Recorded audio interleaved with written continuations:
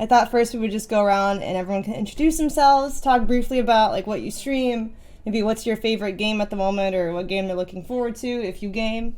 But yeah, I can start first. Hi guys, if you are new here, I'm Caitlin. My stream handle is Amouranth and I'm a variety streamer. I'm not playing any games at the moment really. I do a lot of different IRL programming though, cooking, I do pool streams, fitness streams, at the gym or dancing. I do ASMR, I chat, I also do art sometimes. I do a lot of stuff. So, hello, that's me. And who wants to go next? Did anyone else want to go? Should I start? Sure, we can just go in order, it's fine. Yes, I'm Candyland, and you might have seen me before, maybe on Raw Show or on my own. Maybe. Hi, everybody. I play League of Legends usually, or just chatting, or sometimes other games, and sometimes I do cooking stuff. I'm just hanging out with people online, and that's what I do. Anything else? Yeah. All right, I'll go next. I'm Lisa, or STP is my handle. I've been playing a lot of Valorant and a lot of League, and yeah, that's kind of it. Okay, hi guys, my name's Kat. My Twitch name is Cat Like Meow. I've been doing a lot of indie games lately, so like literally most games don't even have like a name on Twitch, so that's kind of what I've been concentrating on lately. And then I also do yoga on Thursdays with another streamer named Fane. So that's my stream. Yay! Hi guys, I'm Casey Tron. I stream. I don't even know what I stream. I stream just chatting. I've been watching Hoarders a little bit lately, and then sometimes I'll play games, and then sometimes I'll cook and do different things. You know, just hanging out during the quarantine. Yeah. That's awesome. Yeah, I was speaking of the quarantine. Like, how has the quarantine and social distancing experience taught you anything about yourself, if it has? Anyone have any new insight after spending so much time alone? Okay. Yeah, you could go first. Go ahead. Well, okay, no, because then like, you go first because I feel like my version is going to be like polar opposite of what you've been doing. Well, okay. So I feel like the whole lockdown thing has taught me a lot about myself because I was also banned for like 10 days during this time in quarantine. I was just like, what am I supposed to do? You know, because my life just revolves around streaming so much. And I remember I really had a point, and it was, I feel like kind of a breakthrough for me, you know, like I was kind of feeling, I guess, you know, sorry for myself because I was banned and everything, you know? And I had this moment where I was like, you know, maybe I deserve it, you know? And I don't even think I necessarily deserved it for like my joke or what I said, you know, like I know what my intentions were, and I know my intentions weren't bad, but you know, I am one of those people, I guess, like I believe in karma and being a good person. I'm like, you know, maybe it wasn't that did it, but I've done something bad, you know, and I need to think on that a little bit. You know? Yeah. It's always good with a little break. Right. You can always be a better person no matter what. True. Yes. I feel like all of you guys too are like stream veterans too. You know what I mean? Like all of you guys have been streaming for like a pretty long time, right? It's in our psyche. I feel like I'm new, but I guess I'm pretty OG now. Yeah, you are an OG. With me, okay, so I don't know about you guys, but like the first 2 weeks of quarantine, because Candy also, like, I don't know if chat knows this, but Candy was never in quarantine. Yeah. Oh. Yeah, because Sweden didn't do it. So she's been free. She's been free to do it if she wants. So I feel like the first 2 weeks of quarantine, literally, because we stream and whatever, I was like on Discord calls and stuff, but I was drinking like way too much. Like I drank pretty much every day. I was like, hey, Discord party with my friends, who gives a shit? And then like 2 weeks in, I was like, oh my God, I have so much anxiety. This is terrible. What's going on? So I started to like cut back on drinking. And then now I'm trying to learn how to cook too. And same kind of thing as Casey, where I kind of had like a 180. And I'm trying to like work on my fitness, even though like gym's closed and stuff. So I've been working out a lot at home. And it's kind of just been like night and day type of situation. Because before I was just like staying up until 6 a.m. every single day, like getting hammered, blah, blah, blah. Just a bad scene, you know? I feel bad because I'm still there, dude. I'm still drinking every day. Like, it is bad. I need to get where you're at because... Yeah, but I'm you're drinking usually... too. I know, but like, actually, both of you guys are like usually really healthy, right? Like, it's not like you guys are always drinking all the time. Like, I know both of you guys go to the gym all the time. You guys are always working out. Like, let's just true. But honestly, that's the one thing I miss the most is the gym. Like, I fucking miss the gym. That's the biggest... right, you can't go to the gym. Yeah, it sucks. But I don't know. I feel like I've had like opportunities to work out. It's just not the same as going to the gym. I feel like losing not gains, motivated, right? Yeah, and losing gains is such a like huge mental for me. It sucks. So I feel like that's the biggest thing quarantine-wise. Otherwise, it hasn't been too different. Have you thought about like converting your garage or something into a gym and like getting like that's just expensive. like the squat bars or whatever? I don't know. live in an An apartment, apartment. so I don't have a garage. Yeah. But I did buy a barbell, so I have that. I've just been doing it in my living room. But it's still not the same. It's not the same, right? Right. It's harder to convince yourself to work out when it's at your house because there are other Exactly. things that could distract you and you're not as focused so that the pump isn't there, you know? But you should do it on stream. It's a good idea to do it on stream because that gives you more motivation. You know what I feel like half of the appeal is too? When you're at the gym, yeah, you're like working out and stuff, but you're like, I want to go home. Like, you know, I don't want to be here for the entire day. Like, I just want to like do my stuff. So I'm going to like work really hard and then leave. So I can Because go then when like, you're at fuck off home, you're like, I'll just sit on the couch for a bit and like check my phone. Yeah, go on Instagram and then you're like, oops, 2 hours later, like I'm just looking at some. What I don't understand about the gym is people who will run at the gym. I'm sorry, like I get it during the winter, but I'm like, why not just run outside? Yeah, I If it's ever nice out, I'm like, why do people run inside? Oh my god, I agree so much, Kit, because I run like 10 minutes, like warming up running, but I would never run for longer at the gym. Right? And I would be outside. I always do HIIT at the gym, like HIIT running. I do Stairmasters, so I guess that's a bit different. I guess it depends where you are, because in Texas, if you run outside, you're going to die. So, like, that's true. Humid. True. It gets pretty humid in Toronto as well, so. And then, like, it's winter for 10 months, so there's that too. Hey, you want to hear about Sweden quarantine? We don't really have it here, as you heard earlier, but life for me has been pretty much the same, but I feel like we have always been social distancing in Sweden. Always. We are like, and also my father's a little bit of a germaphobe, and I've also a little bit of a germaphobe because of him. So I've always carried like hand sanitizer everywhere before this, and I always wash my hands and stuff. But like now, everybody else is also respecting it. Like in the stores, we're keeping the space between us. And at the gym, there's like what's it called, surface desinfection and stuff like that.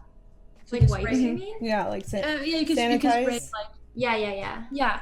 So but the gyms are open and everything is open, but we are just being good. We're social distancing and we're keeping stuff clean. And I think like the limit is 50 people here, so bars are not open and stuff like that, but everything else is open. So that's how it's been for me. Lucky you. Yeah, for me, Yeah, I'm just missing my hair salon, which it's opening tomorrow, so I get to go tomorrow. But also really? I got nails. these press-on nails. I got these. Wait, they actually look good though. Right? Like I cut them down and I filed them a little, but I'm like, yeah, this is okay. No, you're laughing, but they look good. Like if you didn't say anything, I wouldn't. Especially from far away, right? Like it's I never do my nails anyway. I have long fingers, so that would look weird if I did them too. Yeah, I just have regular nails too. I don't know. I feel like mine always just like peel off. So what I've missed, I get my eyebrows threaded, and I haven't been able to do that. It does hurt a little bit more, but I'm like, damn, that's what I miss the most. But you know, I'm like, I'm good. I won't go get it done for a while. Yeah.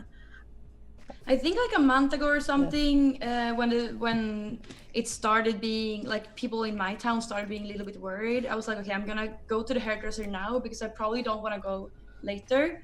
So I go there, and the first thing this is probably super bad, but the first thing she says to me is like, yeah, my husband, he works at the hospital with the corona sick people. And I'm like, no, Like, why are you great. doing that? First thing you tell me. That's My so husband actually works on the corona unit sometimes as well. Really? Yeah, he's a nurse, so I know what that's like. Cause like I would love to be able to go out and like see friends occasionally, but I don't want to be the one that is causing more of an Yeah. infection. Yeah, like you don't want to put your Right. friends at risk. Yeah, which I don't know. It sucks, but I mean at the same time I'm really proud of what he does, so yeah. Oh yeah, definitely. That must be super hard. He must be working like a lot of extra hours and stuff too, right? You know what? He's actually been working less hours. Oh, really? Yeah. I've heard a lot of healthcare workers say that, and not in a conspiracy theorist way. It's just like people who don't, like, people are trying not to go to the hospital now. Yeah. And not only Oh. that, like a lot of the elective surgeries are canceled. Mhm. So a lot of the things that he normally would do, they don't have that in their hospital anymore. So all the nurses that have been pushed onto the corona unit, they need work too. I feel like it is different in different states as well, but we're in California, so I don't think it hit as hard here. Yeah, But that makes yeah. sense. That's So good. yeah, he has been working it, which is kind of scary, but Yeah. Yeah. I don't know. I feel like I don't know anyone really who's been like, because you know, there's some people who are just like ignorant and they just go and do whatever they want anyways. You know what I mean? I feel like I don't really have any friends or anything like that. Even my friends who were, you know, like extreme extroverts who in a regular situation, like go out every day or like go and see people every single day. Even those people I find are like actually social distancing now too. But then you hear those weird like horror stories, like what we hear in Florida, where all those people are like, yeah, spring break. You know, I've been planning for 2 months for this, like screw Corona. And then Right. just go out and like Yeah, I make feel out like the with kids each other. are probably Yeah. really happy. What's It's that? where they allow it. How do they allow it? Like, how did the police not come and say like? No, I think it's not- eventually they started shutting stuff down, right? And they started like telling people to they can't come in. Because I know, I'm trying to think about in that clip. You guys know the clip that I'm talking about, right? It kind of like went viral where yeah. they were like interviewing a bunch of Mhm. spring breakers basically. And I'm pretty sure they were saying at that time like bars were starting to shut down, right? And they're like, there's nothing to do, so like whatever, we'll just get drunk outside or something. And it's like cool. Well, Nice. even Yeah, all the recently travel they did plans like a are ruined, too. protest. Yeah, they did a protest at Huntington Beach, I think, recently as well. Oh really? Again? Mm-hmm. So like, there's a lot of people. I don't know. I don't really like to voice my opinion too much politically about it, besides the fact that I think that we should just all try to be responsible and stay safe. Yeah, Yeah. definitely. Yeah.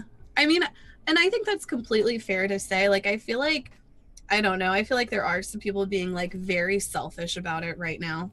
And they're just like very me, you know, whenever How there's do you people mean? who are, I guess, you know, the people that are like, you know, well, what about me and I can't go and get my hair cut and, you know, we need to reopen America. Like, I just feel like they're being like Come, very, baby.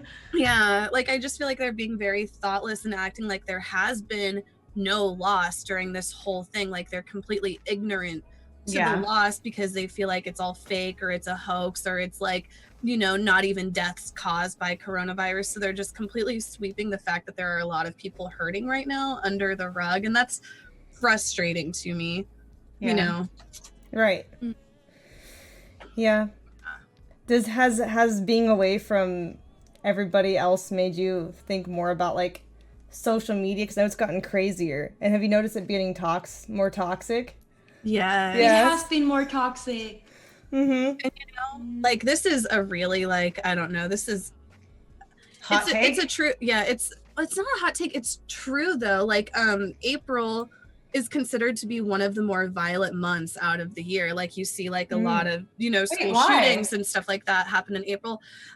There's like a psychology thing behind it. I think they say that it's like people coming out of winter and like being stuck inside all the time. I'm kind of Wow. worried about, you know, violence, I guess, breaking out with like everything reopening. Oh, you mean like once quarantine's done, right? Yeah, like going out of lockdown, like I'm worried that there's going to Yeah, just that's be a lot scary. of violence going on, at least, you know, in the USA. With I've been Yeah. thinking about that too. In Yeah. America, you're probably gonna like wear masks outside. We don't do that here now either. But you're probably gonna do it in America, and like people can go to like small liquor stores and stuff and like just rob the place because you're gonna be wearing a mask anyway. Everybody wears a mask, and usually like before that was a threat if you come into a like little store with a mask. Yeah, like and your socially, face is covered, right? People wouldn't like that, and now they need you to wear it. Yeah. So it's gonna be scary every people who come into a store, I feel. Do you think that, to get off like the serious side of that topic, do you think as we come out of quarantine, do you think that everyone's going to be like hooking up, or do you think that people are going to be like weird and like too scared to like see each other and stuff and still very you can't. I feel like when you get out of quarantine, it's gonna be like for you, it's gonna be like what it is for us in Sweden right now, because you live kind of like on top of each other in more populated areas, and we live so separated already.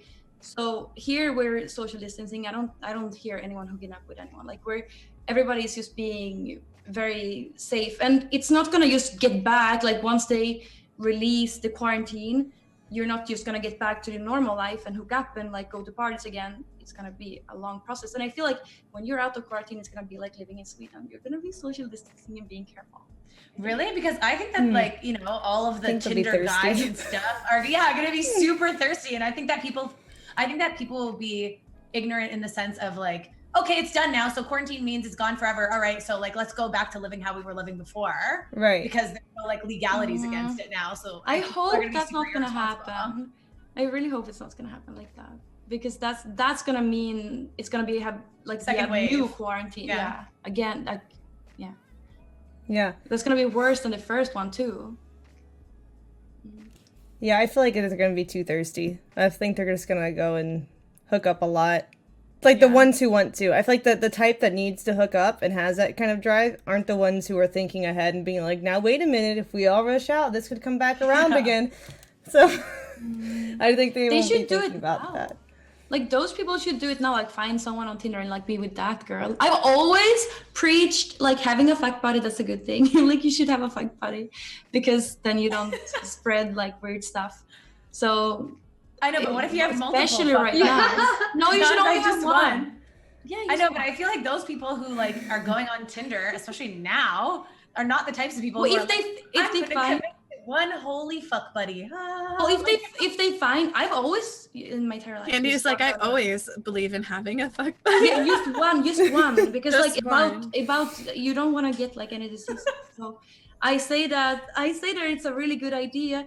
And right now it's the best idea to just like find one person that you stay with, even though it's no feelings, like stick with one. How do you keep it no feelings though, Yeah, Candy? I feel like that'd be so that's hard, just having the like issue. one. Yeah, especially if you're around them all the time too, and you're like constantly having sex. Don't you feel Candy like... just has these guys fawning over her. No, it's very weird. True, I'm not trolling. Chat, I'm not trolling. It's just very weird because I feel like, okay, probably there's not a lot of people around. I guess there's less people that live with me, so if I hook up with one guy, everybody's gonna know that. So when you find one, you stick with him for a while, and like you say, okay, no feelings, but we just do the same. Like, yeah, that's what, at least like, that's very common in Sweden. Maybe she's only getting with guys who she knows it would be a disaster in a relationship. Oh, true, like he's only pretty. I can't. But like when that happens, do they never catch feelings for you? Yeah, Well, that's usually- exactly what I was gonna say. Like, do you actually believe in like having fuck buddies where neither party actually gets feelings? Yeah, I She's so I serious. do. Yeah. I do. How that could work. I feel like somebody has to. She Yeah, just me doesn't too. care. It's fine. You know, I think that like if you guys bang only a few times, then okay. But if you're consistently and it's like going on for months, I feel like one side is eventually gonna have feelings. He probably does. He just doesn't want to say it because he knows that she only wants to fuck. Yeah, doesn't want to ruin it. But both the girl and the guy usually is like that. They just want to focus on like the career, and they want to focus Okay, on. let's be real though. Who would not catch feelings for Candy? Right? Like Right? That's pretty true. Mostly, like, That's pretty there's true. that just doesn't make sense. Candyland's one of my girl crushes. I'm just like, Candyland's so pretty and so funny. Mm-hmm. Oh my god, you can And Candyland's so smart. People think that Candyland's not smart, but she is. True. Candyland, don't you True. have like 134 IQ and you went to Casey Tron, school for like none of us are smart. Shh, don't let them know. We're so dumb. all stupid. You're just, We need them to donate so we can go back to school. We're so dumb. Yeah. Oh. I want to further my education. Well, I want to do that too, but yeah. Wait, what do you mean but? No, not but I'm spending most of my time on streaming right now. Oh, but okay. I want to have more education. But I what do you wanna want to go to school for? right now, I'm very into like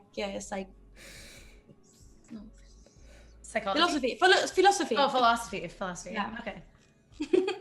I'm very into that. I love that.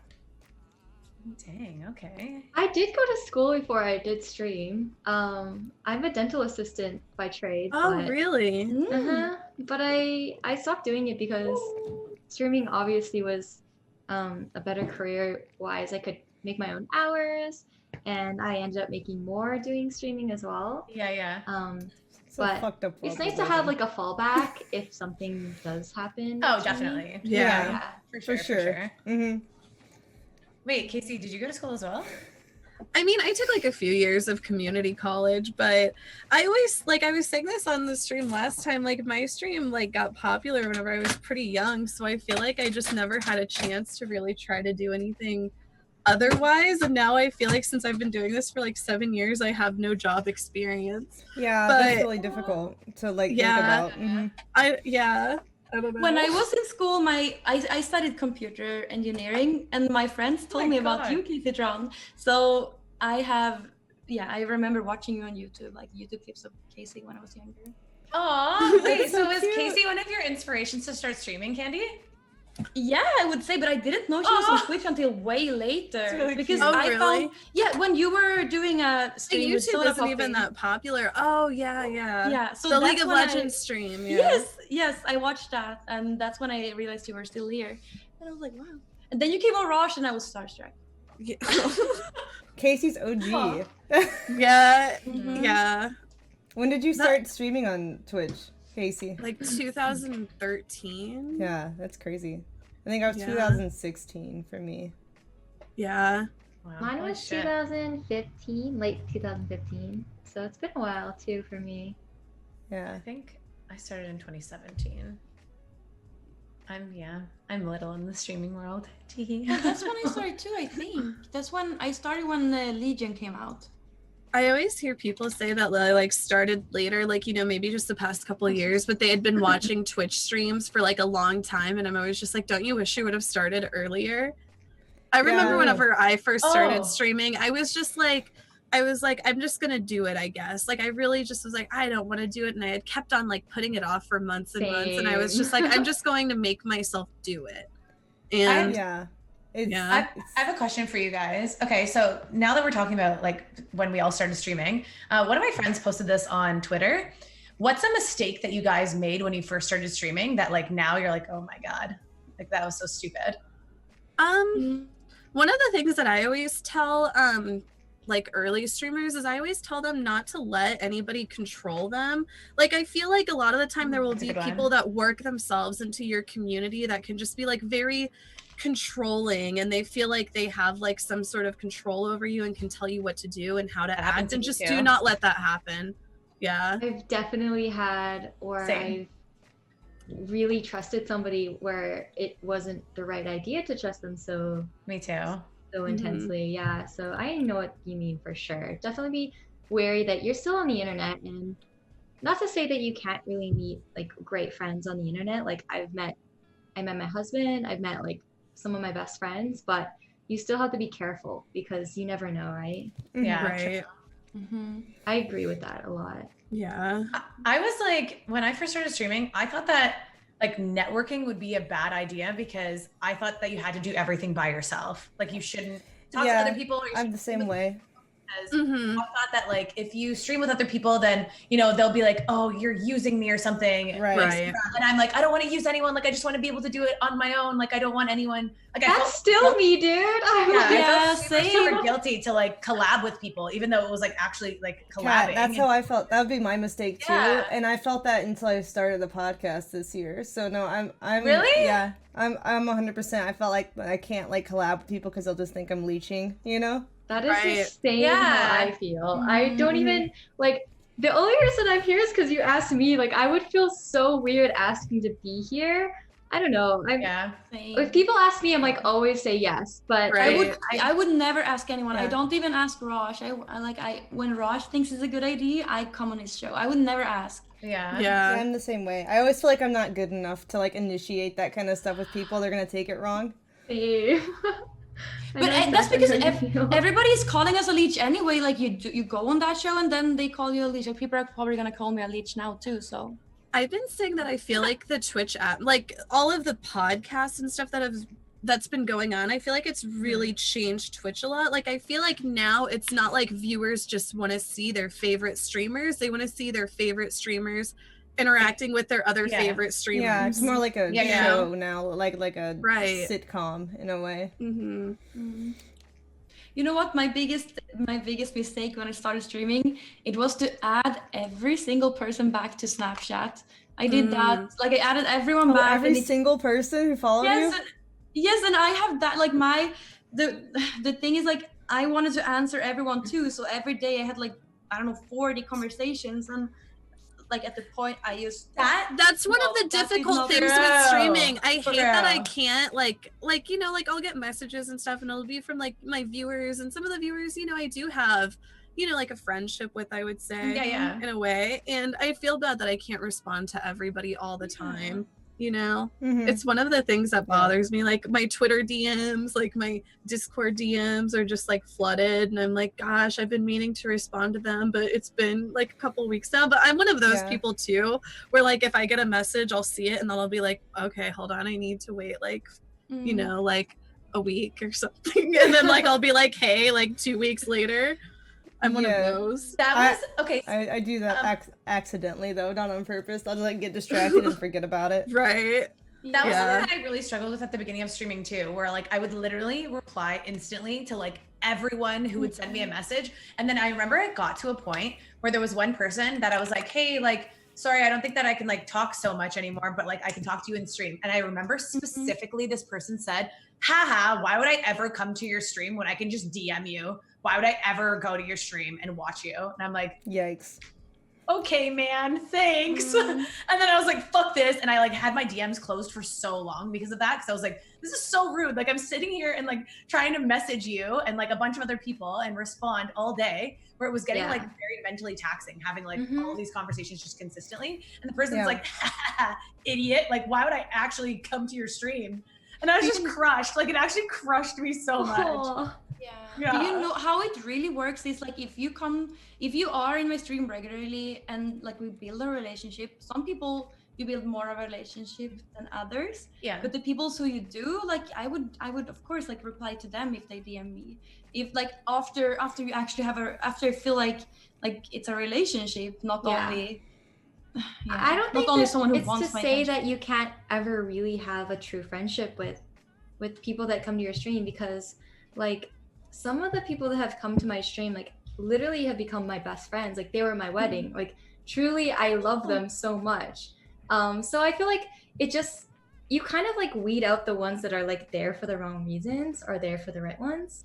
And at the end of the day, like I don't even think I would have a lot of friends in California without having streaming on Twitch, because they're literally my best friends. So yeah, honestly, I feel like it can happen without having like an actual job where you leave your house and being adults, all of us.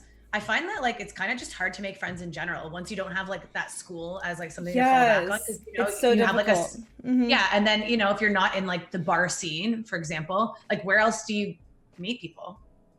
Yeah. It's online. hard. That's Yeah. it. Online, yeah, online. that's what I was gonna say. Yeah, like without Twitch, I'm like, I just have my friends from when I was younger. People talk a lot of shit on Tinder, but it's like Tinder is really just like, it's really not that bad. Like, I get it, you want to sound cool and be like, fuck Tinder, but it's like a lot of people meet on Tinder. Like, just get over it and get on Tinder. I don't know what to tell you if you're single. Yeah, and then I'm also sorry. going back to like, I'd love to make friends with other streamers, but then I don't want to seem like I'm coming to be friends with you for the wrong Same. reasons. I've I like, think nobody would ever think that. I think you seem so sweet, Peach. So no, nobody Yeah, will ever true. think that. And it's like, we're all having those exact same doubts, I think. Mhm. You know? I think like a lot of us are And- like, we're too scared to reach out to each other, and then like when someone does, like, yes. Yeah.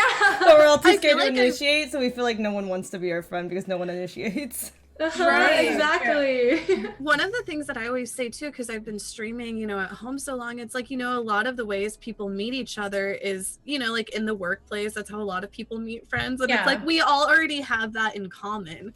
You True. know? So Yeah. I don't know. I've become a lot less insecure about it than what I used to be from really just going on a bunch of different podcasts now. I feel like it's Yeah. helped my social skills a lot, but they still need a lot of work. So, you know. every time, even before I started streaming, I was like, I joined a sorority only because, or not only, but because I needed to work on my social skills. So I tried my best to like, and I got in, and like every time I went to their meetings, it was like, okay, this is practice to become more social, because I need to be social because I was studying engineering, so I was gonna be at a workplace in a like, yeah, I worked for a while, but and then I needed to have social skills, so I practiced it. It felt like a practice, but I've always been like at my computer desk. It's my place. And I feel like for me, it's like as a streamer, like people think, oh, you must be so social. You can talk to people like all day.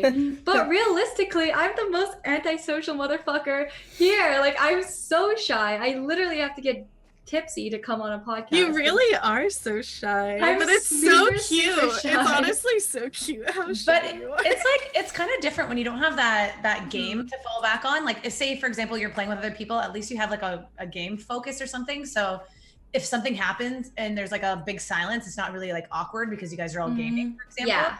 But in Yeah, actual podcasts, you know, like if people, like if none of us talk for 2 minutes, it's kind of like, well, like there's that awkward feeling. So I think there's like that kind of pressure as well, Mm-hmm. you know? Yeah, so I think maybe that's that's true. probably why you like feel a little But bit- honestly, coming on this podcast and hearing like you guys are having similar like issues as me makes me feel like I'm not alone in these Yeah, feelings. definitely. right?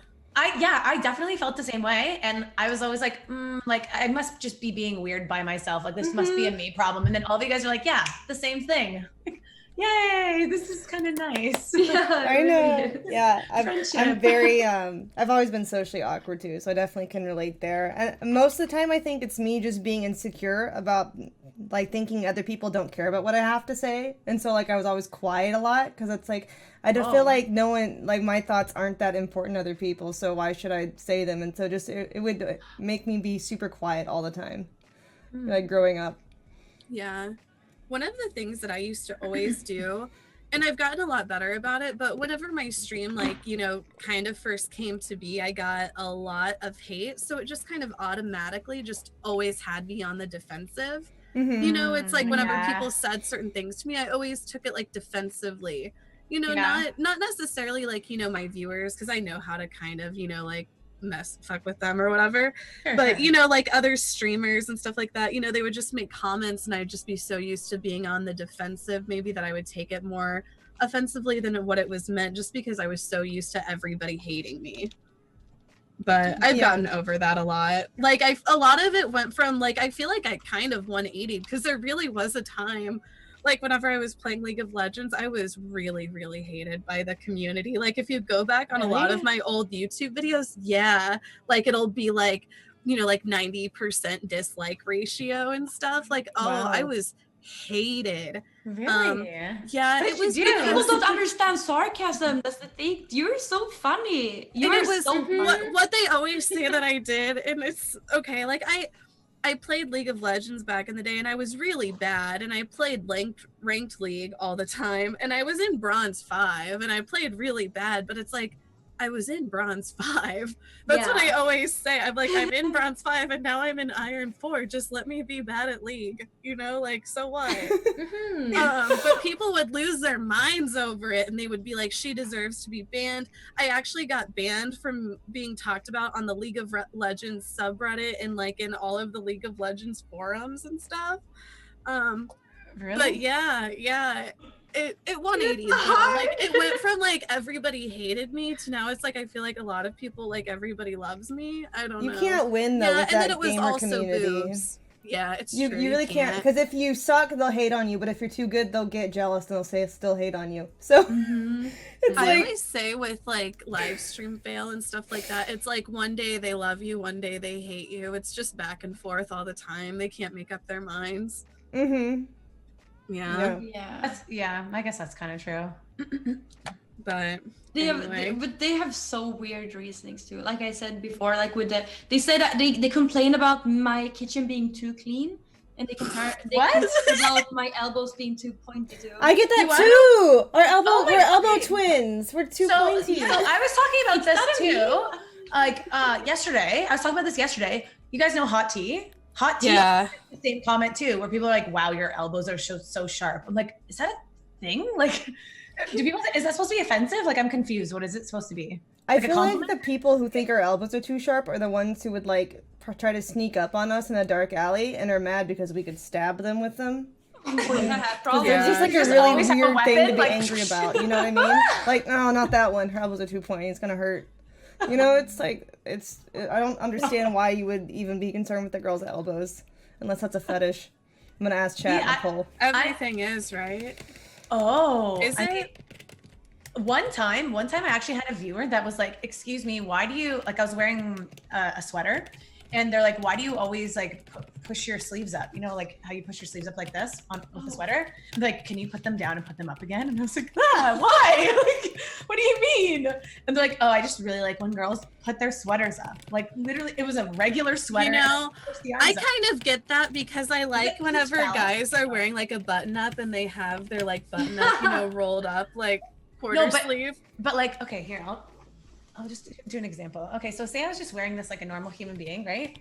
And then they liked it just when I did this. And they're like, why do you do that? Can you put it down and put it up again? I'm do like, it again.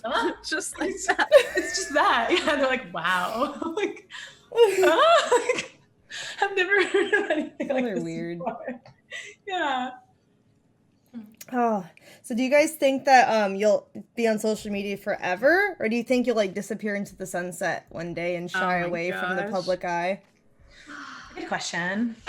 That is a good question. I feel like I'm gonna like die on stream. Maybe not exactly, but I feel like I'm going to like be on stream and like into my old age. And I mean, at that point, it's like, you know, whenever I'm on my deathbed, do I stream it? Am I like, right? Like, I don't know. I feel like in a way I am gonna kind of grow old on Twitch. Like, even if it's like I'm not able to, you know, sustain myself off of it, it's like I would still have to stream at this point. You know, I'm just far too invested. Yeah, that makes sense. Yeah. I feel like, yeah, same. I kind of want to be in like at least social media or something like in regards to like that, or like acting, or I've always had like an interest in either like theater, or before I was in VFX, which was like movies. I've always kind of been in like that field, I guess. So now it's just like social media now too. So yeah, I don't know. I feel like that's my path. So like a part of me I would love to be, but at the same time, like I also want to have like kids and a family. Oh yeah, like, kids would be really hard on social media. I don't really know how that would translate, especially because you know. Yeah. A good example of this though is, I'm trying to think, what's her name? Dodger. She like went through like the whole pregnancy thing on stream. Yeah, and it's like her community, like and her significant other, I think it's like it's her husband, is a streamer too. But their community like loved it and they were so supportive, you know. But I totally understand, you know, like I've thought about it, like how would I feel about like being pregnant on stream? Like what could that do to my stream, you know? Yeah. Kind of different whenever you're a woman, right? I think everything is probably good, like content. People want to watch anything. Like people watch me do nothing, so people would watch me do being pregnant too. You know? I don't think it's But a I'm- content issue. I would worry about No. the kids, like Same. Yeah. like their safety with like pedophiles. Safety wise, exactly. Yeah. And then like also when they grow up, are they going to be bullied because their mom's a streamer? You know, that kind of thing. Yeah. Well, more like stalkers and like people who. Yeah, when they're young, people are especially being stalkers weird. and pedophiles. Yeah. Yeah. That's what's scary. Definitely. Like I think it'd be content always, but like it's like there's also a double-edged sword to content, is that it attracts weirdos, and out of like if you have hundreds of thousands of followers across different social media platforms, you know there's some pedophiles there who would probably be crazy. Yeah. So it's just like a scary thought to think about. Whenever someone is on like any dating site, like a Tinder or Bumble or whatever, I always find it weird too if they have like a kid, even if it's like their nephew or anything in their photos, because I'm always worried about that kind of thing too. I'm like, oh, what if there's like some freaks or something? You know what I mean? Not even like or someone has a fake profile and they're just like looking at people. You know? I don't know. It weirds me out. Is that weird? No, I think you're thinking for the right reasons. I feel like those people are probably like, oh, I'm good with kids. Like, look at this. Yeah, you know? like they're trying to show off, but I don't know, it freaks me out. I don't know. For me, it's just like, I'm going to just see what happens. If it works out and I can keep streaming, then I'd be really happy. But if I end up just being a mom, and that's great too. So that's a good approach to have to it. And honestly, Yeah. I think you'll keep streaming. I do. Yeah. I don't think you have anything to worry about. It's Why would people stop watching you? You're great. Aw, People love thank you. I hope so. Yeah, I don't think they Always, would stop watching. I think it's just a safety issue.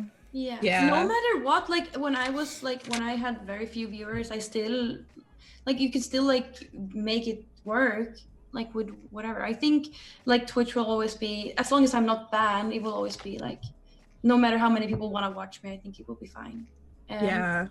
But that's not what I'm worried about, because I'm worried about like if I ever want to move into a house, how is that gonna work? I'm so scared about people showing up here and like showing up to, even though I live in the middle of nowhere, maybe I'm overly like paranoid, but I'm so worried about that. What you should do is just get your get a screenshot of your current apartment, and when you move, just green screen it, so it's like you're still in your apartment. Yeah. That's a good reason to have a green screen too, is people just don't know where you are. True. I guess, yeah. But I think like especially people who are close to me, they know definitely who I am. Like, like everybody in my town knows me. Everybody like the towns close to me know me too, probably. So and all information is public in Sweden, and if you can't hide it unless you're in actual danger, like in a courtroom, you know. So it's really scary, and the police like.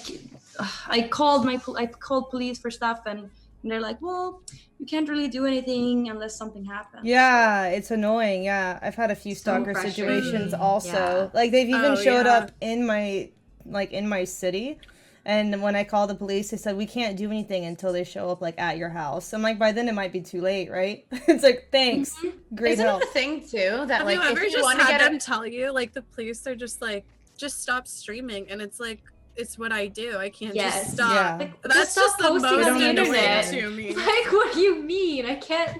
It doesn't work that way. Isn't it a thing too? Like if you want to get a restraining order or something, like you have to literally see the person in court, and you're like, that's I've tried to get a restraining order before, but I don't want. I hard to actually even am in the get process of getting one. I hope you get it. Yeah, so I think there's ways around it, but it's definitely hard. It's in different states, like in like where I'm at, it's not considered against the law to harass people online, right? Whereas in other states it is. Like I think in like Las Vegas it is, probably in California. I'm in Missouri. Oh, okay. But yeah, it's like online harassment isn't considered harassment. So that's always my issue, and it's really annoying. It's like they really need to get up with the times, you know, like I feel like a lot of it's just very behind, and they aren't like, you know, we're in 2020 and they're still not used to like the age of the internet. And then whenever you talk to cops, you guys know, it's like they have no idea what you're talking about, and they just look at you like you're an insane idiot. And it's like, it's so annoying. Talking to cops about my stream or anything stream related is always the most frustrating experience ever, right? It is. Yeah, they just don't understand. I think maybe one day if streaming becomes more mainstream amongst like a valid career path, maybe then the people will get it. But right now, I think it's still too new. They think you're just having like fun doing a hobby online. They don't realize that an entire business can be made off of it. Yeah. Right. I usually say like, do you know about YouTube? I usually start with that because Me too.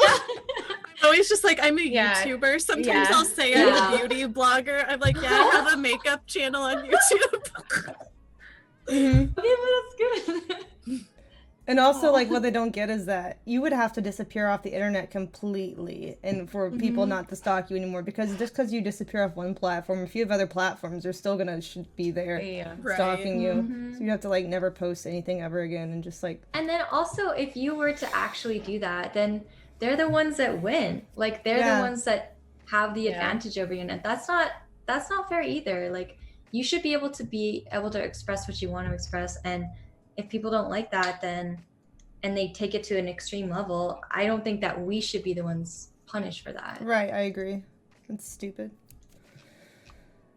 Wait, what about you, Kate? What about Do you me? think that you're gonna be like ever disappear off the internet or whatever? Or No, I don't think I will, because like I know Casey heard this, some of you may have heard, but like my plan is to start a rescue ranch for animals. Oh, yes, you were telling me last So week. I need social media still to be able to like raise funds for it and find adopters and stuff. So I think that it's actually what I'm doing is building a platform that I can one day convert into that, you know? Because I think the main problem is with shelters, they don't have social media. None of them are good at social media because it's mostly the older generations who run this kind of thing. But I think social media is a really good tool for that. So I don't think I could ever like disappear off the internet and still be as successful as I'd like to be. So not me. That's cool. Yeah, it's really like social media is, I guess it's like really important, and I feel like I'm not using it. I feel like I could probably use it way more if I wanted to, but I get so scared and paranoid about being popular, so I try to not. You already are popular. What are you talking about? You're so popular. Yeah, but I am scared and paranoid about it too. So that's why like. Wait, why? Like, I don't know like about like disappearing from the internet. If I ever get too scared, I probably will. But I hope I won't. I always want to stay, and like for the people who like maybe I will just keep it more low key and hope that works, but we'll see. But how would you make yourself less popular? Like, but if you try to be, if I just, you know how it is, like if you play more games only, if I don't just play games and talk while playing games, less people show up. If I stream less often, you know, if I just do a little bit, if I tone it down, what I'm doing right now. So I feel like for girls, maybe I'm wrong, but I feel like for girls, after you get past like 1,500 viewers, the stalkers don't go away anymore. I feel like they are there. The ones that you're gonna get are there, and it doesn't matter how much you grow. Because actually, if you grow more, you might chase away some of the crazy people because they feel like there's too many in here. I can't have a personal relationship. But in that viewer base between like 1 to high 2Ks, they're like, I could still get her attention on a one-on-one basis. But I feel like if you can go past like 5K viewers eventually, I feel like that then they're less likely to want to form a relationship because they're not getting enough of your attention but on an individual basis. Yeah, I've been thinking about that too. Yeah, about not being as personal. I'm trying that. I'm saying like, okay, I really want to tell you, but I shouldn't tell you about this when it's like about my family and stuff. And I've got to like a point with like stalkers. I've gotten like, because like so much of what they want is just your attention, right? Even if it's negative attention, like there was this one dude that would just come into my stream all the time and I would ban him and he would like make a different name, but I would know it was him because it was like him saying the same kind of creepy shit. You guys have that same kind of shit happen too, right? And it's just like, it's so annoying. And then it's just like after banning him so many times, like I'll get so frustrated and I'll just be like, leave me the fuck alone, you fucking weird psycho, get a fucking life, And I'm like, I know that I shouldn't do that. I know, right, exactly. But it's like sometimes they'll just push you there so hard, even though you fucking shouldn't. No, Yeah. exactly But what it's you just like mean. so, because it's like you can't give them attention at all. They are really like they're But sometimes it's so hard not to just He want to like tell them. Craigasmed when you called him a fucking psycho. He's like, Right. oh, Yeah. No, and then like Sit in on his me. head, I'm like, he Sorry. probably thought it I don't was mean like to some laugh, but sort that was of. funny.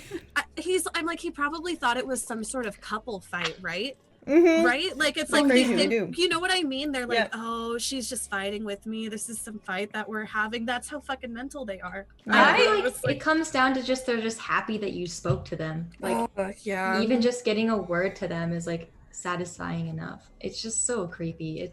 I watched this one YouTuber guy, and he basically leaked his DMs with this, like, his DMs, quote unquote, aka just the one person speaking and not him.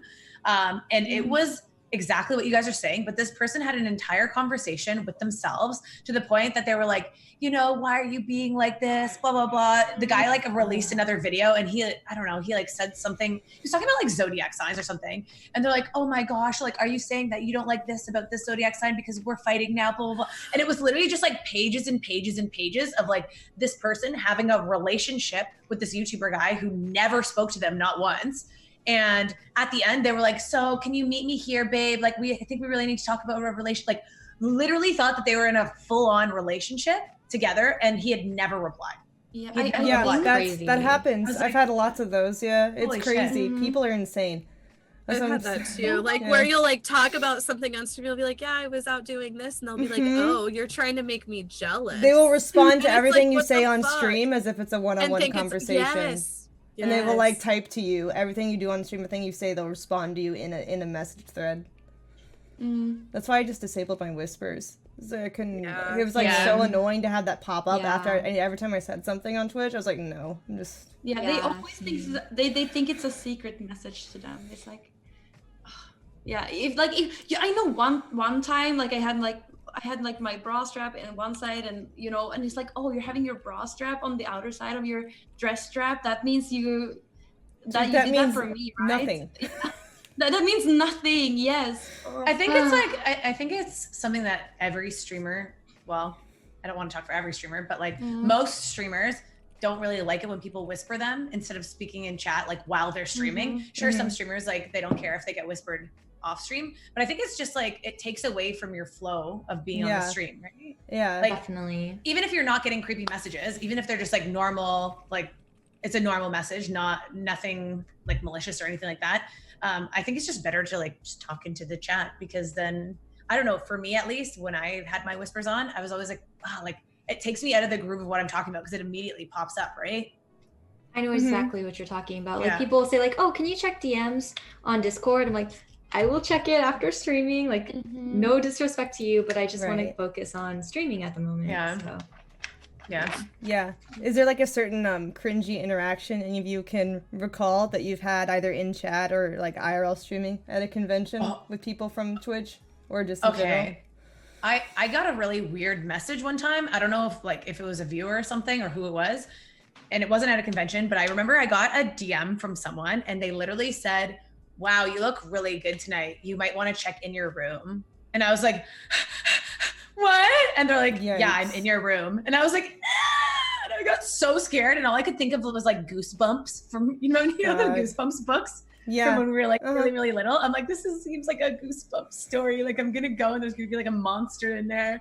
But obviously there was like no one there. But it was just, that was definitely the most endangered I think I've ever felt from being on any type of social media. Yeah, for sure. Yeah, that wasn't fun. I feel like for me, the worst time was when I got actually swatted.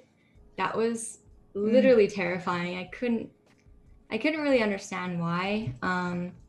But yeah, I don't really like talking about it too much, but that was definitely the most scary and real feeling that I've ever had. Thanks. Yeah, I really, know really it's always scary. better not to talk about it, like if it happened. Yeah. Because I know, like, it happened to me once too, and it's so, yeah, and not really, we don't really have swatting in Sweden, but it's kind of the same thing. And I was like, okay, do you want to look in my apartment? Like, everything is fine. And they went inside. You know what happened afterwards? Like, a creepy guy, stalker guy, whatever, in the DMs was like, who is the man in your in your room because my god. like I angled the camera down and they just saw like the police was just looking. I didn't tell anyone because like it's just dumb to tell people because then more people are gonna get ideas. Then they think that you like are giving it attention. Right. Yeah. I do feel like the swatting has gotten like, I feel like 2014, 2015, whenever it was like Phantom Lord and that derp trolling and Lizard Squad, the swatting I feel like was the worst then. I feel like since that one kid got, you guys know that situation where that man in Kansas was shot and killed because of a bad SWAT call to him and that kid. That was the same guy that swatted me, actually. Shut up. Yeah. Shut up. Yeah. Wait, Oh my what happened? gosh. So this guy, it was just like basically a troll who just swatted like streamers? Is that? It's kind of hard to explain, but he was playing games with some other person and said like, I'm going to swat you. And he sent him to a different address and killed an innocent man. So it was like, I feel like I'm going to cry. I don't want to talk about this. Yeah, okay. Let's move on. Yeah.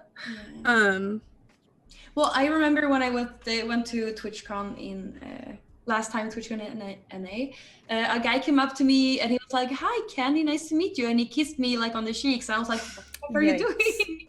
But then when I told the story to stream, they were like, "Maybe it's his culture." Yeah, like maybe he's. Okay. Yeah, so it's probably, but for me, it was like so creepy. And I was streaming at the time, and I was like, this was me after he kissed me on the cheek. I was like, okay, no, yeah, okay. Yeah, I always forget that some people do that, like in Europe especially. It's like, yeah, but they told me like probably just in this culture, but that was very creepy for me and cringy. Really? I feel bad afterwards, but this poor guy who's just like hearing this right now. He's like, "You thought I was creepy?" Yeah. No, I like at TwitchCon though, like people have been pretty respectable for the most part. Yeah. Yeah, I really feel so too. Everybody's been so nice. Yeah, same. Like when I went to TwitchCon, I didn't have like any creepy experiences. Like there was maybe a few people that I met that were like kind of socially awkward or whatever, but I never felt like I was like unsafe or anything like that, which was, I think, a really good thing about like being in California, because I've been to other, just like on vacation and stuff, and I've felt like unsafe being certain places. But at TwitchCon, I feel like just because we had all of that in common, I don't know, I never felt... Yeah, TwitchCon, I feel like in person they're really nice. Like, you might get a lot of trolls online, but even the ones who have been banned on my channel, they don't talk shit to me in real life. They come up to me like, "Can you unban me?" They all want a picture with Amouranth. They're all like, "Can we get a selfie? And can you unban me?" And I'm like, wait, but then do you see it online after and they're like, "Yo, fuck this bitch, Amouranth," and it's like, you guys in the picture like, smiling? Oh, okay. No, I don't. I guess the only like weird thing that's happened at TwitchCon was like last year, since I've had a security guard for the past few years now, just because I have too many crazy people online. But like there was somebody who bought a badge that said "Find Amouranth," and they like checked in with that badge, and so the staff had to call my security person, and I wasn't like allowed to leave for like a certain number of hours. Like I wasn't allowed to like separate from the security guard. I had to like stay within his sight for the rest of that day, just to make sure that they weren't gonna come up and start some shit with me, you know? Yeah, see, I always wondered about like the like really big streamers like you and like Pokimane and like all those people. Like, do you guys always like? Does she have security guards and stuff too? I bet she does too. Yeah, that's what I would assume. Because I even when I saw you at TwitchCon too, and I think you were streaming, Kate, and like I came and talked to you for a little bit and whatever. Yeah. But I just remember it was like super easy. Like we were just on like the balcony thingy, you know, up at the top, where everyone was drinking.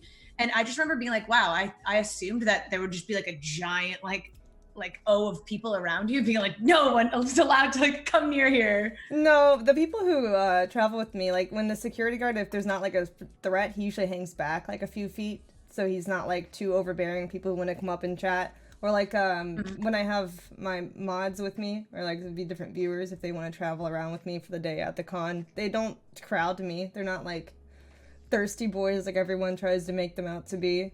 They're just like, "Here, I'll hold that for you." Ha ha ha. They're like laughing at the stream as I'm streaming. It's like very chill. I feel like people make it a bigger deal than it is. It's really just like all friends hanging out at a convention. Yeah. People are always like, "Her orbiters," and like they actually don't circle around me. It's just like, I agree. It's I mean, for the first like 3 years at TwitchCon, I stayed with my subscribers and like my friends. Like like I don't know, maybe it's a bit naive, but I do really think of them as my friends. I do too. Yeah. Because I feel Yeah. like I talk to them every day. You know, like Yeah. people think that I have like real life friends versus online friends. Like, no, my life is online. I don't hang out with people in person. Yeah, You know? same. Aw. So like most of my social interaction is at conventions when it's not online. Yeah, Well, we I stream feel the too much. same. I don't know. I'm not like that. I decided like last year that I wanted to be able to have like be able to be able to socialize in real life too. So I have real life friends too. Yeah, I have I'm realized. trying. Yeah, whenever for you. whenever I'm not streaming, I'm Yeah, trying. I'm so happy for you. Well, I'm trying not to be online. As like when I'm not streaming, I'm trying not to be online. Before I was like I always gamed when I had free time, but now I always like stay away from my computer when I have Yeah. free time.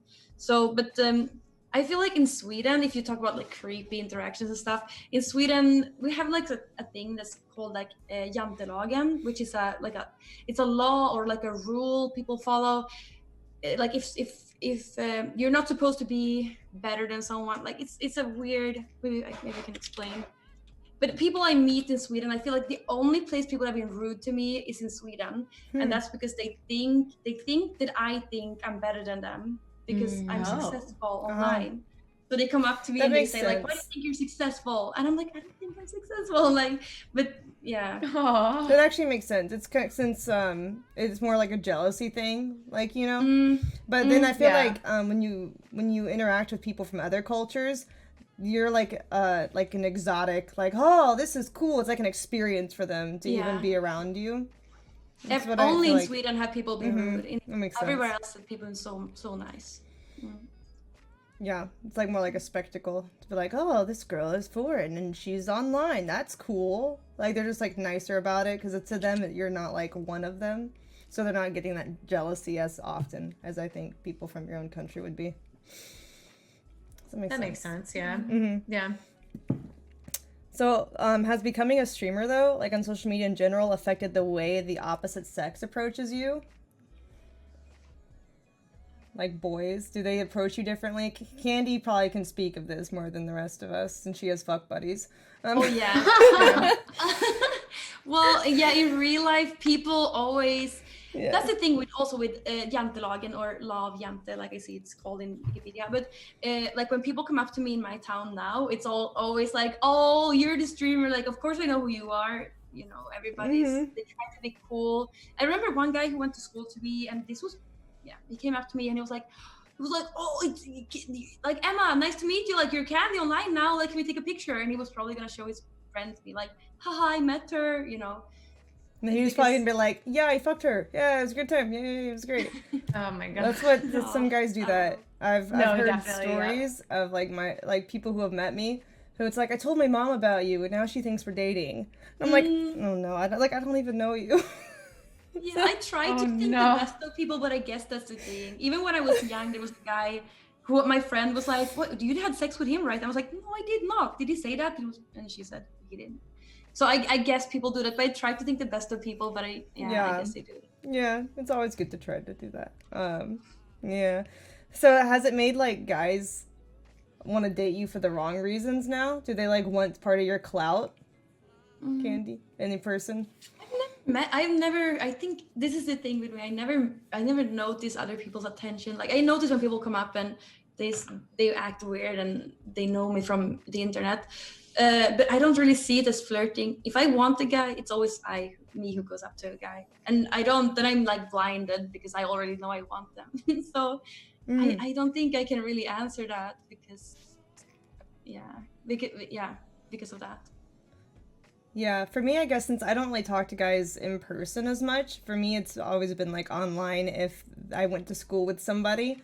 And at the time in school, I was not popular at all. I was more like anti-popular because I didn't fit in. This was before nerds were cool. Now it's all like, being a nerd is cool now for the Zoomers. Yeah.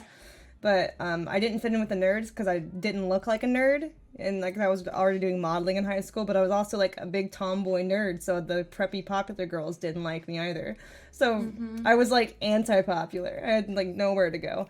And now the guys on Facebook are always hitting me up like, we went to school together, and then like trying to show me their dick pics and stuff, and I'm like, can you not? Like, Really? like they're trying to like ask me out, and then like they'll just like, at first it'll seem nice, they'll be like, yeah, hey, we went to school together, that's cool, what are you up to? And then I don't respond, and they just send their dick pic, and they're like, did you like it? I'm like, no. Oh my gosh. There it is. Oh, you're weird. No, that has not happened to me. Oh, good. I don't know if it has I mean, for Casey or anyone. Peach. I met my husband online, so I How can did relate that to like we were friends through a friend of his. His best friend in real life played MapleStory, I love my MapleStory guild. So we were just friends. This is all before I started streaming, so we knew each other before I started streaming, but we both got out of serious relationships around the same time, and I was streaming at this point, but like he didn't pay attention to stream, like he doesn't have social media at all. He's just not involved in that world. He's very much a normie. Yeah. But yeah, we met online, and I actually came down for TwitchCon 2016. But before I came, he's like, hey, let's just hang out. And we spent the day together, and yeah, Wait, where was he from? He's from California.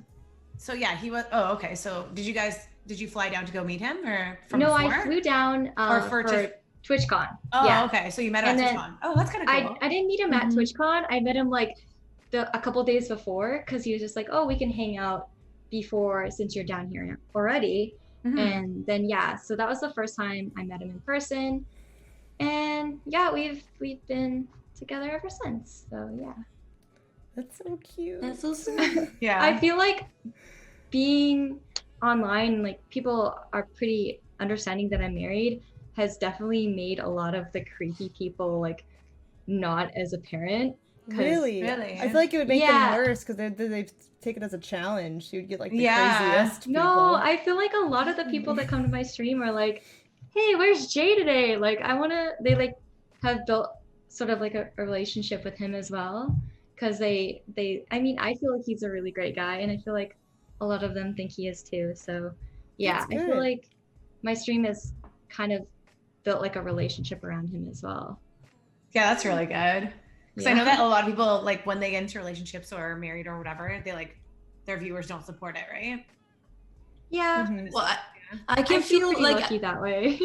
I understand those people, because I remember when I'm a big YouTube fangirl, and I remember a long time ago, any guy that I watched, especially like Leafy, I was so in love with Leafy, but I remember he was together with some girl, and I was like, who is that girl, and why is he together with her? And I didn't want to watch his videos anymore because he had a girlfriend. And so I understand if some people leave. I don't consider myself creepy. I just like him very much, but yeah. I'm not offended if people don't want to watch me anymore, but I feel like the people that felt like, oh, like I can date her, like have definitely weeded out a little bit. Yeah, because which is like a good thing. Yeah, definitely. I understand. It's probably more calm. Like, yeah, I feel like more people come for the better reasons of like just becoming friends, and a lot of the friends that I have become friends with my husband as well, so it's kind of just a really cool community, I guess. Cool. I like that. That's actually really nice. Yeah, that's super wholesome. Okay, so I guess like how Twitch has changed like my dating life, I don't know, like I feel like it's a bit emasculating sometimes for, I don't know, and I don't mean it to sound like, I don't even know. Break it down, Casey. Let's hear. I feel like there's only like a certain type of man that can be comfortable dating, you know, and I don't think it's a beta man. I would say that it's actually a more alpha man who could be more comfortable with, you know, like having a woman in the spotlight. But I feel like men are used to, I don't know, like being, I don't know, because like on my stream I try to be funny, right? Like sometimes I feel like it's like, oh, you know, like the guy's supposed to be the funny one. You know what I mean? I don't know.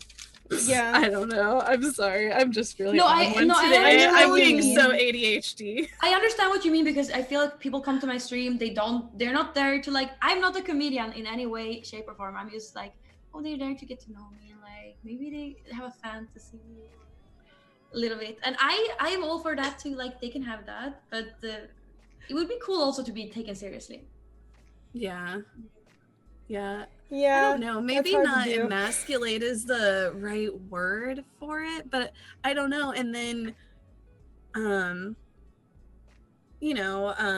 the money thing. Like I think, sometimes it's like I would be the breadwinner. I feel like in most like relationships. Right. Yeah. Right. And I feel like that's maybe. You think that the guys are intimidated by it? Is that what you're trying to say? Yeah, maybe that's like a better word for it. Yeah. Mm-hmm. Yeah. Would you, okay, so for the people who are single, would you feel comfortable dating like a streamer who was way bigger than you? I wouldn't have get me them I wouldn't have viewers. issues with it like on a relationship basis. I would just be worried that they think that I'm there for the views, you know? Yeah. Mm-hmm. Yeah. The viewers would probably think that. I know, but would you feel uncomfortable? I'm saying, would you feel uncomfortable if they were like a streamer who is always like, hey, like I'm single, like for the boys kind of streamer, but you guys are in a relationship as well, but they're, constantly getting approached by females all the time. Oh, Well, no, I I feel wouldn't feel bad about that, I think, because I know that's just part of the job. It's kind of like if you're dating an Right. actor or something, you can't expect women not to interact with him anymore. Yeah. Right. Yeah, I guess on a more serious note, like I would totally, if I were dating another popular guy streamer and we were like really trying to take our relationship seriously, I totally wouldn't care if we just didn't make it public at all. Right? Yeah. You know? Yeah, I wouldn't care either. I feel like I don't, because I don't want to wait. Yeah, I wouldn't want to date another big streamer because I did date a streamer when I just started streaming. We were both like the same level, like smaller, but it was very weird. And in that level, we were talking if we ever had a problem, I feel like I talked about it on my stream and he did on his stream, and like if it wasn't good. And since like we broke up, also I feel like everything that was my stream probably got to hear a lot of bad things about him, and they got to hear a lot of bad things about me. It's not good. That's what I was thinking too, with like someone, if you're dating someone who is, significantly higher view count or higher whatever audience, right? If you guys have a bad breakup, for example, and they shit talk you, right? That's like a lot of hate that you could potentially get, especially if they're like significantly bigger than you, right? Yeah. Oh yeah, true. Yeah. Yeah. It's not about that though. I feel like I don't want the attention. Like the shipping thing also, the shipping thing is great if you wanna do it and if you wanna make content, but I don't wanna be part of any like shipping. I feel like I just wanna have it private. I really just wanna have my social life I can see that, because then also like if you get into a relationship with a streamer and then like their viewers probably are all having a perception of you if you're much smaller that you're leeching. And then also after the breakup, even if you had your own viewers before, just because the amount of like relevancy that the other person has, you might become like irrelevant because it's like, oh, well, she's not dating X anymore, therefore no one cares. Mm-hmm. So even if you had viewers, you might be stunted for growth because everyone else who didn't know you before has this like preconceived notion of you rather than and they were only there for like the other person. Mm-hmm. Yeah, I could see that. It'd be kind of counterproductive if it ended badly or didn't work out. Yeah. That is an issue. Would that make you not want to date another streamer? Would you prefer dating normies? I've always said that I wouldn't want to date another streamer personally. Yeah. I guess like a big turnoff for me, and I'm not saying like all streamers are like this, but a big turnoff for me is just somebody who's very egotistical, right? Yeah. And I feel like True. Like, me being a streamer, I probably am pretty egotistical. I just feel like there can only be one. Also true. Like, but yeah, I guess that's why I always say that I just don't think I could date another streamer. I feel like being in a relationship with somebody that isn't in the space is like, it has its pros and cons. Right. Where it's like, they don't understand like the struggles that you're going through because it's just not in their world. But also it's like, if you want to just like cut yourself out from that and just like be in a regular lifestyle, I can just hang out with him and it's just normal, you know? Yeah. So I personally like having it be where he's just kind of not involved in it extremely, because it's kind of like an escape, right? Exactly. Yeah. Exactly. It's Yeah. like it's your space. It's like he's invited sometimes, but it's your space. Yeah, exactly. Yeah. Yeah. And I just can't imagine like the dynamic of having to be in a relationship with somebody that's also in the spotlight and like stealing views or take like oh, that whole idea just sounds awful. Yeah. Before I used to be down with it, like, but now after, you know, making a lot of friendships and stuff with other streamers, etc., it's kind of definitely steered me away as well. Like, I think I would like someone who has knowledge about Twitch, so like, you know, has watched streams or something, but maybe doesn't stream themselves. So like, if you accidentally say PogChamp or something, I'm super guilty of like doing that all the time. They're not gonna be like, I'm sorry, what? Like, what did you just say? You know what I mean? Whereas like a total 100% normie would be like, I don't know what you're talking about. And you're like, oh, Monka S. And they're just like, well, it's great to be able to be like, it's great to be able to speak like a lot of languages, because I was a gamer way before I was a streamer. So I remember like having a normie job, and I talked to the people, and people in my age, I kind of like had like the gamer, you know how to speak. Like I was like, having those kind of short names for words. And he was like, what? They didn't understand like the people I worked with, but.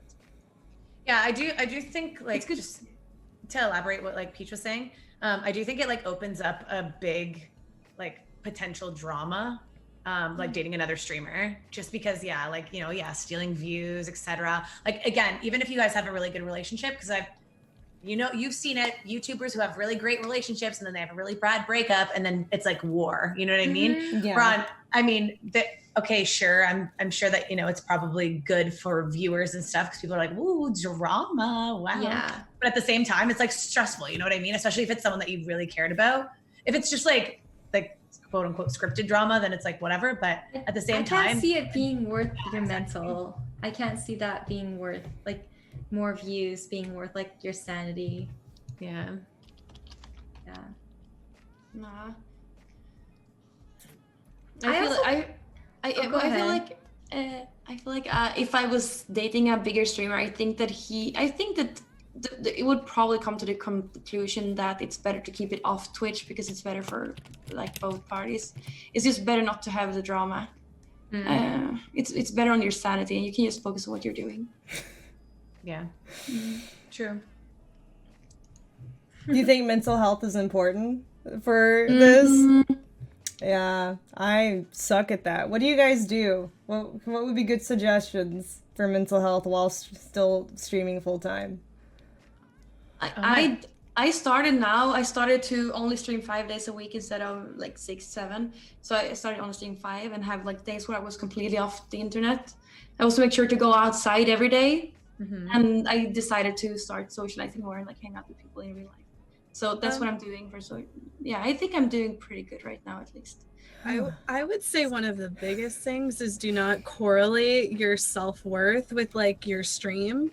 That's one of the things that I do a lot that's really bad is I feel like I'm either like, you know, like on cloud 9 or I'm just like the complete like scum of the earth, you know? It's just like never anything in between. And I've like gotten a lot better about that, but I still can get pretty bad about it. Like whenever I just feel like I don't do good on stream, I'm just like, oh, that was shit. I was boring. I suck at streaming. I need to get a real job. I'm awful, you know? Yeah, I feel the same way a lot of the time, Casey, when my stream's going bad, because everyone has bad days on stream.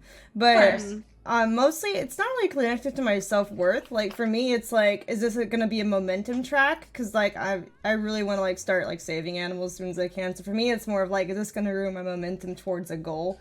Rather than like I suck as a person. Like I don't really ever feel that. That's good. Like it's more of just like I wish I was the same. I definitely like I'm the worst. Like I definitely feel that same feeling as you, Casey.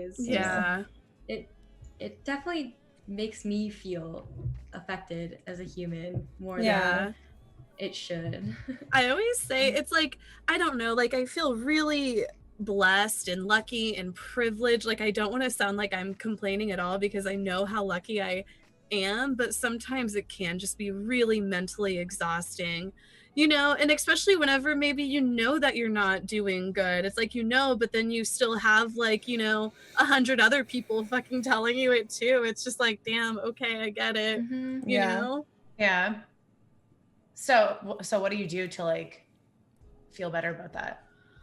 I just try to find things to make me be like, no, I have done well, you know, I guess. I guess I just look for those things. Like, I'm like, no, I did this week. Like, I have seen a lot of growth. I have been improving. Like, you know, stop letting this one thing or this one bad stream, whatever, make me feel like I'm awful. Like, I've gotten to where I am for a reason, you know? So yeah, of course. I can't, you know, downplay that. I don't know. I feel like it's good to have like other hobbies outside of streaming, even though streaming obviously takes up like see, a lot, I don't. large... I'm like, shoot. Yeah, smoke weed every day. I know, I'm like, what are you talking about? I'm like, yeah, my only hobby is smoke.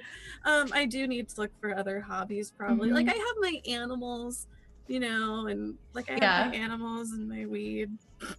Oh, I know, but oh my God, Casey. I can't tell if you're just streaming right now or no. I don't know if I am. Like, honestly. Did you say your animals and your weed? Sure.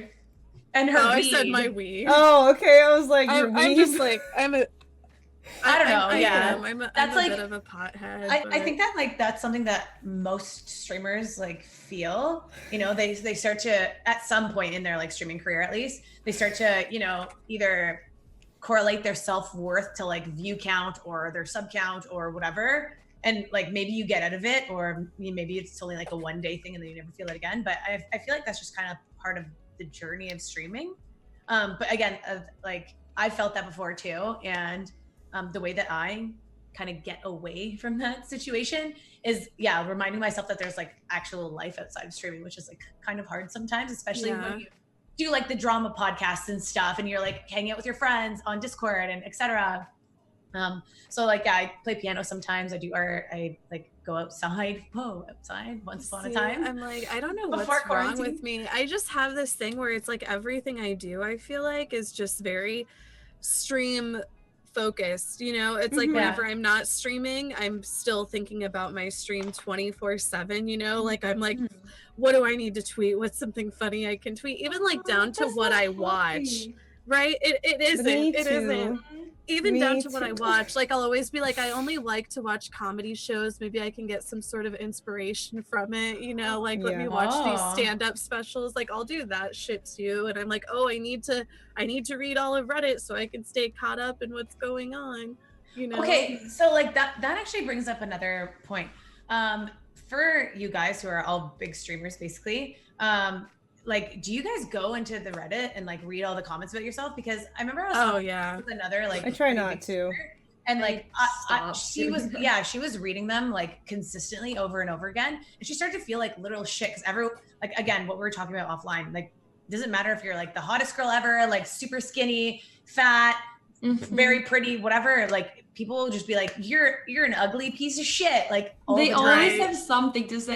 There's always like something to pick at, right? And you're never going to be everyone's type, obviously, too, at the same note. But no, it's a good thing. I have a hard time focusing on reading and stuff. So if I go on live stream, I like scroll down. I'm like, I see what they're saying, and I'm like, okay, well, it's good this time, nice. And I'm like, and sometimes it's bad. I'm like, do you guys think it's productive to like go on, say, your like live stream fails and like actually read through the comments? Or no, it's not productive, and I've stopped doing it as much as I used to. Like, what I started looking at it is like, haters will only make your brand stronger, because nothing is more loyal than someone who actively hates on you all the time, and they will tag you, they will talk shit on you, and they will like promote you so much harder. Like, them having engagement on a Reddit post brings it to the top of the threads, right? And so then that way, more people will see it. More people will see your clips, see your channel, see your social media, follow you, who aren't crazy fuckers. Right, yeah. And it'll only help you in the long run, even if a lot of people are hating on it.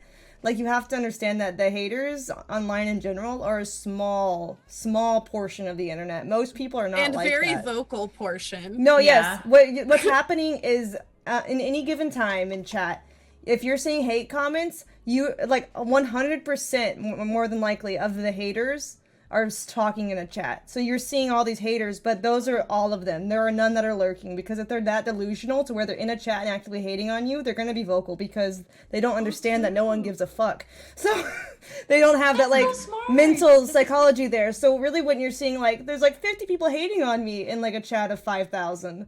And it's like anyone who has a positive mind, they're either going to be extreme positive to where they're talking in a chat, or they're going to be neutral positive, so they're just lurking and you won't hear them at all. So when you're looking at the haters, that's all of them. And if you look at how many viewers you have, it's actually a very small portion. And you can actually consider them to be even less than the amount that are hating on you, because a lot of them will make bot accounts like to spam at you, or make multiple accounts after they get banned. So it's actually less than what it seems even. Like sometimes you read stuff and like they have good intentions, but you're just so used to get like used to have your guards up, so you will take it in a bad way. And those people are actually have good intentions, so that's also a portion of them. If you understand what I'm saying. Yeah, it just depends. But yeah, the people who are hating on you like the most, they're all gonna be talking. There's no one lurking who like actively hates you with such a passion that they won't say it, because if they're psychologically fucked up enough to have to hate on others to make themselves feel better, then they're gonna be talking about it in the chat. So it's like they're all there, they're exposing themselves, and the rest of people either are neutral, haven't formed an opinion about you, or like you. That's great. Yeah, that's a I'm gonna remember to look at that. Yeah, same. And then I stopped caring about like comments. I'm like, people are hating on me? Cool. How many people will see the thread who don't hate me? Awesome. You know? Yeah. I'm like, good, hate on me some more. You're gonna make this thread go to the top. Yeah, let's do it. I'm still gonna remember that. That's so good. I just think I never want to cause any sort of trauma or like, I don't know. I don't want to cause issues. So I think that is a really good outlook. I just need to get there, you know, because I'm afraid that if I say the wrong things or do this or that, like people are going to make a big deal out of it. And I don't want to cause problems, I guess. If that makes sense. No, it's definitely like, I don't ever try to cause problems, but I know that if somebody has a problem, all they're doing is exposing my like social media to people who don't have a problem with me. Yeah, no, that's really smart. I need to like be as confident as you in that. Yeah, that's very brave to do. Yeah, I feel like that's really brave. I just stopped reading them though, because it's like, there's no point. If they hate me, they're going to be exposing me to more new people, and if they like me, cool. I don't have to read it if they like me. So, it's a lot better, I think. It wastes less time, because I feel like the more you look at that kind of stuff, people that hate you, the more you're like, are my elbows too pointy? When literally nobody who's sane gives a crap about your elbow. So like, no one's looking at your elbows except crazy people who are trying to find something wrong with you. It's like, if you're criticizing my elbows, that means the rest of me must be damn good, you know? True. Oh my god, that's true. That's a good point too, because like elbows are such a, I mean, that's nobody cares. Who concentrates on an elbow? Yeah. It's like my same like. Oh, wait, okay, I shouldn't bring up it. My toes, like if I have ugly toes, who cares? Nobody's gonna see them. Yeah, it's okay. I have ugly toes too. Mine are nice. Oh, good. Dude, you should be selling that shit. Like, I wish I had nice feet. Do you guys get feet pic offers? I used to a lot on Instagram. I probably still do, but I used just to don't a lot check more. anymore. Yeah, I feel like I used to a lot more, but since I never like was responsive to it, it stopped. Yeah, I feel like they're probably in there somewhere, but I just stopped checking my messages on Instagram. I used to get like, people be like, I'll give you $300 for a foot picture. And like, if you're thinking about it, that is such easy money, because what a pedicure costs like $60 at the max for like a deluxe one. I just and got it's a like, pic. dude. Okay, sorry. Why are you clicking on your messages? You were looking for the foot one? The foot offer's like, true, good money. And then you saw a dick pic. What are you... I thought about this recently, like the feet fetish people. Like, there's nothing wrong with having there's nothing wrong with having a feet fetish, like it's totally normal and stuff, but I feel like the people who have it, they're expressing it so weird, like they're in comment section and in the DMs and they're weird about it. I feel like really like a foot fetish is one of the more vanilla ones though. Like I feel like a lot of people are like attracted to like nice feet and like a sexy heel, right? You're like a lot compared to like pooping fetishes, sure. Yeah. Like I feel like it's a pretty normal one. I don't understand it because I find feet really gross, but like it's a lot tamer than other shit you can Oh find. yeah, definitely. Definitely. I think we're just so like desensitized to feet fetish now because we've seen much weirder stuff online. Yeah. We're like, it could be It's worse. like foot fetish is nothing. That's just normal.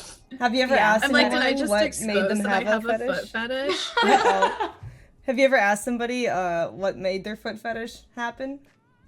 No. I asked a viewer I one wonder time. what what did they say? What's the He psychology? said it was behind it? growing up, like as a kid, around like a lot of women in the house who never wore socks and shoes, and so they like associate feet with like feminine qualities because that's like one of their first perspectives, being on the ground, crawling around, as like associate with like caretakers and stuff because that was like their first. Do you guys have impression. memories from being that small? I don't have any memories from being that little. Like I'm trying to think. I feel like my first memories were when I was like 6. My first memory that I remember is I was like walking down the street by my house and I saw a dead baby bird with ants crawling all over it. That's like my This earliest explains Casey Tron so much right now. True, This is her first memory. And then she started on one the of my path to earlier madness. ones. And then I yeah. just remember eating a sandwich. Like right after Okay. you walked like No, not right after. This is a different memory. She was eating a sandwich during. Like, you're like, I'm hungry now. Like you go inside. Gross. I'm like, I grew up to be a serial killer. Oh my gosh. It's funny. No, Okay, I but, definitely have. Wait. Oh no, go ahead. Well, I just wanted to say I had the like memories from kindergarten and stuff. I remember that. But yeah, no, you speak. No, Oh wait, I was how just old are you gonna in kindergarten? 6, right? Like 5 or 6? yeah, 5 or like I guess 5. Yeah, because when 6 I started in school, so. One of my What were you oldest gonna say, memories Peach? is like 2 or 3, No. I think, for me. My question was gonna be not related to old memories, but Okay. if you were like in a relationship with somebody that's like, hey, I have like a foot thing, like would you be down to be doing foot That happened stuff to me with them? before Oh already. really? Yeah, I think I would because like especially if it smells, it's much easier to use my feet, you know? Okay, why are you dating a person with a smelly wiener anyways? It's Amouranth. Everyone gets them, okay? Everyone gets smelly every now and then. If you like went I to know, the but gym, you know? But then it's like worse if they're smelly first, you're gonna be there with your feet. Then you're gonna be there with your mouth. If like no, if I have to use anything but my feet, I'm like, you need to go shower first. But if it's like, you know, I could envision that, like using the feet instead would be okay. I haven't done it yet, but it'd be an option. I've done Like, it. It wasn't How smelly. was it? Yeah, it wasn't a stinky situation. Okay, it was just a normal situation. I mean, like, I feel like a lot of men, like, they can laugh at it all they want, but they wouldn't turn down a foot job. No, right? I feel They like wouldn't. sometimes if I'm like, if like we're doing some, I don't know, upside down backward thing, like I feel like feet are pretty like useful as hands. They're like the same strength as hands sometimes. I will You can like say pick stuff up and the only thing about feet that I find somewhat attractive is like, maybe this is too much. Uh-oh, everyone's admitting that they have foot fetishes. Well, I don't have a foot Let's fetish. hear it, Peach. Let's hear it. But like when you're doing reverse cowgirl, right? Okay. And then you see their like toes like curl a little bit. You're Okay. like, oh, I'm doing a good job. Yeah. You know? Okay, sure. Okay, I understand where you're coming from. I know what there. you're talking about, yeah. Yeah. But it's not really a foot fetish. It's more of like Yeah. just body language. Like they're Yeah, enjoying yeah. it. It's a reflex. Yeah. Yeah. Oh my Hey, gosh. Chad says feet are just shitty hands, but like if you think about it, feet are probably much more clean than hands are. You touch everything with your hands. Depends True, on especially how. during Depends on where you rodent walk season. with your feet. To be Oh, I honest. guess, yeah. Yeah. Yeah. Yeah, I guess so. Depends. For you, you don't have a yard since you're in an apartment, so maybe so. But for people who have yards and dogs, not always. If you're not always pristine. Yeah. My God. Oh my gosh. Oh, that reminds me. I was gonna ask this earlier, but then we got distracted with feet topics, which is fine. Yeah, love it. I was gonna ask, like, is there specific traits that you are attracted to in a partner, like physically? Tall. Just, you know, who I've dated shorter men, you know, but I like tall, but I don't like too muscular, you know, like I don't like super muscly. Like you don't but like a built. bodybuilder style? Yeah, Like that's too much? you know, like Canute type thing, or like even like a super defined like six pack. I don't like. I like a little definition, but not too much. You just like know? healthy? Talking about like like insane Wait, vascularity what? and stuff, right? Wait, Yeah. what if those guys are really into you and you're like, well, they're too good for me, because like they're just people too. Like if you have like a six pack and like a bunch of muscles, they're just people. Everybody, I guess feel that's like everybody- another reason like why I don't like it, because I'm just like, yeah, I'm not into like the super, like, you know, I'd like to be a little, like, I'd like to be a little bit more fit, but I'm like, I just never see myself living like a super like fit gym life where I'm like, yeah, let's go to the gym twice a day, you know, like the gym couples. Yeah. Yeah. I could never see that for myself. ST Peach, you're a gym couple, aren't you? You go to the gym with your boyfriend? Well, he's not really Or a your gym husband, guy. He fiance. goes to the gym because I like it, but it's mainly more of like It's my your thing. thing. He's just Okay. your spotter. Well, spotter. he tries to get into it. It's just not really his thing. Yeah. I just remember whenever I worked a real job, there was like this couple that I worked with. I was like a server, and they would like legit be like, yeah, we woke up at 5 a.m. today to go to the gym. And I'm just like, what? You know, like they're waking up at like 4 a.m., 5 a.m. I'm like, I don't know. Some people use it as a way to wake up for the day in general. Just because it like. I gets mean, them- I wish. Yeah. I don't know how they do it. I think they But just sometimes force do it themselves to. Yeah. Yeah.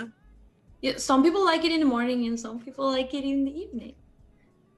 Some people you get super tired afterwards if you're It's gonna fit it different. into your day. It's different when you have another person, because then you're like, I want them to look good, and so like I think you motivate Really? each other. Like I don't if you're a working out gym with other couple, people. if you're a gym couple, like you know Yeah, that maybe. kind of thing. Because I think Yeah. I think it's harder if you're like by yourself waking up at 5 See, a.m. Did you guys going with see other that people. thing that Nim tweeted that was like, these are the body types of Oh men? yeah. Oh, I'm yeah, like, I did let me. see What's that. your guys' body type? Hold on, let me find it. I remember mine was number 11. Super. I I don't don't remember know the what this is number. talking I about. remember it was, but Do you have Okay, a Hold on, link? I'll link it. yeah. Nim posted like basically a chart of like different body types where like it was like one with like ripped abs, one dad bod, one like lanky, etc. Is this like rating what your exes were or what? No. It was Oh, like what's your Posted type? it in Discord. yeah. What do most girls prefer? And then there's like a little like Oh. pie chart kind of thing with like percentages of like the amounts of girls that like each body type. Oh, There's let this me see if I 11. can show Yeah, it on I like screen. 11 Hold too. on. 11's cool. I'll try to get it See, on I the like screen. 4 too. Yeah, I Like like 4 as 4. well. I Yeah. like 4 and 7. I But would it's say. very, it's funny because 5 is the one where it's like super vascular, like bodybuilding. And then 10 is like obese. I'll just say obese. And more women, according to this like graph, more women prefer the 10. obese person than the person who's like ripped bodybuilder, vascular, like muscle striations showing, etc. But I don't think so. Maybe they say they prefer that, but I don't think that people would be. I think people rather approach number 5 than number 10 because they feel like it would be. I don't know. I'm gonna show I a feel like- chat on screen. It is pretty interesting though, right? Like I would say Yeah. even like 6 would be fine for me. You know? Like Yeah, like most people Yeah. look like number 8. Like I feel like everybody looks like number 8, and yeah. yeah. So wait, so what was your rating, Candy? What did you want? I picked 11. Oh, my headset died. Hold on. I'll switch it to a different headphone real quick. They can't hear you. Neither can I. Hold on.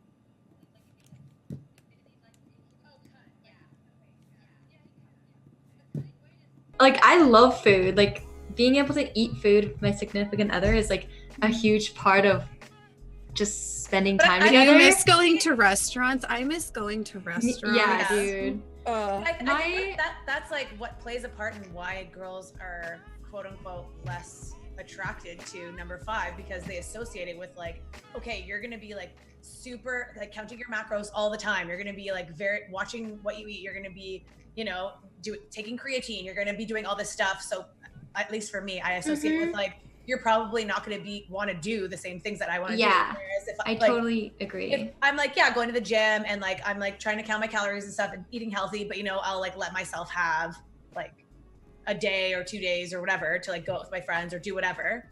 I feel like that type would say no. So which one did you want? I missed it. Kat. I would be down with 11 too, but like 4 is also cool with me too. Like I like 4 too. 4. I think I would be down with most of them if they had a good personality and if they were yeah.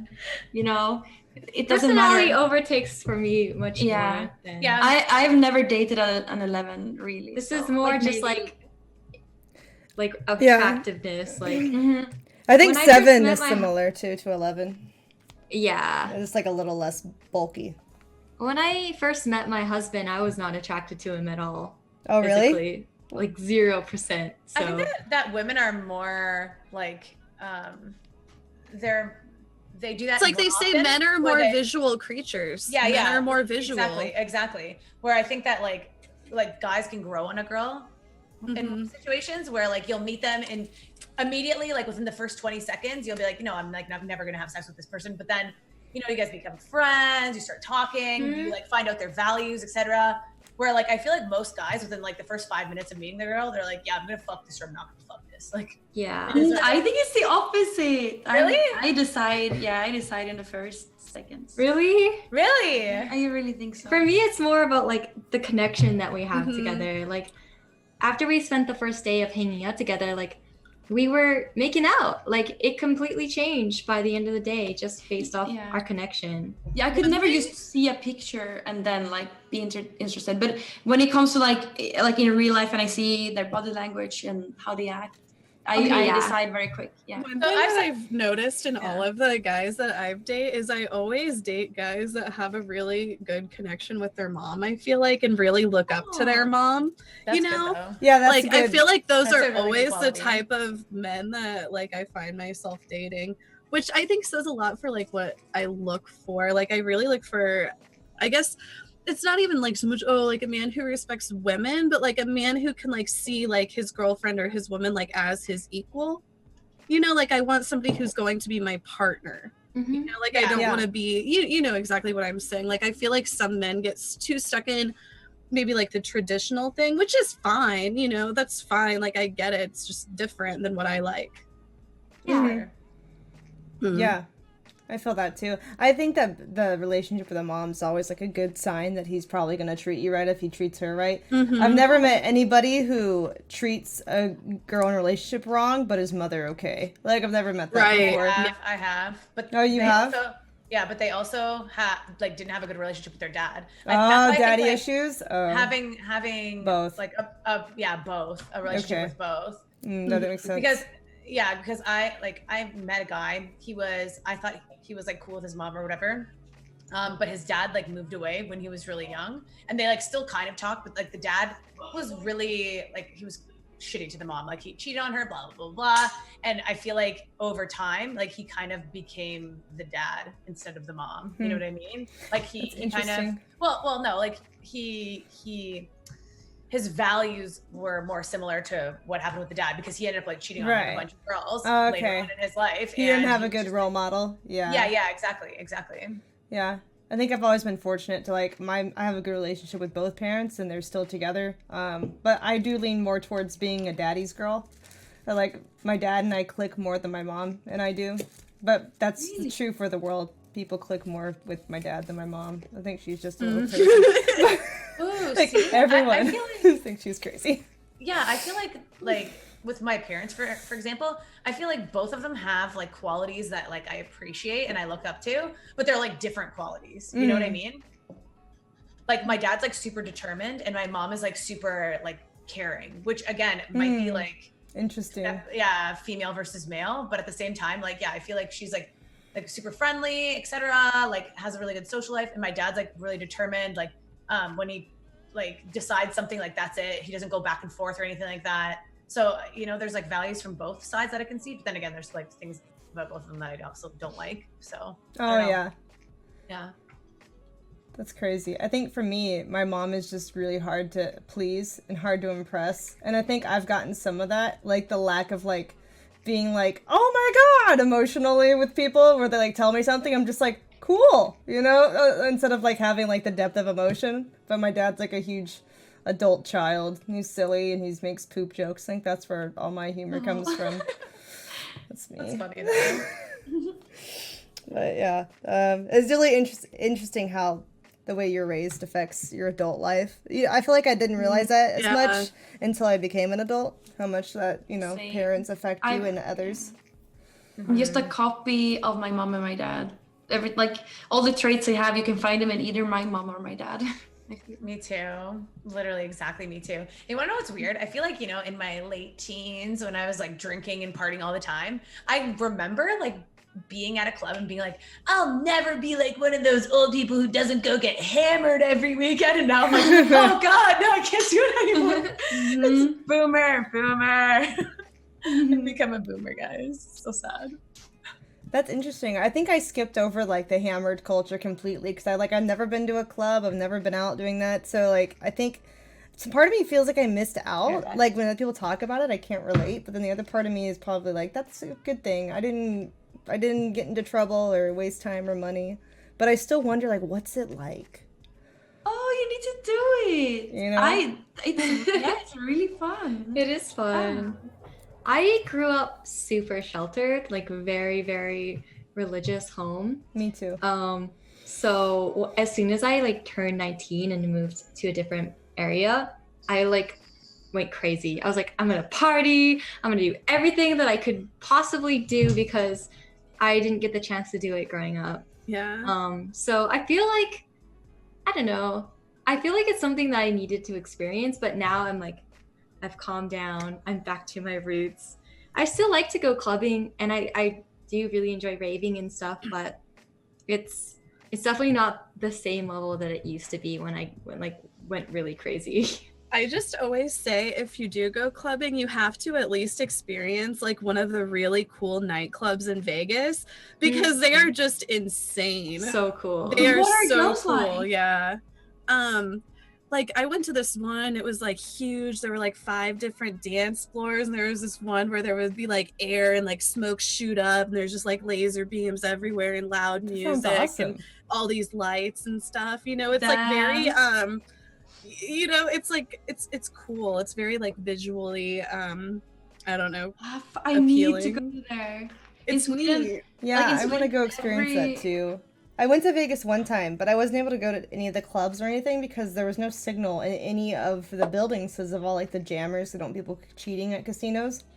All the signal jammers were like ruining the stream. So I could only be on the street, like outside streaming it, which kind of like ruined my Vegas experience. But someday maybe we'll go back and try it. Yeah, like let's vlog go to Vegas together. Let's do it. Quarantine's over. Oh my God, I really want to go to Vegas. Vegas is like, I don't know, like I'm more of one of the people I like to be like out in nature whenever I travel. But if you're just looking for like a short weekend getaway, Vegas is really awesome. It's honestly a really fun weekend. You've never been to Vegas, Candy? No. No, I guess She's you're in in Europe. Sweden. I just know you've been to. I know you've been to TwitchCon and stuff, and I feel like if you're like in LA, I went to LA, and whenever I went, I was like, oh, LA. We were thinking sorry, my about going to accent. Vegas, But we drove to Vegas, yeah, from LA. And it's like whenever we drove, everybody else in LA was driving from LA to Vegas. It's like just a thing that they do every weekend, I think. Oh, damn. Okay, well, next time I really need to go then. Yeah. Yeah, that'd be a fun streamer trip. And then like we could like stream outside during the day, but then at night we could actually go hang out and enjoy. Because I think that all the nightlife is at the clubs, right? And the casinos. That'd be And it would be really fun to go with girls because like I don't have a lot of girlfriends, so like going to Vegas with girls would be so much fun, I feel. Yeah, really fun. Yeah, whenever I travel, I try not to stream so I can like just live life and What's that like? Wait, what? So what's that like? Oh, not traveling, not streaming while you travel? It's crazy. Yeah, I try. I stream a little bit, maybe tell people about what I did. I'm too awkward to just bring out my camera in real life anyway, so I wouldn't. You're awkward about it? Yeah, for me, I'm awkward without it. I guess with the girls, I feel more comfortable, but like by myself in places, I'm always like getting followed by creepy people. And so like when I'm streaming it, I feel like I can like, it's my surveillance camera. So if like someone's following me, I can see behind me. I always say like streaming and especially like doing it in public, I just have no shame anymore. Like Same.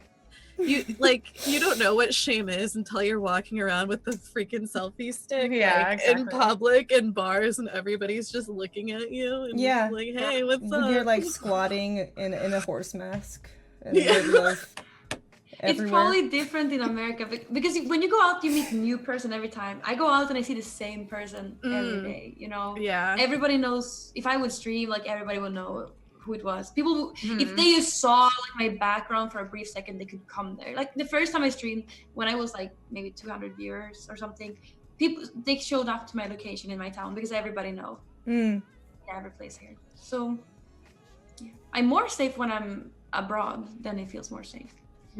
I know people don't know you, don't know where you are. I don't like streaming around where I live. It's just kind of like, it's way less exciting. It's like I go to this stuff whenever you're streaming and traveling. It's like, oh, I know nobody. Or even like when you're in California, there's so many other people doing the exact same shit, so you don't feel so weird. Like you'll see a lot of people vlogging and it doesn't feel so awkward because you're not the only one. Yeah. But when I was living in like Calgary, it felt so like weird just trying to vlog because it just felt really uncomfortable. I've noticed that the next time I go out an IRL stream, I just need to like put on like a nice suit jacket and like carry around like an actual microphone with me, and I bet people would be more likely to approach me. Do they think it's like for something professional? Right? Yeah. Probably. Yeah.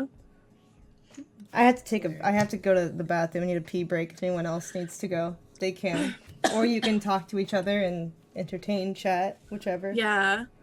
I've been taking like periodic shots like as I go real quick to just stay on the level I am. But Peach, weren't you talking about like CBD a lot on your stream? I take it every day. Yeah. Does it help with anxiety? Yeah. It helps a lot with my anxiety, and it helps a lot with my sleeping. Because I would wake up like in the middle of the night. Me too. Like every other night. And so this way I can have like a full night's rest. So yeah, I truly enjoy it. I feel like it's hard to like the edible ones or like the pills or I do the droppers, and then if I like I know I need to sleep like a really good night's rest, I'll do like the pills. But normally I'll just do like the droppers every morning and every night. And they say like the whole thing with CBD is they're supposed to take out the effect that makes you high, so it's only the good things that you're feeling. I've heard though that it's like impossible for them to really get like all of the THC out of it. Like it'll still be like very small trace amounts, but it's like there's like 0.00, like a really, really small amount.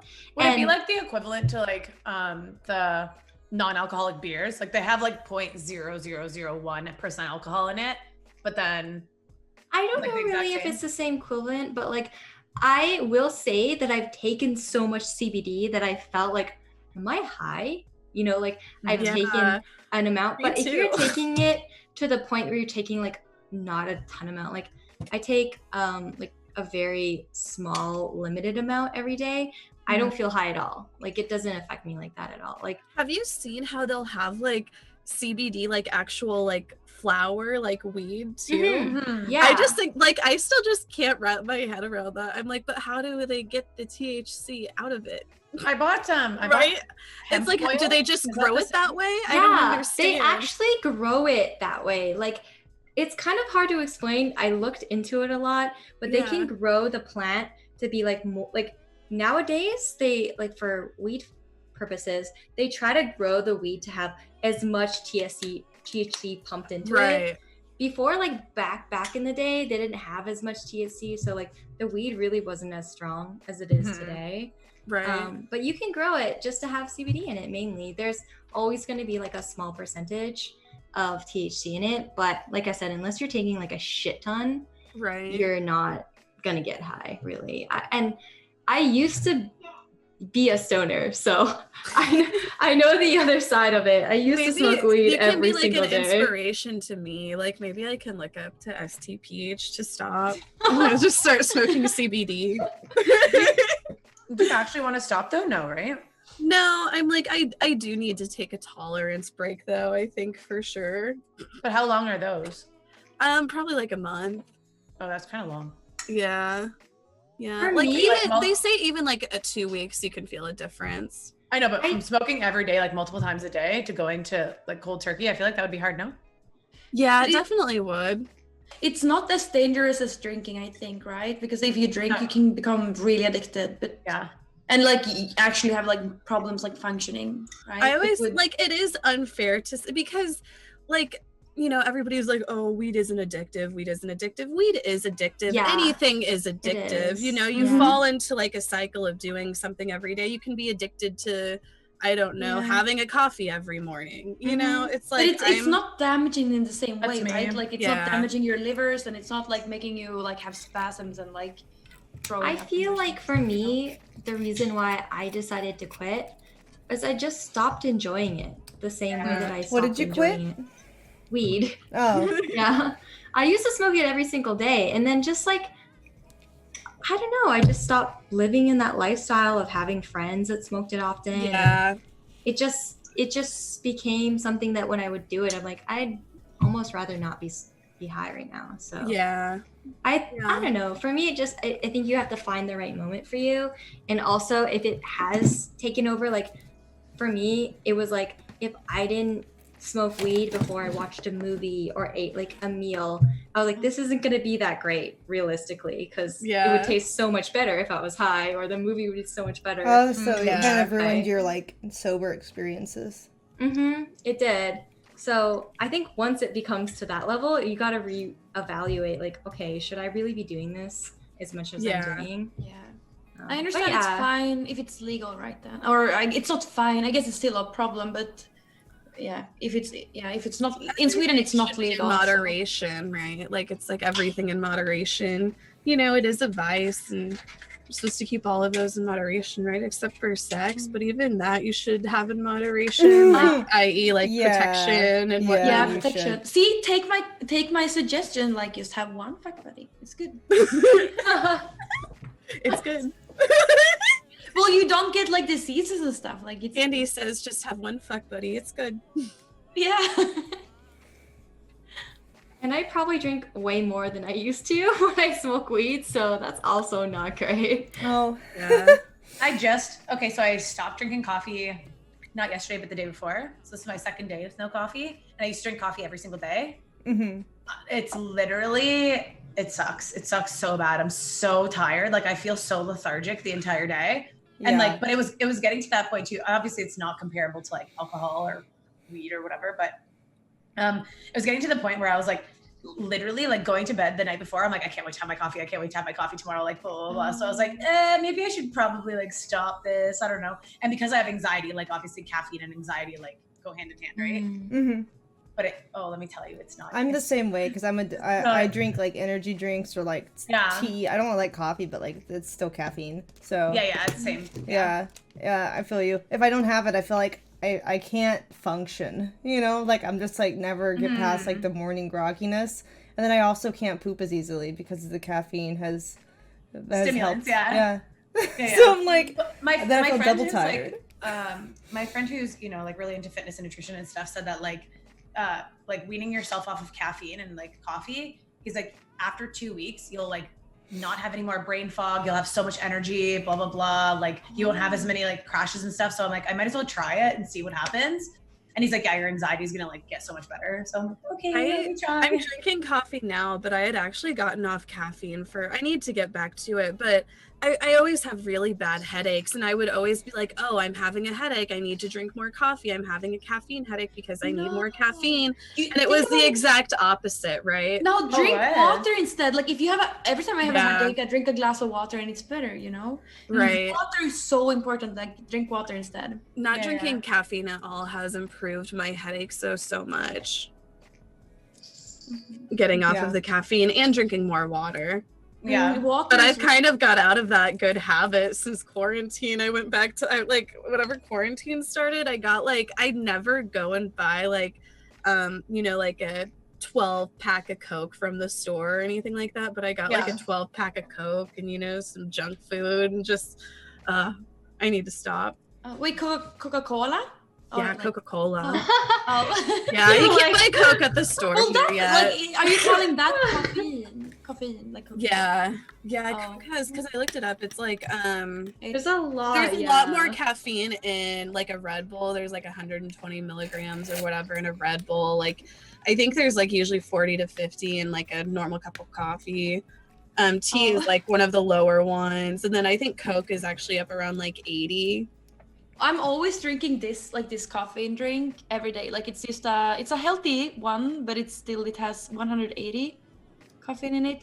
It's a Swedish one, but it has no sugar or anything. But whenever I stream, like that gets me like more talkative and more social. So I usually bring one out when I'm streaming, just to and also more focused, just more alert.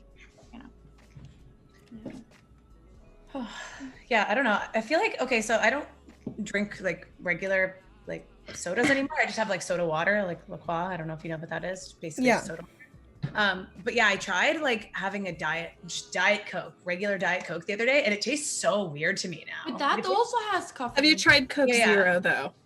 Wait, Coke Zero? No, like I don't drink any soda at all. Yeah, you're better off just not. It just and like I've had actual like full sugar, like a regular soda now, and it makes my teeth feel weird now, because I guess like the sugar, like the concentrated sugar, I don't know, or like the syrup, like they're rotting. Yeah, it just feels like there's like a film or something on them. Yeah. I haven't drank any like sugar sodas since I was like 15 or something. I don't know, since I learned it was bad, because I think that's like one of the thieves about being unhealthy is like drinking sugar drinks. That's the worst thing you can do. And then like eating crappy food is also bad. But yeah, I don't do that. I only drink sugar free. The only like I guess soda beverage, but it's not really soda because it's not carbonated. But I love iced tea. Iced tea is like that's the one that I love. Iced tea is really. But that's also like as with juice. Bad, yeah. Like it's super bad. Yeah, juice and like iced tea and everything, it has so much sugar too. So it's not. Yeah, iced tea is. Oh yeah, that's why I wake up from it. That's like when you drink iced tea. Yeah, like the Starbucks refreshers. Oh fuck, those are good. They're delicious. They work, but yeah, I'm sure there's a lot of sugar in them. So now we have a chat topic, and I'm gonna use the kill. They want to play fuck, marry, kill with characters. Okay. Okay. So the first one: Batman, Superman, or Aquaman. Which do you bang? Which do you marry? Which do you kill off? I kill Superman. Yeah, me too. I don't know. Superman's just so annoying to me. I agree. He's too goody. Like he has feel like personality. I don't know any of these guys. I don't know them. I would marry Batman Me too. And then I'd fuck the other one. I'd marry Aquaman. I would marry 'cause Aquaman. He's that one dude, that one actor, right? Jason Momoa. Yeah. Jason Momoa, yeah. Yeah. He's hot. Yeah, no, he's a gorgeous man. Well, I mean, if you marry Aquaman, though, like, do you get to like be in the ocean like a mermaid? You can always get scuba Yeah, like, does he gear. even have a home on land, or does he just live under the sea? Like, you can't breathe under the sea. And like, Amouranth only wants to marry him so that she can like expand the what's it called? The thing that you want to do. I can rescue The sea ranch. animals. Yeah, too. you can rescue sea animals, exactly. It's just a business plan. No, I've always been obsessed with like ocean life since I was a kid. Like I love like mermaids and I love like seahorse and I love like the themes, like the colors and everything about the ocean. So Yeah. I really like the ocean. That's what I would This choose. is not the topic for me. I haven't watched Candyland, a lot of superhero you can movies. Google it. Yeah. You can Google them. I guess I could. I should Google them because I only watched the Hulk and Spider-Man, and I love Spider-Man so much. I love that. But Yeah, I like Spider-Man too. Spider-Man's Spider-Man's a cool hero. Wait, which Spider-Man? Which Spider-Man? okay, so all of them are so good, but I feel like they got like increasingly better during because the main character also got increasingly hotter during whenever they made a new one. So I really like all Spider-Mans. I was such a big fan for the first one, but I was also a big fan of the last one. So Yeah, I think Tom Holland is my favorite one. Yeah, He's just Tom he's Holland. more like fun. I feel like too, the reason I like Tom Holland is because like he's a little bit younger as well for like the superhero world. And I feel like when I think about Spider-Man, I think Tobey Maguire was a little bit too old for the role. You know what I mean? Like he was like, how old was he when he made Spider-Man? Like in his 30s, right? And he was playing some high school kid. Yeah, and when I first Yeah. saw Tobey Maguire, it was in Seabiscuit, and so like in my mind, he's already like this serious tight ass character, and I'm like, that's not Spider-Man to me. Yeah. Yeah, just like he feels too like serious. I don't know. I feel like he's not playful enough. But then like I like Tobey at the same time too, because it reminds me of like the first Spider-Man movies. You know what I mean? It's nostalgic. Yeah, it's kind of nostalgic in like the OG ones, but I just feel like Tom Holland is a better fit for the role. Yeah. However, I think I would fuck Superman and kill off Batman. I've never really been attracted to the Batmans. Like Christian Bale's okay, but he's Oh, I love Christian Christian Bale. Bale, I love after him. I saw him in The Yeah, I like him Fighter, too. he was just okay to me at that point. I realized one's it that? wasn't The Fighter when he lost a bunch of weight to get all scrawny. No, like, I no, can't... The Machinist. The Machinist was the one he lost all the weight. Well, it might have been multiple. He was also in But you The said Fighter. Superman, Batman, and was The thing about Batman though The is he's fighter? really rich. You know, like Right. character I mean, that's true. wise. Character-wise, He's true. really rich. Fighter. You know, That's Batman true. has no superpowers. He's just very rich and knows like Right. Yeah, it's Jiu-jitsu. different if we're talking about the actors versus the characters. okay. Ew. Yeah, Oh, it's Fighter. different. Oh, he looks terrible. Oh, that is Yeah. grim. That's why I stopped being attracted to Christian Bale. Oh, I that was is like, grim. I can't Yeah, unsee like this. his cheeks No, are- Christian Bale is so like. Have you seen him in with American Hustle? I feel like he's so cute in that movie. And yeah, wait about like all the you Superman. think he looks cute in American Hustle? Well, he's like With the comb over? This is what he He's looked like, like, chat in The Fighter when he lost like a bunch of weight.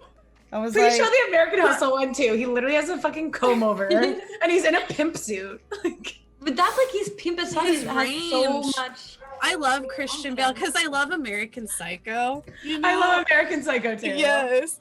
So I've always Where he's, been like, in the Christian mirror, Bale I need and to he's watch like, that movie. Oh damn. Sorry, my I feel like I would probably like end up with Joker if in all of these like superhero movies it would be Joker. Yeah, because he'd be like, like laughing like a psycho, and you'd be like, "That's so cute." He Yes, laughs all the time. Like, yeah, exactly. I don't know though. He's kind of crazy. No, Candy No, I loves love- those. She loves like crazy people. Yeah. Because I never watched Superman or Batman or Aquaman. That was the last one. I never watched any of those. I never watched Aquaman actually either, not I didn't see really. it either. Yeah. Me neither. but I know the actor's hot. Yeah. Jason Momoa. That's Yeah. like. And, like I saw Count Game of Dracula. Thrones. Yeah, from Game. Yeah, that's where I saw him on Game of Yeah. Thrones. Yeah, all of those That's three what people I'd go are for. equal to me. All of them are like I would kill or just kill. Chill. Yeah. So okay, the next group is James Bond, who's Daniel Craig, Jason Bourne, Matt Damon, or Eggsy from Kingsman, Taron Egerton. I don't know any of these. What was that last one? I know Jason Bond. You didn't see Kingsman? Oh my god. Wait, repeat all of them. James Bond, Eggsy. Eggsy. James Eggsy. Bond, Daniel Craig, and then who else? James Bond is Daniel Craig, so it would be James Bond, Jason Bourne, who is played by Matt Damon, or Eggsy. It was Taron Egerton. I would 100% marry Eggsy. He's adorable. He can sing too. Who? I'll make a lol. Like, Wait, look at this person. I've never seen this person in my entire life. how do you spell Eggsy? Like X-C? Eggsy. Like eggs, and then a Y. Egg? The guy who He played Elton John in Rocket Man. Oh, Eggsy! I think him. Yeah. Elton John. He's really cute. Okay, wait. Daniel Craig, and who was the other one? Egg, and what's the other one? Jason Bourne. Jason Bourne. James Bond and So Eggsy. wait. Those are the characters. I'll I'll type it here. I'll type Wahlberg? it. It's No, easier. Jason Bourne. Okay, It's I marry Eggsy. Yeah, he's yes. so cute! Yeah. I okay. loved it. Yeah, I loved the Elton John movie. So I marry Eggsy. Okay, Matt Damon. I never Matt Damon, saw that's the it. Matt movie Damon. at all, but I really like cute-faced guys. Me like, too. Very cute. Mhm. And he has a really cute Like face. expressive and youthful. Mm-hmm. Like cute. He's Yeah. cute. I agree. I think I'm picking Daniel Craig, guys. I was like, I wish you maybe guys my could daddy follow issues my are going ear. to stand out too much, but I I like- would pick Daniel Craig. Yeah. Okay. Well, I would pick Daniel Craig as well, but I wish you guys chose 007 Pierce Brosnan when he was young, because ooh, wow, he is. I love him in Mrs. Doubtfire.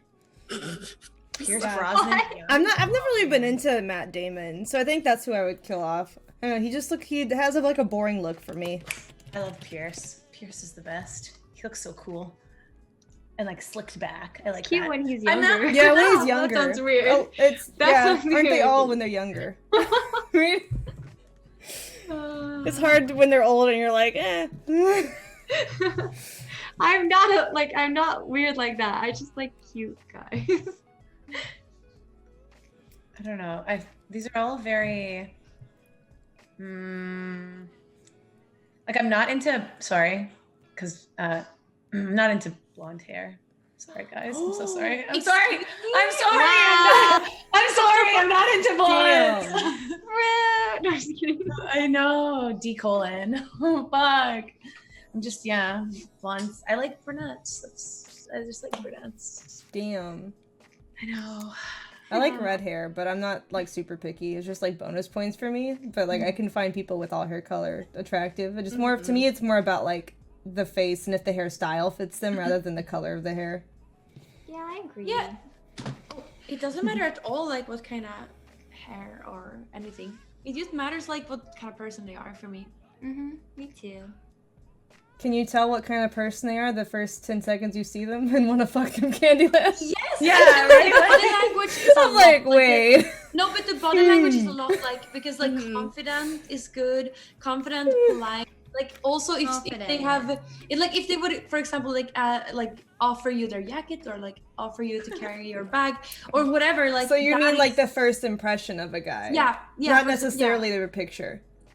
No, Okay. not the picture. No, I would never fall in love with anyone from picture. I would never use Tinder or anything. Or I've tried it, but it just like I'm used to grossed out by everyone on there. That's so, yeah. But if they are confident, if they're polite, and if they are very friendly. Okay, wait. Like gender, what's it called? Like traditional gender roles, manly to me. You know, like they would. That is so not true, because remember when we were on with Zerka, the first time we ever saw Zerka, and he was waving around, calling everyone bitch, and be like, hey, fuck you, I got something to say. Candy was like, I like you. She was You acting. like It wasn't people the real like that. Candy. You like people He's are actually just a big teddy bear, though. He's like the True. biggest He's sweetheart. I could see it right through him. No, I could see it. through him. Yeah, I saw right through him because he's a little weeaboo. He's so cute. He is a weeper. He is. Yeah. He literally is. That's funny. That is really I really think so. I think I'm a good like judgment of people.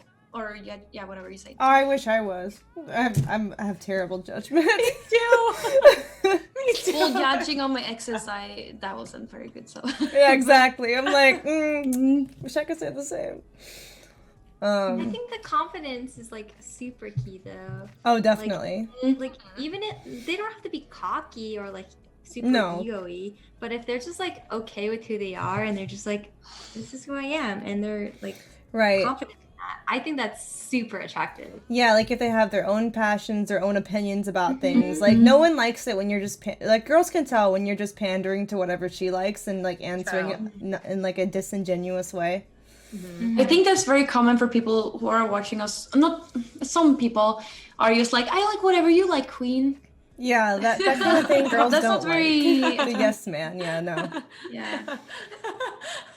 It makes it really hard for girls to find someone they're actually compatible with because the yes man factor fades away after the libido goes down, you know? It's like after they're not like horny and desperate anymore after you have the girl, like the concept of having the girl will get to be routine and it won't be special anymore, and that's when you start having compatibility issues with yes men. And it's like it's unattractive for girls to have that because then they don't know who they're actually compatible with on a long-term basis. Yeah. I totally misunderstood what yes man means. Yes I thought man is that like yes where man. they say, but it depends on how you interpret it. Like in the movie, he said yes to everything, but like in a relationship sense, it's like they just agree with whatever you say. It's like, oh, I having no hate opinions this. It's of like, their oh, own. I hate that too. Actually, I kind of like it. Oh, I hate that too. It's like, Well, what the a fuck? yes Do you have man. an opinion?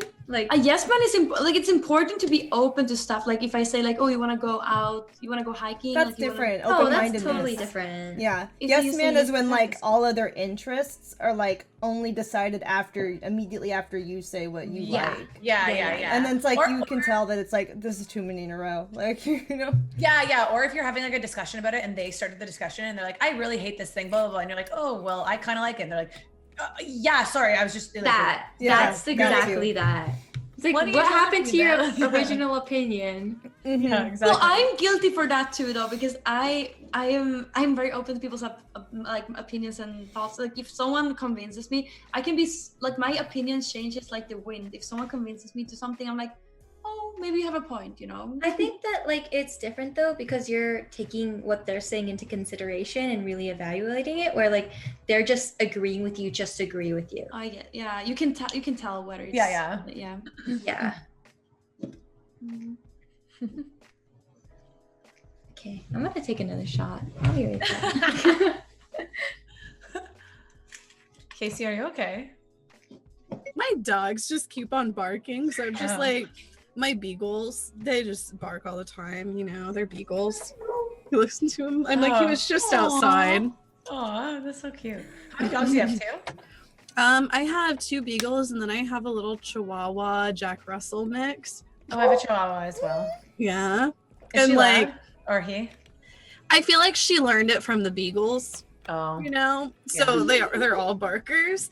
I was talking earlier on my stream today though about like how out of like all of the smartest like breeds of dogs like ranking, like beagles and chihuahuas are like bottom of the list, Oh, but no. beagles are actually below Wait. chihuahuas. Wait, hold on. Are Chihuahuas actually dumb? Because mine doesn't seem dumb. Mine's smart. They're like ranked as being like one of the less like trainable, you know, with like golden retrievers, like golden Okay, retrievers, yeah. border collies, you know, being at the top, you know, beagles, chihuahuas ranked pretty far down.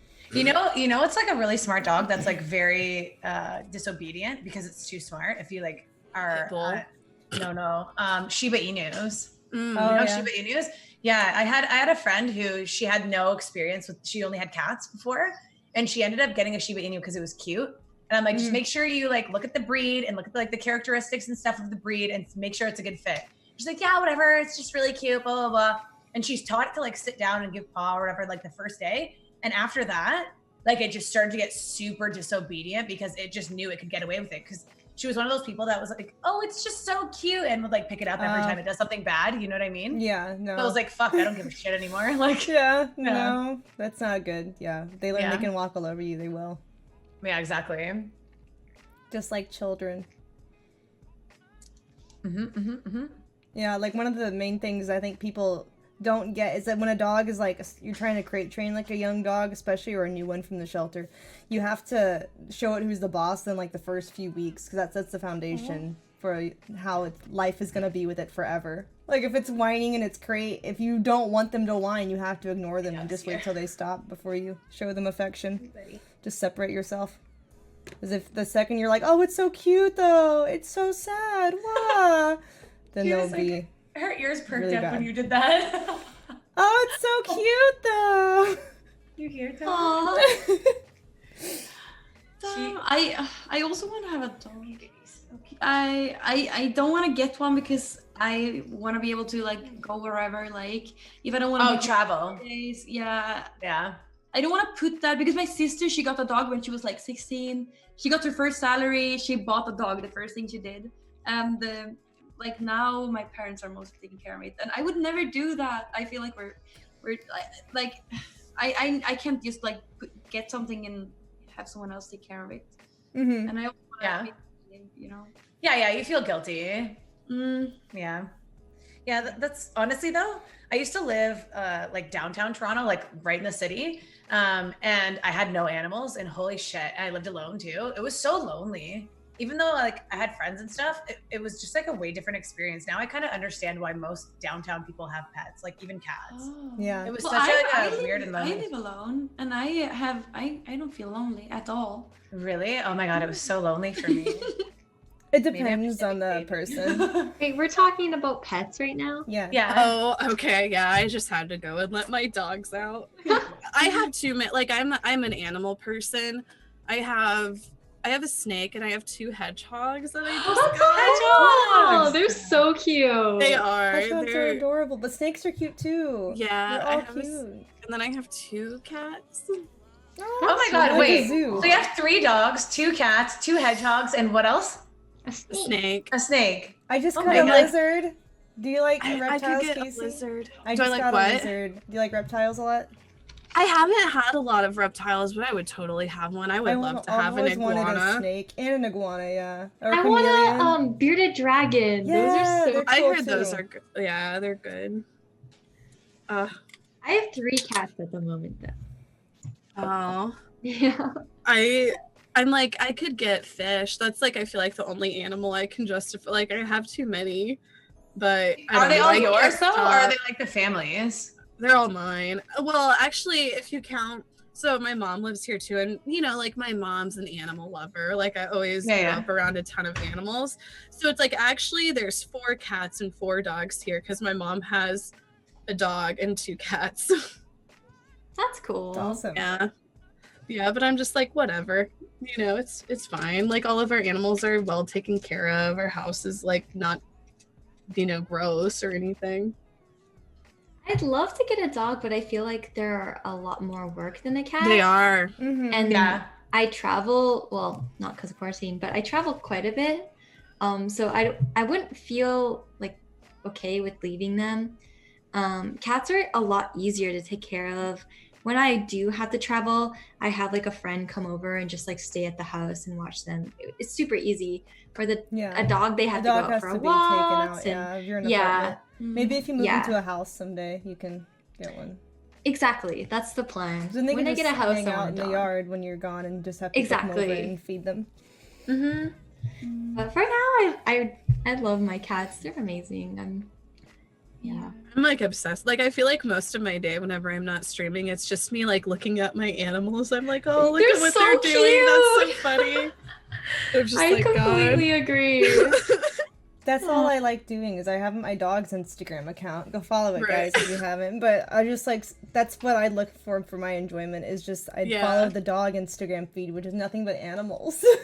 To like have a break from like the girl Instagram where it's like all these But do you guys ever watch those like it's like Dodo or something? Oh and, like, I literally cry every time I watch one of those. I'm like, animal rescue videos. Me too. I watch them all the time to inspire me, to encourage me to keep I can't even streaming. watch them anymore. Yeah, they make me cry a lot too. Pit bulls and parolees. Yeah. It's just like waterworks the whole time. I love watching Animal Planet. I watched one. It was like, what was it? It was one of those new ones. It was on Netflix. And the first episode, they were talking about this one area where it's in the desert and it only rains every like, I don't know, decade or something. But during that time, it rains for like a certain amount of time, like 2 weeks straight.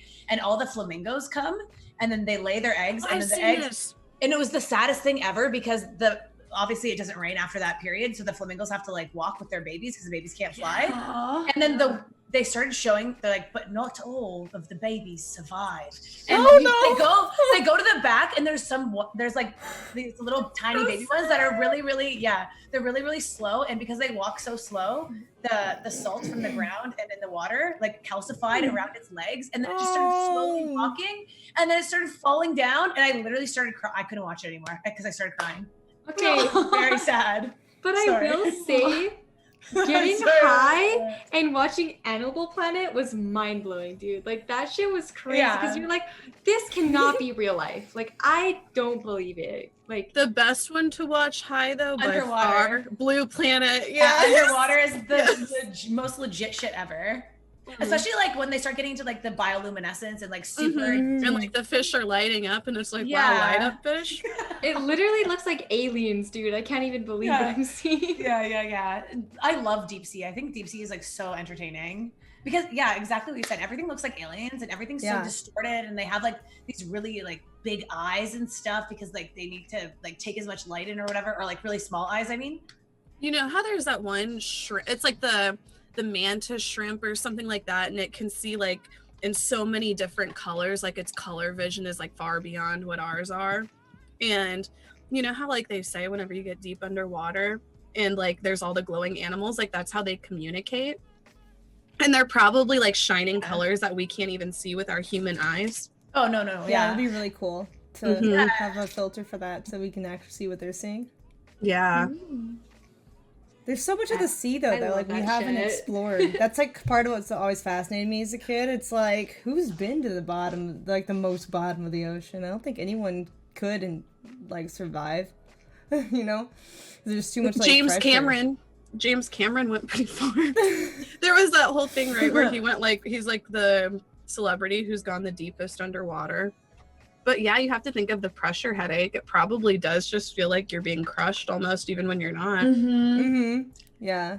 We did like diving in school. We just dived in like a pool, and I couldn't even dive 3 meters down. Like I was the only one who failed that, and it hurt so much in my ears. Yeah, it's a lot to get used to for sure. Do your ears pop when you go on the plane too, or no? Well, sometimes I think it's just normal. Yeah. Because that used to happen to my friend too, where every time we would go on vacation, like one time they popped really, really badly, and then like they screwed with her for like a week because that might have done that before. Yeah. That's not what my ears was still. Mine don't really pop when I go on the No, plane. I don't think like maybe I like chew gum and stuff, but no, I don't know. Not like when I'm diving. Like I can't even dive in a little pool, and I'm trying to just go. Yeah, it really hurts my ears.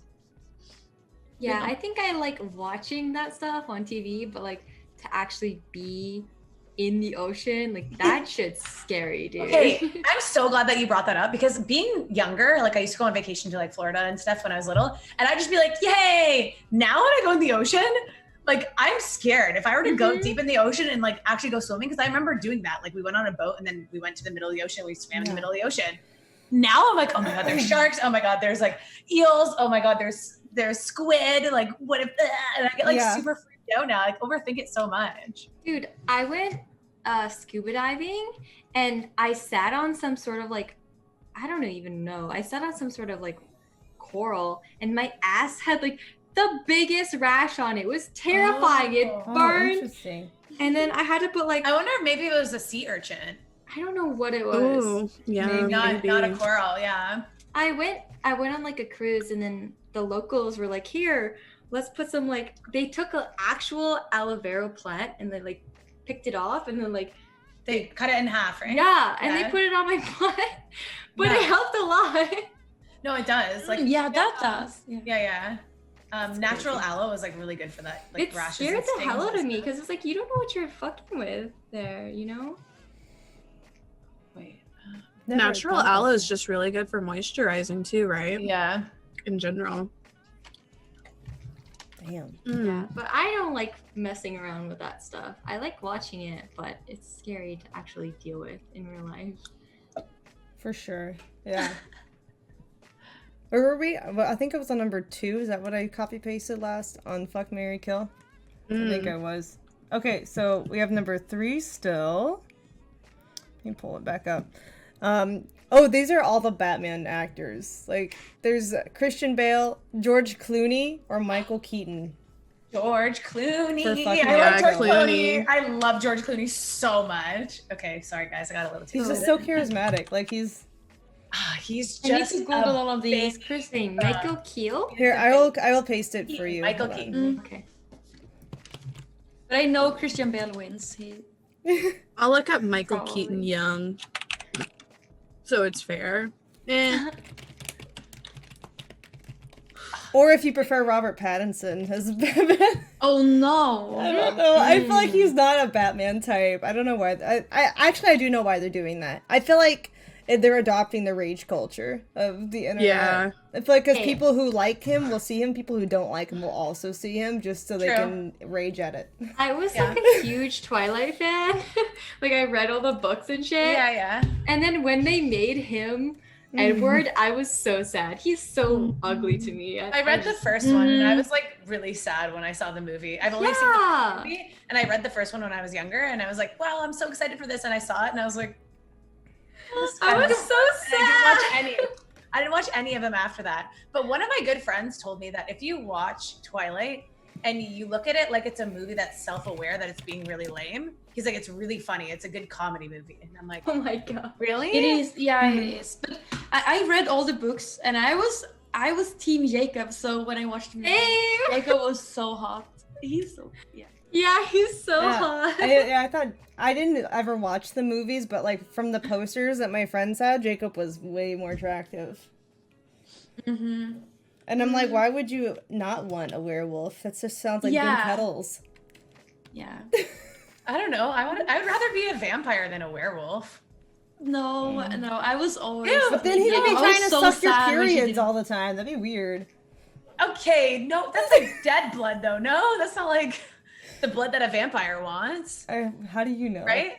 You don't know. I don't know. I feel like it's in the vampire lore. Is it not? Like, or else fucking period blood sucking vampires would be in all the books, would they not? And you know what? What if you and your werewolf husband are like smashing and then, oh fuck, I forgot it's a full moon today. And then they're just like, whoa, that's disgusting. That's really gross. I wish the book would have taken a turn. What if your vampire boyfriend gets hungry and you're fucking and he just kills you? Okay, but they have control over themselves. Like they can.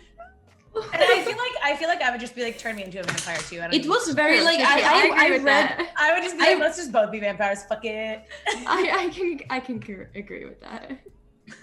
Yeah, I read all the books and it was really good, but I wish that she would have ended up with the Jacob, but it was still super hot with the vampire too, and like he had to like control himself and stuff. It was very cute. Yeah, I feel like that was like the first time that I like experienced that. Like, I was like, am I like horny reading this? Yes, same. How does it work though? If you're both vampires, do you like invite someone, then they think it's a threesome, and then you just like suck their blood, or like what happens? Oh, or do you be like the weird sneaky people? How do you wait in the alleyways and you're just like? I don't remember what I was thinking when I was reading that. I probably like fantasized I could also be like a human. I definitely remember like. This is so weird. Never mind. No, go for it. Okay, I definitely remember reading it and then like masturbating after because I was like, wow, this is really good. But it was just, I was so unexposed to like things in life, so like that was like I was like, wow, look at this. And there's I that sex scene, I right? never There's read a it. sex scene in So- Twilight. Yeah, I have to there live is. vicariously. I never read it. I was like in high school, whenever everybody was into it, I was like, yeah, Twilight's dumb. And then I remember one of my friends was like, well, it's a romance story. And I was like, yeah, it's dumb. No, it was I remember really I Oh my literally God. went on vacation. Like I was on vacation visiting my like family in North Carolina, and I remember being like, "Sorry, I can't do anything. I just really need to finish this book." And they're like, I remember my parents were like, "Wow, you're like very committed to reading," and I'm like, "Yeah." Meanwhile, it's like this stupid vampire sex and stuff. Like, It's so funny. I totally relate. My parents are like, you're finally reading a book? I'm like, yeah.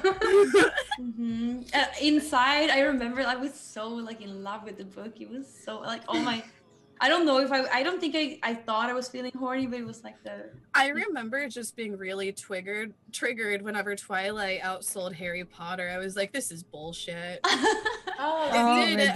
outsold That's Harry crazy. Potter. I was like, this Really? is dumb. I was like, But this is you're dumb. wait, how old are you, Casey Trump? If you yeah, I'm because 24. See, Casey, horniness No! always wins. Horniness always wins. That's why. no, Twilight but I read Harry Potter too, so I will be 27 this year, so I read that too. But Candy, lie about your age. Wait, Just when's start your, lying. when's your Lie about birthday, your age. Candy?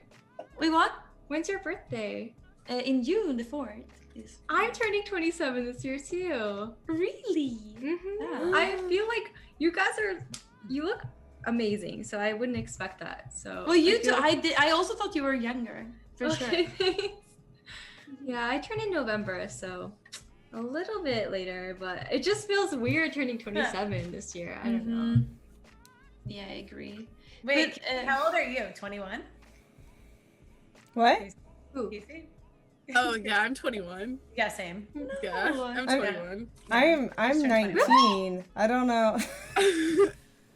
But it You know what I've like told people growing, a like few being years older ago? just means you have more like you have more knowledge. I don't know. I'm just like, how am I supposed to get like these Zoomers to watch me if they knew I were like 40? You know? What I started doing to troll people is every time on my birthday I make a cake and I just keep putting 18 candles on it every year now. And I'm like, guys, I'm finally legal, and it just fucks with so many people.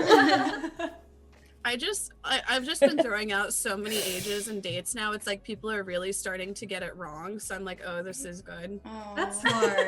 That's really smart. My last birthday, I did like, because I turned 26 my last birthday, but I did my sweet 16 online, and everybody was like, what the fuck, are you only 16? Oh no. But it's like in Sweden it's fine to be 16 and you're like an adult, you're considered like kind of an adult, but not in America, I guess. Yeah. But yeah, now I'm fine with becoming older.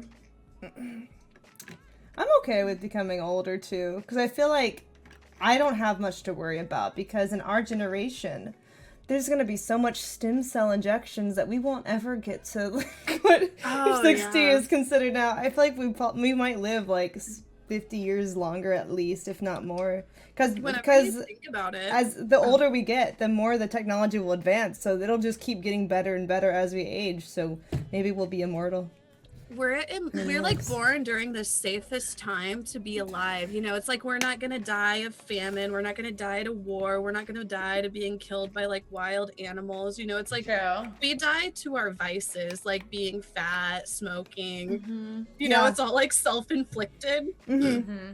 We are really so spoiled, because if you think about it, I was watching like Joe Rogan, I love watching him. So they were talking about like how all politicians, especially in Sweden, I know, like they're just talking about so insignificant stuff. They just talk about like trash, and now actually something is happening that makes like we can see who they actually are, and like we can see like what they go for in a crisis. So we have been so spoiled. My entire existence, we've been so spoiled. But now it's the first time that we need to just like face something like this. Yeah. Yeah. I mean, people are bringing up Corona, but even with that, it's like, how soon are they going to have a vaccine out? Probably a lot sooner than they were able to get the polio one out, right? Yeah. I don't know. How long did that take? You know, our science is like advanced. They're making it fast. Bill Gates is going to get us all killed or whatever. Yeah. Mm. Yeah, Casey. Absolutely, yeah. Yeah. I don't know what you said, but okay. Good old Casey. Bill Gates, don't take the Bill Gates vaccine. He's gonna inject us with, I don't know. He's up to something, that Bill Gates. I don't know. I feel like Bill Gates is probably gonna live forever too. He's probably already doing stem cells.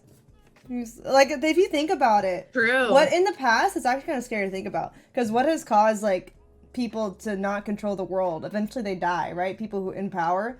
But now, Jeff Bezos, Bill Gates, Elon Musk, them they have enough money to where they could live forever right now with the stem cell research potentially. So do they ever, like, stop having all the power as far as, like, But do you Amazon want to and live such? forever? Do you want to live forever? If you can choose? I would. I would want to live forever because, like, for me, it's like I want to be around for animals. You know, that's what is my life purpose. I just thought about it this way, like if someone is gonna, because if I'm gonna live forever, the big chance is that my mind and my conscience would have to be transferred into a robot or another body, and that means like also someone else has like whoever gets the chance, like gets their hands on my consciousness, they can experience my consciousness, like they can see everything I'm thinking. It's not just gonna be my private thing, it's gonna be so open. It's like everything in my brain, you know, would be in someone else's hands. I'm not sure. I think I want to die like the normal way now. So I think. Oh my god, I would so want to be a weird cyborg. I'm so down. Hell yeah. Like, I can fly and shit. That's sick. What do you guys mean? I'm just a little bit old school in that thought of I just want to live like a regular life. Like, I don't know. It seems too scary to mess with. I don't know. It's okay. My robot cyborg body would come to your funeral, but I'd fly. Yeah, exactly. I'd be like, like, we knew her. All she wanted was a normal girl, healthy life. She was so sweet, so traditional. Yeah. And then I'd like make like some like weird cyborg flowers, like, and I'd just like put on your grave. Okay, at least you guys will be there. Okay. Yeah. I'm living forever. I'm being a cyborg. And it'd be really fast too. It'd be a really fast cyborg. Like, okay. Yeah. I don't know. I'm getting into like fantasy. Oh, land. that goes with our next kind of our next bang, marry, kill is like more people who have powers. Okay. So, Wonder Woman, Black Widow, or Jean Grey, who plays like Phoenix in X-Men. Oh yeah. Oh, I would marry Jean Grey. She's the most powerful. Of the I X-Men. would marry I think Wonder Woman. Yeah, Wait, the Wonder Woman is the one who did that, like, imagine all the people, you know that one. Yeah. I'm not choosing her, she dies. Who's the other ones? Black Widow or Jean Grey? Are the other two. Honestly, Jean Grey, Mary, Wonder Woman, fuck. Oh, 'cause she has that whip thing too. I'm banging her for sure. And then the other one, fuck, she's just a normie. Black Widow? She's just like she's just like a regular human. Yeah, I agree. Same. Same. Everyone else has powers. I mean, I'd have to fuck Scarlett Johansson though. But yes, she's Scarlett Johansson. She's so beautiful. I would definitely. I wouldn't do it just because it would feel like I'm fucking myself, and I can already do that. So people are always like, "You look like Scarlett Johansson," and I'm like, Nah, but everyone else has like weird powers. Like Jean Grey could be like, "Nyeh," and then she'd be like, "Oh," and you'd start orgasming because she would like brain fuck you. That's sick. That's amazing. And then what's the other one? Wonder Woman. She has like cool whip powers, and she can fly too, so she could like fly. That's what I'm like. That would be fun. What can Black Widow do? Nothing. A cartweel onto you? She can not have kids for you, so you could fuck her as much as you want because she can't have children. We're all women, so we're not going to be able to get pregnant. I know I meant for the guys in chat. Alright, there you go. That's the other side. But yeah. It's really hard. I just want to fuck them all.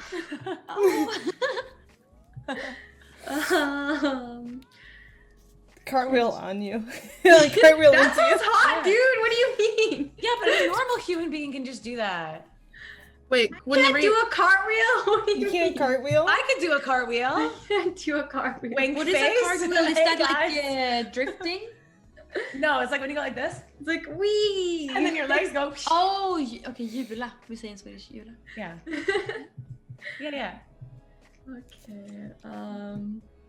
Yeah, I pick Scarlett Johansson. The next one was she sucks. The next one was all the Chris's. Chris Pine versus Chris Evans versus Chris Hemsworth. Oh, Chris that's a hard Hemsworth. one. That's a hard one. Hemsworth. Yes, same. Dude, Hemsworth. always. It's He's who I would just marry. Yep. the most beautiful man I've ever seen in my life. He's just so Oh, His voice that's is nice, so too. hard for me because I think all of those men are attractive. Oh They yeah, we didn't are. add Chris Pratt in there, but No, there's he can only stay 3 out. options. He can stay out. He can. Sorry. I he feel can make like I feel like Chris Pratt has a great personality, and that's Yeah. it. Yeah, he has a great personality. Yeah. He's a good. He's man. really funny. Yeah, he's I would feel bad about not choosing him at all for anything, so we can just leave him out of the options. It's fine. Chris He's Pine. a friend. He gets to be the best friend. Yeah. Sorry. Okay, I heard Chris Hemsworth. I was like him. Yes, What were the same. other Chris's? I don't remember. Chris Pratt isn't ugly. He's just not. He's like a normie type of Cute. attractive. He's very cute. This but, is like the others are like godly type of Yeah. attractive. It's like a difference. Mhm. Ooh. Okay. Oh, see, this is so hard. I Hemsworth, I either have to marry or smash. Because he's god tier. I feel like no. Yeah. And Do you guys Exactly. consider him blonde? Is he blonde? I like He's not. He's dirty like dirty blonde. blonde. Okay, well he's a blonde I like. Okay, fine. I'll marry him. I think I guess I'll just fuck Chris Evans and then Chris Pine. Same. But I don't want to cat. kill Chris Pine either. Hold on, let me look at him. Oh God, he's beautiful Yeah, too. he has though. dark hair for you. Oh, Like Chris Pine is so attractive. he's really cute. But Chris Evans, I don't know. Chris Evans, I never used to like him, but I don't know. There's not my There's type. something about Chris Evans that I just think he's like a reptilian. Like I think he's an alien, so I'd have to kill him. Wait, what? I don't What leads watch you to movies. believe? What leads you to believe that he is an alien? Like, has he? I don't know. It's like that slicked back hair and those piercing eyes. Yeah, exactly. Imagine what that reptilian tongue could do for your. I don't know. I don't like the reptilians. The reptilians are a very aggressive alien race. They're the alien warriors. Oh my gosh. Okay, so go again. You'd kill Chris Evans, and then which would you go there to? I would marry, I guess, Hemsworth and then fuck Pine. I would do the same. But when is Henry Clowville coming into the mix? Yeah. Well, we already had Superman When is earlier. Geralt coming into the mix? I mean, Because Henry Oh, I Cavill wanna is marry Superman. him. I am not down for him. You at do all. not like Geralt? Okay, I mean- say it like that. I mean, like, Henry- Geralt. Why does your whole body get so stiff when you say that? I feel like all of them look exactly the same except like Chris Hemsworth is a little bit more. They do. All the Chris's look alike. Yeah. Yeah, they're very That's- similar. yeah, true. They could be like in the same family. Mm-hmm. God, what a They're hot brothers. family that would be. Damn. That would be crazy. Yeah. Yeah. What's his name again? Who plays Geralt? Henry Henry Cavill. Cavill. Yeah. Yeah. Is there something about him? Oh my god, I just drooled. Is it the I butt just chin? drooled so much. He looks Something really about him makes you hot. drool, Cat? What? No. It's He 'cause looks I'm really across hot the in slide. The Witcher. He looks really hot in The Okay, Witcher. sure, but that's not him. Yeah. True. But in Like in The normally, Witcher, he looks really good. he's too goody goody. I'm not into it. He seems too good. But then when he's Geralt, I only watched one episode of that show, but I can understand the whole appeal because like, ooh, like gray hair, whoa, kind of a badass. But Do you Am know I who's the only really one who's hot? attracted to like long hair on men? Like No, I like long I like hair. a man who can pull off like a long hair look. depends what I'm the same. type. I feel like it depends like if they maintain it and stuff. Because there's the people who if they have long hair, they don't maintain it at all. They don't put anything into it. They don't like take care of it, and it's just like, you know what I mean? Like it's just like a poodle. Where I don't feel like that looks very good because it's like super frizzy and like not my jam. But I mean, I feel like again though, any hairstyle you can rock it as long as you take care of it. Except for I guess comb over. But then Candy said, "What's his face looked hot with a comb over too." So there you go. Because it was and Christian Bale. Yeah. Christian Bale. Yeah, exactly. Or like the pompadour style. Do you know who I really like is Tom Hardy. I don't remember I can what see he that. looks like. I really like him because he has like a cute face. Like it's very Like you're more into like more soft features, right? Like not like super like jagged, like very pointy. Yeah. He reminds me of Shia LaBeouf almost. No. I used to love. Okay, I really liked Shia LaBeouf in Holes when I was like 10. Yeah, he's same, so but cool. not anymore. Like, no, that's whoa. The hair is different though. He's different now, though. Yeah, he's very different now. See, chat says Tom Hardy. Yes, see, Tom Hardy's hot. I think he's hot. The other selection next is Prince Harry, Prince William, or Ed Sheeran. Don't they all look the same? No, I mean Harry and Ed Sheeran kind of look similar, but William is no. What's the Prince William? Mm-hmm. Prince William is he ugly? He's just Harry is the hotter of the two. Yeah, we all know.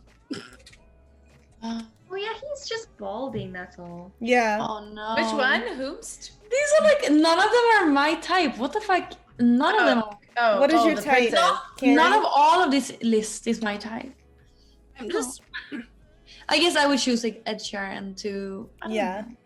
I think I would. I really just like Meghan Markle. Like, Yeah, I was like, she was just like, fuck this royalty shit. I'm done. Fuck you, queen. I'm done. Yeah, We're out. she's cool. Yeah. I'm like, yeah, you go. She's like, me and Harry are moving to LA. Yeah, I think Prince Harry ya. is more attractive than William for sure. Prince William. Okay, Prince William young. Let's do that. Okay, when he was like younger and The male pattern baldness, really. Do you think that's why they're getting a yeah. divorce? Because of the baldness? Wait, they're getting a divorce? I've heard, that's what I heard, unless they change really? their mind. No, it's not about the baldness. I hope it's not. If it was, that would pretty be fucked up. shallow. Oh my gosh, really? Wow, what the hell? That's sad, actually. They seem so cute. And, what was her name again? Catherine. What was her name before? Kate Middleton. Kate Middleton. That's it. Interesting. She seemed like a nice person though too. But what the hell do I know? Okay. Yeah. That Princess I feel Diana, the same. though, She looked best really princess. nice. Yeah. Princess Diana. I remember whenever that happened with her, I was just like, that's so sad. I remember crying. I was just like, a princess died? I was remember young. my mom was crying, like, just, like, so sad. And I felt that same sadness because my mom was sad. And it's just weird to think, it's like, yeah, that was Harry and William's mom, right? It's like, shit, their mom just tragically died, and there's like all this conspiracy that it was the royal family behind it. It's like, wow, there's probably some fucked up family issues there. Oh, definitely. Yeah, I don't really remember that happening. The only thing I remember about Princess Diana was the Beanie Baby that they made in her honor. You're right. That's the only thing I remember. I is feel the like I Beanie Baby. have that. I feel like I definitely have that somewhere. It's probably worth millions. You better find it. No, they sorry. made so many. They made so many. Casey, you don't even... Beanie Babies are worth a lot of money. No, Casey, you weren't even alive when this happened because you're only 21. I so know. like, yeah, you read about it online. Right? I read about it. Yeah, in the Yeah, history and then books. and then you cried in history class. Okay, that makes sense. Yeah. Yeah, that's it. Okay, I'll be right back. I'm going to the bathroom. Oh my god. I'll save the next one for when she's here, though. So what is your type, Candy? You said none of these are your type. Yeah, I feel like none of these people are my type. But if I go for an actor, if you know Alexander Skarsgård, I don't know who that is. Alexander. How do you spell that? He's Tarzan. So Oh, here we go. Alexander. I'm like Brendan Skarsgård. Fraser. No, he's like my favorite actor though in True Blood. I loved him as a vampire in True Blood, so he might love as a vampire. He's so hot. Also, Jared Leto is super hot, or he was when he was younger. Wait, you said Jared Leto? Yeah, when he was younger, if you watched Requiem for a Dream, I loved him in Requiem for a Dream. He looked so cute in that movie. Oh, okay, I can see that. Yeah, he looks a lot different when he's younger. He kind of looks like the lead singer of All American Rejects a little bit. I used to love him. But I feel, what is my type? Like, well, anyone could be my type, but it's more about like personality. And when they're acting, I don't know if it's their real personality. I always I'm always attracted to, I feel like, more intelligent type. Maybe it's because I'm always so goofy all of the time. You know, somebody can like, you know, tell me something intelligent so that I can repeat it and pretend to be smart. I'm sorry, could you repeat that so I can pretend to be smart? Like, I don't know. I feel like I'm getting more and more dumb. You know, like I think just it's feel being like for exposed the to past, Twitch chat at least. right? Like for the past several years, it's like my life has just been Twitch. So it's like the only thing I've learned about is memes and the internet. I'm like, I feel that. That's not good. We need to get out of that. I really think, yeah. I'm doing my best to learn from other sources too. I'm not learning anything on Twitch, or I learn from people on Twitch, but like the memes and stuff, I don't learn anything.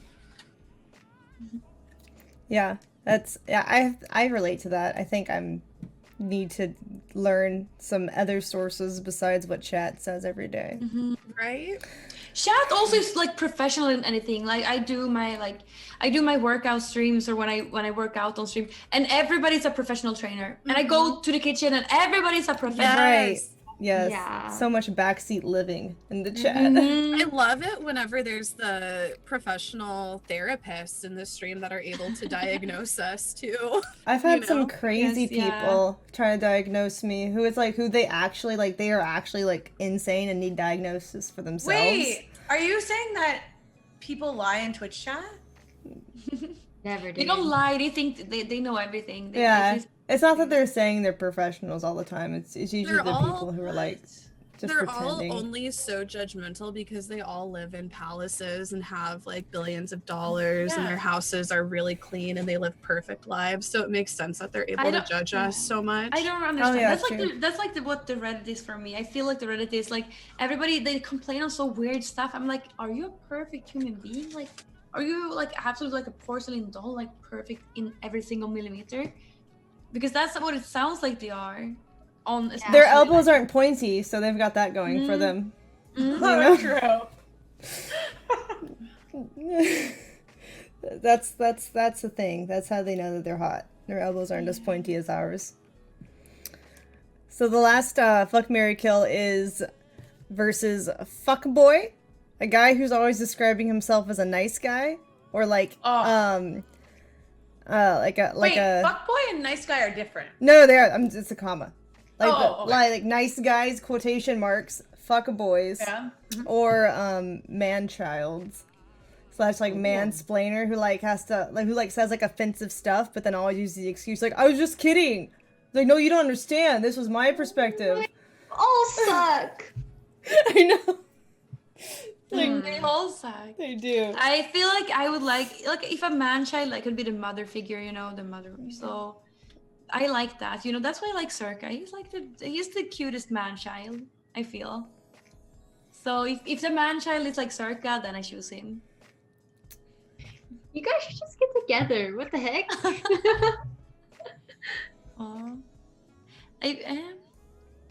You what? You are? I would for sure, 100%. He's my soulmate.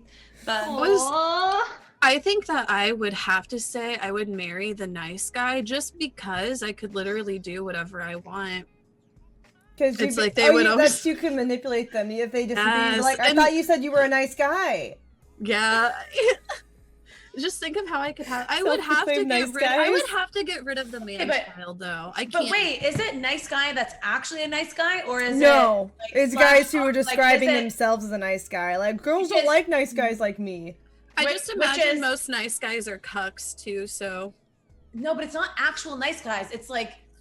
It's the nice. I feel like you're trying to explain the nice guys that are like, oh my gosh, you're so beautiful, and then when you don't reciprocate, they're like, fuck you, you ugly fat bitch. I fucking hate you, blah blah blah. Yes. Or like the nice guys that are like alternate motives. Yeah, some nice guys are like, oh, you're so pretty, but you would be even prettier if you did this. Those are also kind of nice. Wait, can we re-explain what the man-child is? Well, I'm thinking about Circa when I Like think the about ones who say offensive things, like immature jokes, and you're like, I don't. That's kind of rude of you, and they're like, I was just kidding. I was kidding. Oh, like they're like immature. Have you maybe you haven't come across those a lot? I've come know what across you mean, them a lot. Whereas like, and they Like, always I have to like like immature explain people. their perspective to you, like why you shouldn't be offended by them saying asshole things. I think I would kill that one. Yeah. I That's feel a the same. bit annoying. That's just seems very if they can't really truly explain how they feel. They all suck though. I feel like at this point we would all fuck the fuckboy. Let's be real. Yeah. Yeah. At least he's like experienced. True. He knows, like, Yeah. what's going True. on, you know what I mean? Yeah. He's probably not going to cause that many problems because he'll never message you again ever. So, Mhm. you know what I mean? Yeah, absolutely. Good one, chat. That was the chat topic. Okay, back to my topics. Let's go back up. Ooh, this is a good one. Does the past matter in a relationship to you? Like their past, the person you might date's past. Yeah. Yeah. I mean, like, what if they killed someone or did something really awful? I don't know. I guess if it were like something, maybe like more mild, like I think, a lot of people say like once a cheater, always a cheater. I don't think that's true. Like, like people who are like teenagers and shit, like, in their younger years, like I think people change and they mature and they grow up. So we talked about this last week. How long do you think is the time period between, yeah, it's okay, you were just a young idiot, and then like, oh, now you're mature and you would never do that again? And I think you can change in like a second. I feel like I'm not the same person as I was like 5 minutes ago. I could change immediately. And if I meet someone that really changes my life and my perspective, I believe in people, like I believe like in how people treat me, and no matter what their past is, I would trust them like for the way they act towards me. So I really don't think that the past matters. I feel like if you're like a cheater, not a cheater, but like if you like break the law and cheat on tests and do stuff like that, maybe that's like a trait, and that's not something that I like. But if you're a good person, I don't know. I feel like it depends on what the reason you'd be forgiving their past for, because like if they have a lot of like experience or like history of being a really fucked up person and treating women poorly and like being abusive, like I think you should take that into consideration. I do because like from my experience, that person doesn't always change as much as you truly would love them to. Yeah. So yeah, I think you should definitely take a look at somebody's past and see the way that they behave, but it doesn't mean you have to like completely out them out, but you should be wary of it. Yeah, I agree. For me, it's a little different because like most of my dating was like in my like really like young 20s. So like, well, like 20, like 19 to almost 20, and then like 20 to 21 is where most of my dating was. Yeah. And I feel like it's not until you're like 24 to where you start actually becoming mature. Especially for men, right? Like, men mature a lot later than women. That's fact. Yeah, true. And I feel like, for me, I think that they would have to have like a history of not cheating for like anything above the age of 25. And if they're still cheating, that's probably not a good call of the judge of person they like, are. I think, I feel like all 20s. Maybe like, I don't know. I feel like if they're 20. cheating when they're like 18 to 20, I feel like those aren't really real relationships anyways, because you're so young, you don't know what you want. Sure. But I would say if they continue to cheat, like, maybe not.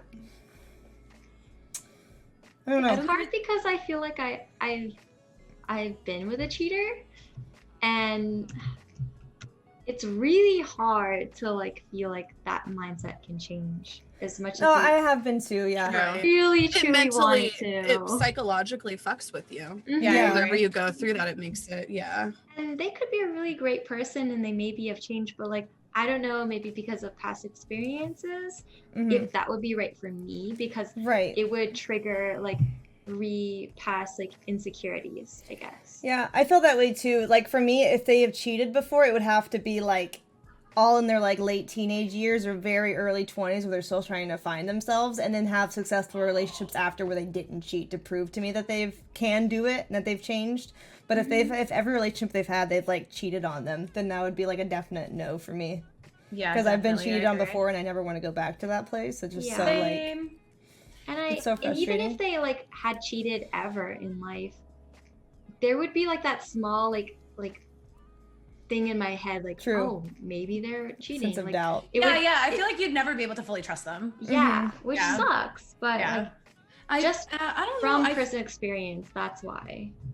From my life experience, I feel like I've never been with anyone who's cheated on me, and maybe that's why like I think differently on this subject. But I feel like I'm so open. Like I really have a very like open dialogue. If the guy ever had like a single like slight doubt about like if he was bored, I feel like he would tell me because I tell him everything, and I feel like the open conversation means like if he would ever like have a thought about wanting to be with another woman, like maybe we could come into our consideration. You would think agreement, that. You would hope that. You would hope that people would do that. The cheaters are That always sounds very ideal. No, well, every single relationship I've had, okay, I've always been open. Like, okay, tell me, like, I've always been open. Like, if you ever have a thought about being with someone else, you tell me, right? Because we could figure something out.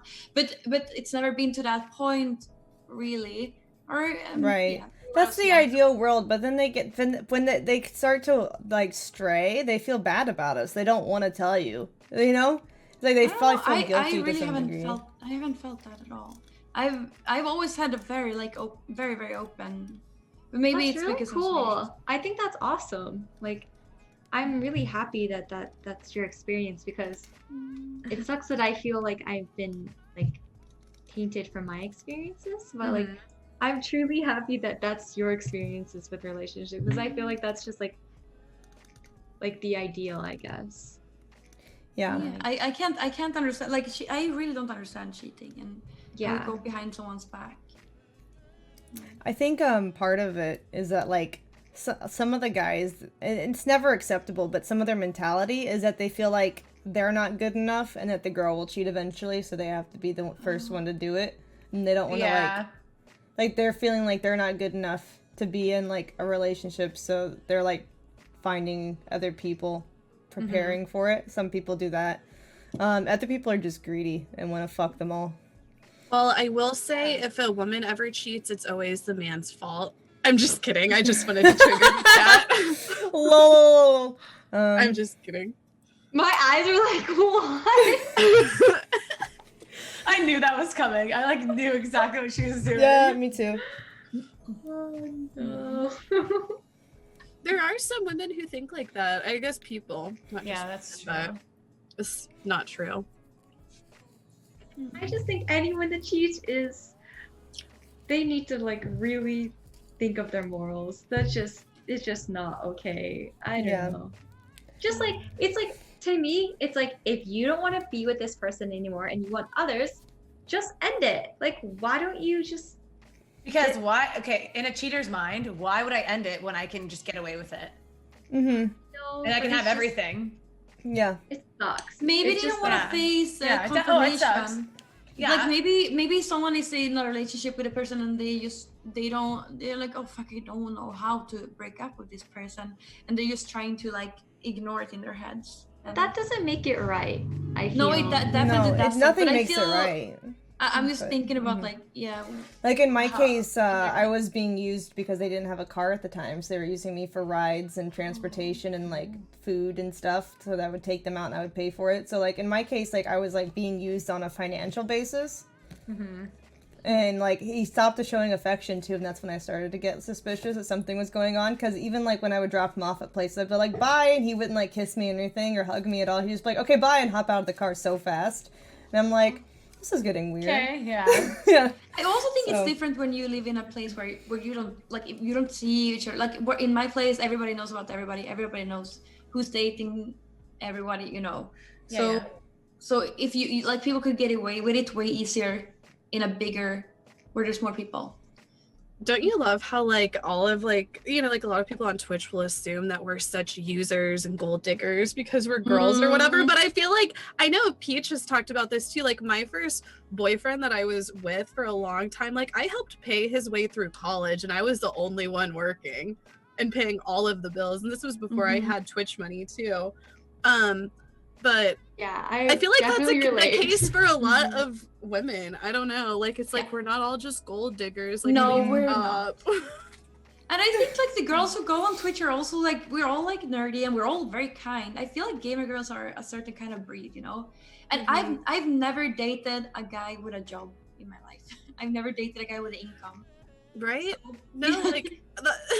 Wait, you've never dated anyone with a job? I've never dated anyone with an income that's more than their rent. Like, barely Like their a rent. career, not all you of us mean. Twitch I think she girls means are like a looking career. for, like, an easy way.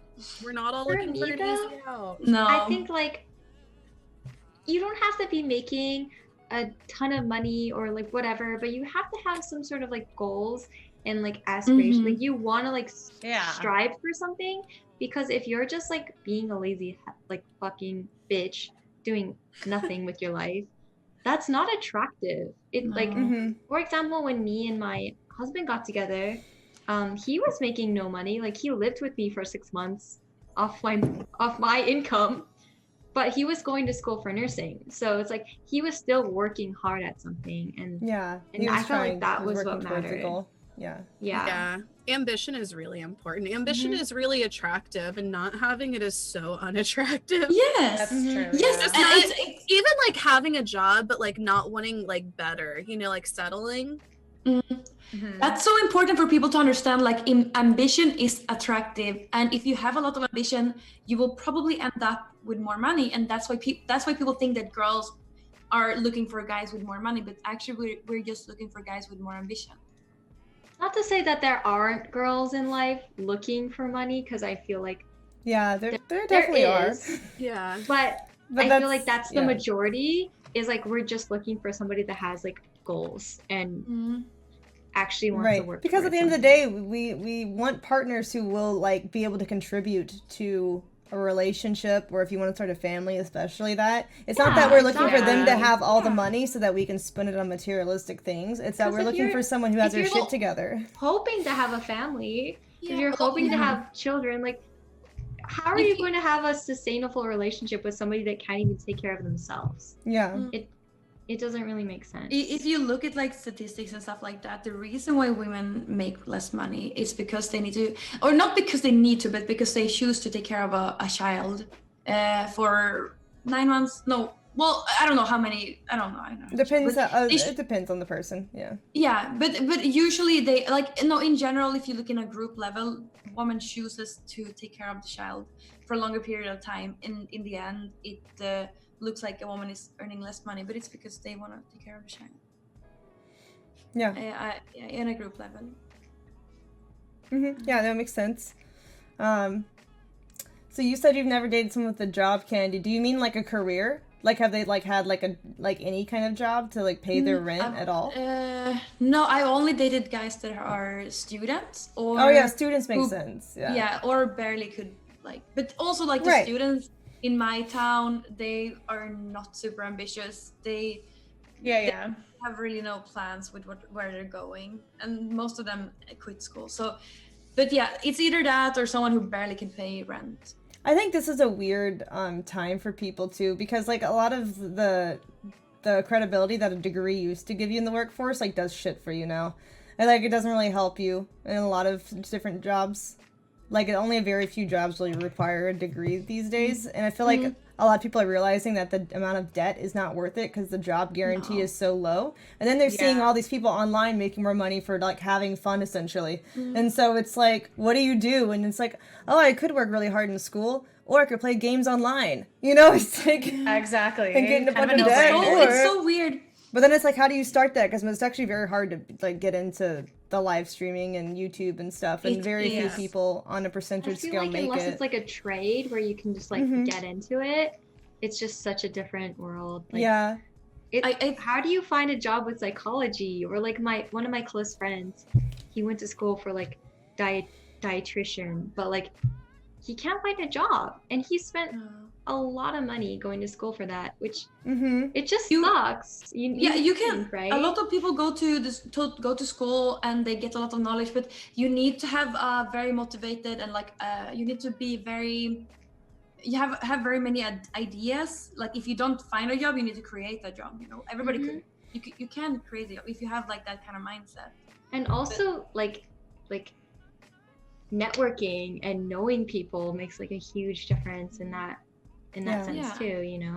I feel like that's because that's why I've never, like, it never worked out with any of my exes, because I feel like I have a very, like, I know I've always worked my entire life since I could start working. I always had a job, and I always had a mindset. I always knew how to support myself, and I never asked anyone for any help, and it's very different. I feel like they always rely on other people, and it's so weird. That's very unattractive, and that's why it probably didn't work out for a lot of people with me.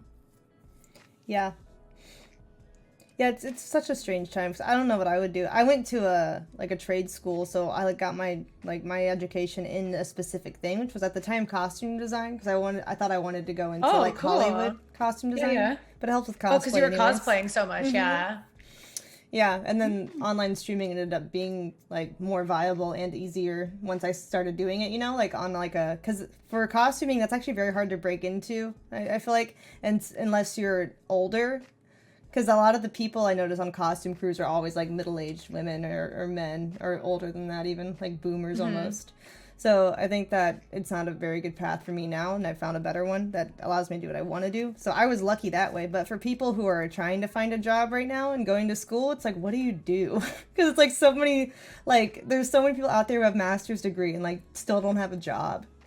It's like, I can't even imagine like having all this debt and then not having a job afterwards. Yeah, definitely. And then you could see your friends around you who are like not even going to school, have no debt, and are just like becoming either like famous YouTubers or TikTokers or streamers, and then getting all this money for playing. But also just having an idea and going for it. You don't even like, you can do whatever you want if you just put your mind to it. You don't need an education. Read up on something if you need the education. And that's like the motivation and ambition, like where you truly try, you know.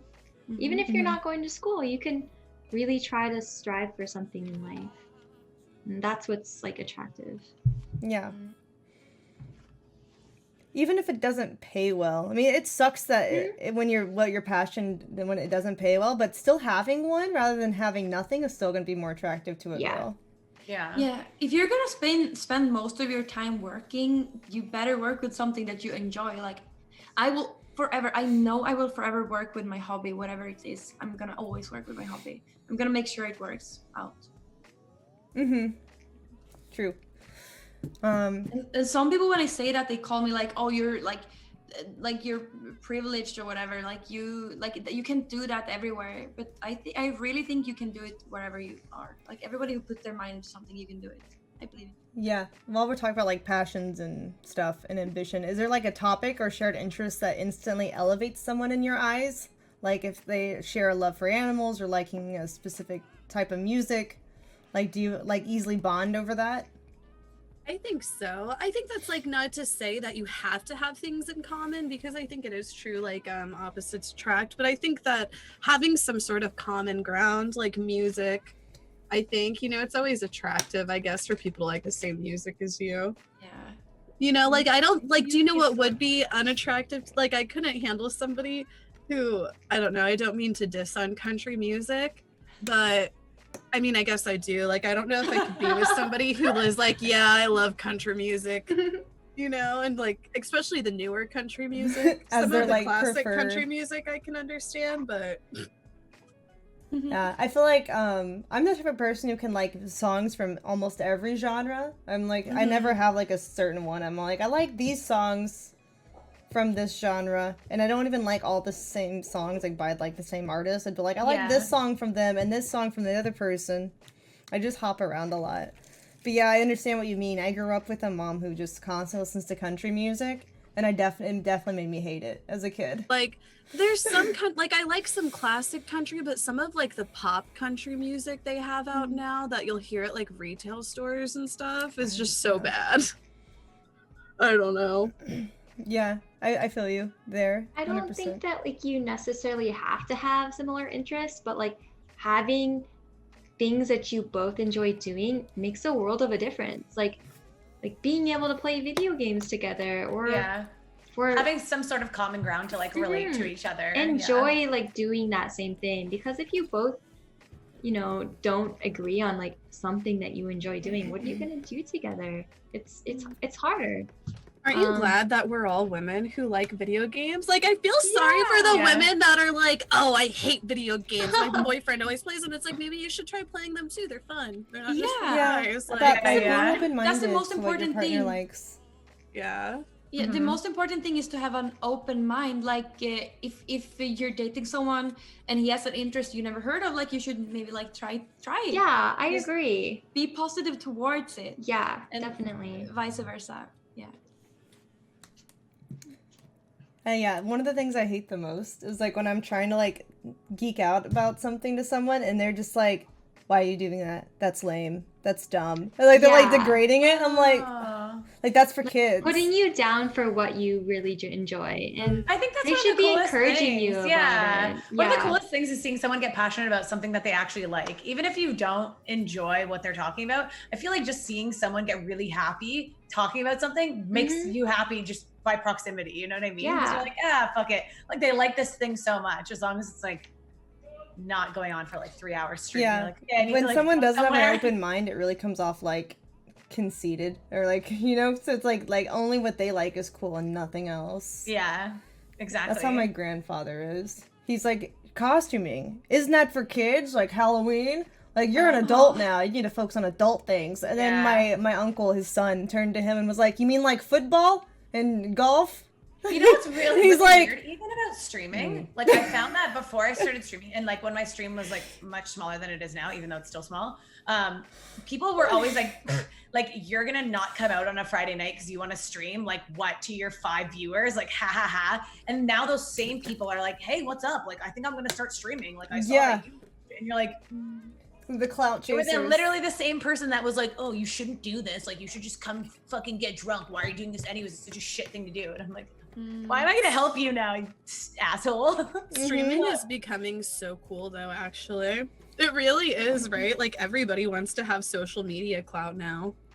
True. It's kind of weird how it's kind of like boomed a little bit, you know? Like, yeah, social media has been like around for a while, but I feel like maybe not us, but like the generation below us, like high school kids, for example, are like really into it, like super into it.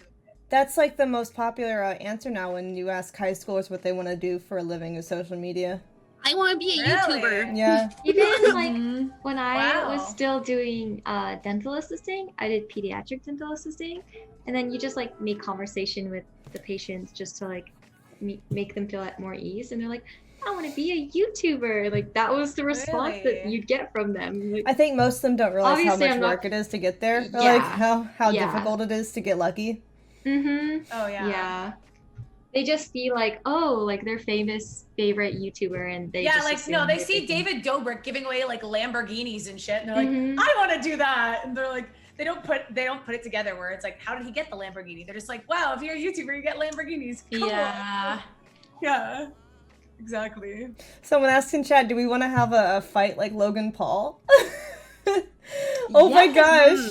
I would do that if it was scripted. For sure. Yeah, for Because sure. that's like so much money from both sides. You just hype each other up, you work up each other's fan bases, you split the money no matter who wins or loses, and then you can just keep having ties to have rematches and keep selling tickets. Nice. Would like a boxing fight be allowed on Twitch, or would that be considered like a... I feel like it would be allowed. About this before. I feel like boxing would be allowed on Twitch. Yeah. You know, if it were like pre-planned and everybody was wearing like the proper gear and there were and if we just learned, like we learned how to follow the rules. Right. But you know, we'd have to look in on that one, I think. I would love to do a boxing game. Mud boxing. I would so be down too, but like I also get competitive, so I'm sorry if I get too into it. No, me too. Like, I would just like want it to be kind of like scripted, where it's like you just make clippable moments for both sides, just so you can keep having content afterwards. It would be like so scripted, but it would still sell, pretty sure. Because I think what they did is they sold tickets to view it, to watch it online, and to come in person too. I think some of them. I don't know. They must have made a lot of money off that. Oh yeah, and it was funny because I called it before the very first one. People were like, who do you think's gonna win? I'm like, I think 100% it's going to be a tie, so that they have to have a rematch because that's the only smart financial thing to do. And then they did, and I was like, you're such a little business lady. Look at you go. I was like, I called it. Like, why get all the hype and then just waste it on one fight? Keep that going. So how many have they had? I think they had 2 with Logan Paul, and then his brother fought the other brother or something. I lost it after. Yeah. We lost track of what they're doing now. I feel like Logan Paul is finally starting to fall off, maybe a little bit. I don't think he's starting to fall off. I think he's just moving his audience to a different age group because now he's doing like a podcast. Oh, what? Okay, I didn't know that. He's doing a podcast. I just know like his it's actually YouTube, a really good podcast. His YouTube was like huge, right? And now it's like he's not like he doesn't show up in like trending and stuff like that. Well, no, he stopped doing controversial things. YouTube now like doesn't pay you as much as what it used to. True. Because like the Google ad revenue, I remember who was it? It was a streamer. She posted a video that she had and it was like 2 million views and she made $5 off of it in a month. And I was like, wow, like 2 million views, $5. That sucks. That's so weird. What was the video about then? I'm pretty sure it was. I don't want to say her name in case it was wrong, but it was a music video, like a person playing music. But let me double check to see if I can. So weird. I feel like I love Trisha Paytas and stuff. I feel like she could still. I don't know. She says she doesn't make money, but I still get ads and stuff all the time. So maybe it's not as much as it used to be, but I still think it is some. Oh yeah, you still get some, but again, like not like it used to be. Yeah, they substantially cut it. Whereas before, wasn't it like a certain amount every 100 views or 1,000 views or something? I'm not sure. I'm not 100% sure either. I have a YouTube and I just have always been like, oh yeah, my YouTube doesn't make shit for money. I don't know like how these YouTubers do it, but then you see a lot of these big YouTubers trying to make the jump over to Twitch now because I think it is like a lot more monetized, I don't know. Yeah. Yeah, even like ads on Twitch is probably better than YouTube. Yeah. Or I don't know, but it's maybe if you're into it, I guess it's because I talked to a few like Swedish YouTubers and they say that like I don't understand how you do it on Twitch, like, but I don't understand how they do it on YouTube. So I'll be right back. Gotta go pee again. Yeah. Oh, another question you guys can start talking about is it possible to have a long-term relationship with someone with totally different views from you, political or religion or stuff like that? I've heard of it happening, you know, like I know of people, but I don't know. Like I'm super like liberal, I guess. I don't think that I could ever be with a Trump supporter is what I think of. I'm just like, no, I don't think that could ever happen. And then like religion wise, I don't think that I could ever be with somebody who is really like devout Christian. Ooh. But then like, I don't think they could be with me either, you know, like, that's strange that like, you guys brought it up. So I have a friend who he was always like religious, but it was very like muted religion. Like he wouldn't bring it up or anything like that. He wasn't like practicing. He didn't go to church or anything like every weekend. And then as he got older, he like really became like devoted to his religion. And like we still get along and stuff, which is weird because I thought that we wouldn't, you know what I mean? Because he's like very, very, like he's so involved with the church that like he goes to church every Sunday. He has like church group on Wednesdays. He goes to like church retreats, etc. But like we still get along. And I'm like the opposite. I'm like, yeah, tarot, yeah, astrology, like, yeah. Right. So like typical people who are into religion would be like, ah, witch or whatever, right? Yeah. So it's important to have an open mind, I think. So I definitely get along with like religious people. I don't know if I get along with Trump supporters. Like, I'm sorry, but sure. I feel like I get along with religious people okay, you know, and like I feel like getting their perspective and talking with them is interesting, but as far as being in a relationship, I just think I'm too much of a sinner. Like like it would hurt them to see me sinning so much. They would be like, you're gonna go to hell, and I'd be like, sorry, I don't believe it. And they'd be like, but you're gonna go to hell if you keep, I don't know. Like, I don't think feels bad, man. I don't know. I think if you like, if it's love, I think you could probably find a way to work around it. I really think so. I think anything could work. I don't really like talking too much about it on stream, but I am a Christian, so I know what you mean by that. Like, I feel like I'm not like one of those like Christians that you see on TV or like have that opinion about like, oh, they're so close-minded. I feel like I'm super open-minded and I love everyone and all of their beliefs, but it makes it a lot easier knowing that my husband has similar beliefs as well. Right. Yeah. Yeah. What you're saying about the open-mindedness too, I think definitely helps because even though I'm not like into religion, etc. I still support, like he asked me to come to one of his like church group thingies just to like show support. And I'm like, okay, that's fine. So I still went to it. And same with vice versa. Like, he's not like, I'm not going to talk to you because you like tarot cards. You know what I mean? So yeah, I think there's like, it's like a mutual understanding kind of thing. And I feel like people like that is just like such a turnoff. Like, why would you even spend time with that person that doesn't take the time to understand you as well? Yeah. Yeah. I agree with that. I think it's, for me, I don't consider it a requirement if they had different beliefs than me. I just would just ask that they're open-minded and like supportive of whatever I want as like my own person, rather than trying to force opinions down their throats. Yeah, but it's kind of like that with anything that you have strong like beliefs in, whether it be like streaming or like I don't know, anything, right? Like, for example, supporting people who were like work in the sex industry, right? If your husband is like, no, like I'm totally against that, like women should never blah, blah, blah, you're gonna be like, okay, well, I can't fucking be with you. Like, you know what I mean? Because I want to like support people doing that, right? Yeah. Yeah, exactly. That's true. Yeah, I agree with that as well. I just think like judging somebody else's situation without knowing like who they are as a person or like how they grew up or like what their job is actually like or how much they actually do. Because I feel like people interpret like the whole like sexy girl content like so much worse than it actually is. Like, most girls who are like doing it, and if they want to choose to be a cam girl or like a porn star, that's their choice. But a lot of them are just literally like posing by themselves in pictures, and it's like they're not hurting anyone. And if like they're thinking, oh, you're sleeping with everybody, like, no. The thing that annoys me the most is whenever like, you know, you'll have the people that are like, just go to my free cams, like just go and stream on this. It's like, well, maybe I don't want to be fully nude. Maybe I'm more comfortable just, you know, feeling sexy. Yeah. You know, it's like sexy girl does not equal slut. No, like also no shade to the people that do stream on my free cams. Like, right, like if that's what they you want to do, then choice. that's amazing. Like, good for you. No harm, no done. Like, that's what you feel comfortable doing. It's just not something that I personally would go comfortable doing. Same. You know? Yeah.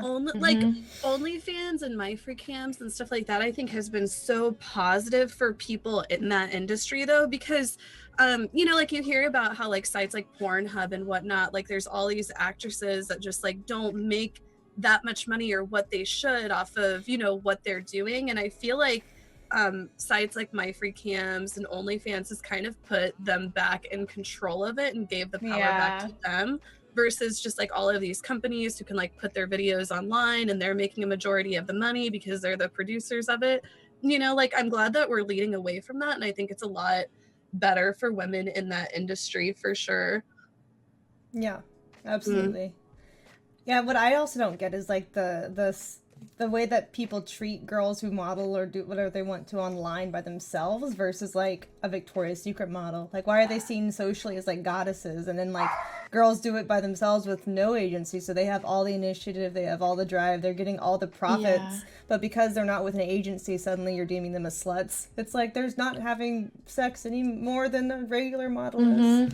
Or then even just the way, right, like, that it's like, oh, you're using your body to make money. Yeah. A lot of people use their bodies to make money. It's like the only reason you have an issue with it is because you have like some, you know, deep-rooted things where you're uncomfortable with sexuality, right? Like, I think that the guys are jealous. I really think so. They are. A but lot of them if say, they like, I wish only I knew- was a girl so I could do Yeah. this. Fuck But you. they for could doing it, also though. do it if they just wanted to, like you go nude online. You would also find success, I believe, if they did it as well as the girls are doing it.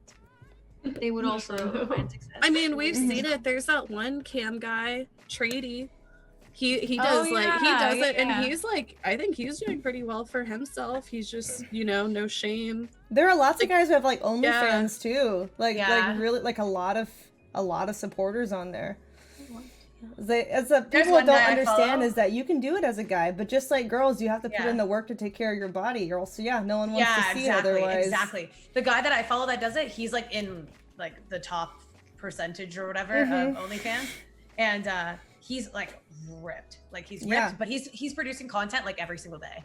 It's not like I made one video and here's my OnlyFans, pay this amount of money to just get that one video forever. Like he's literally like every day like posting stuff on Instagram, posting stuff on Twitter, posting stuff like all over the place. So yeah, if you put in the work out and look good, there's people who will support you for using your body for money, whatever. Yeah, but it's the same wherever you are, like on Twitch too. You need to be active. You need to be consistent. You really need to. On all social medias, and just make sure that you're staying in contact with everybody. You can't just like, it's not just turning your camera on. It's really not. Yeah. It's people think that girls are just like, yeah, you look pretty, and then aren't you so lucky? You get money. It's like, you realize how much work it is to look pretty? Like, well, like maybe I understand. Eating, makeup, hair, all the things girls have to do. Skincare. Yeah. But it's kind of like anything though. I feel like in the public eye, you only get to see like the end goal.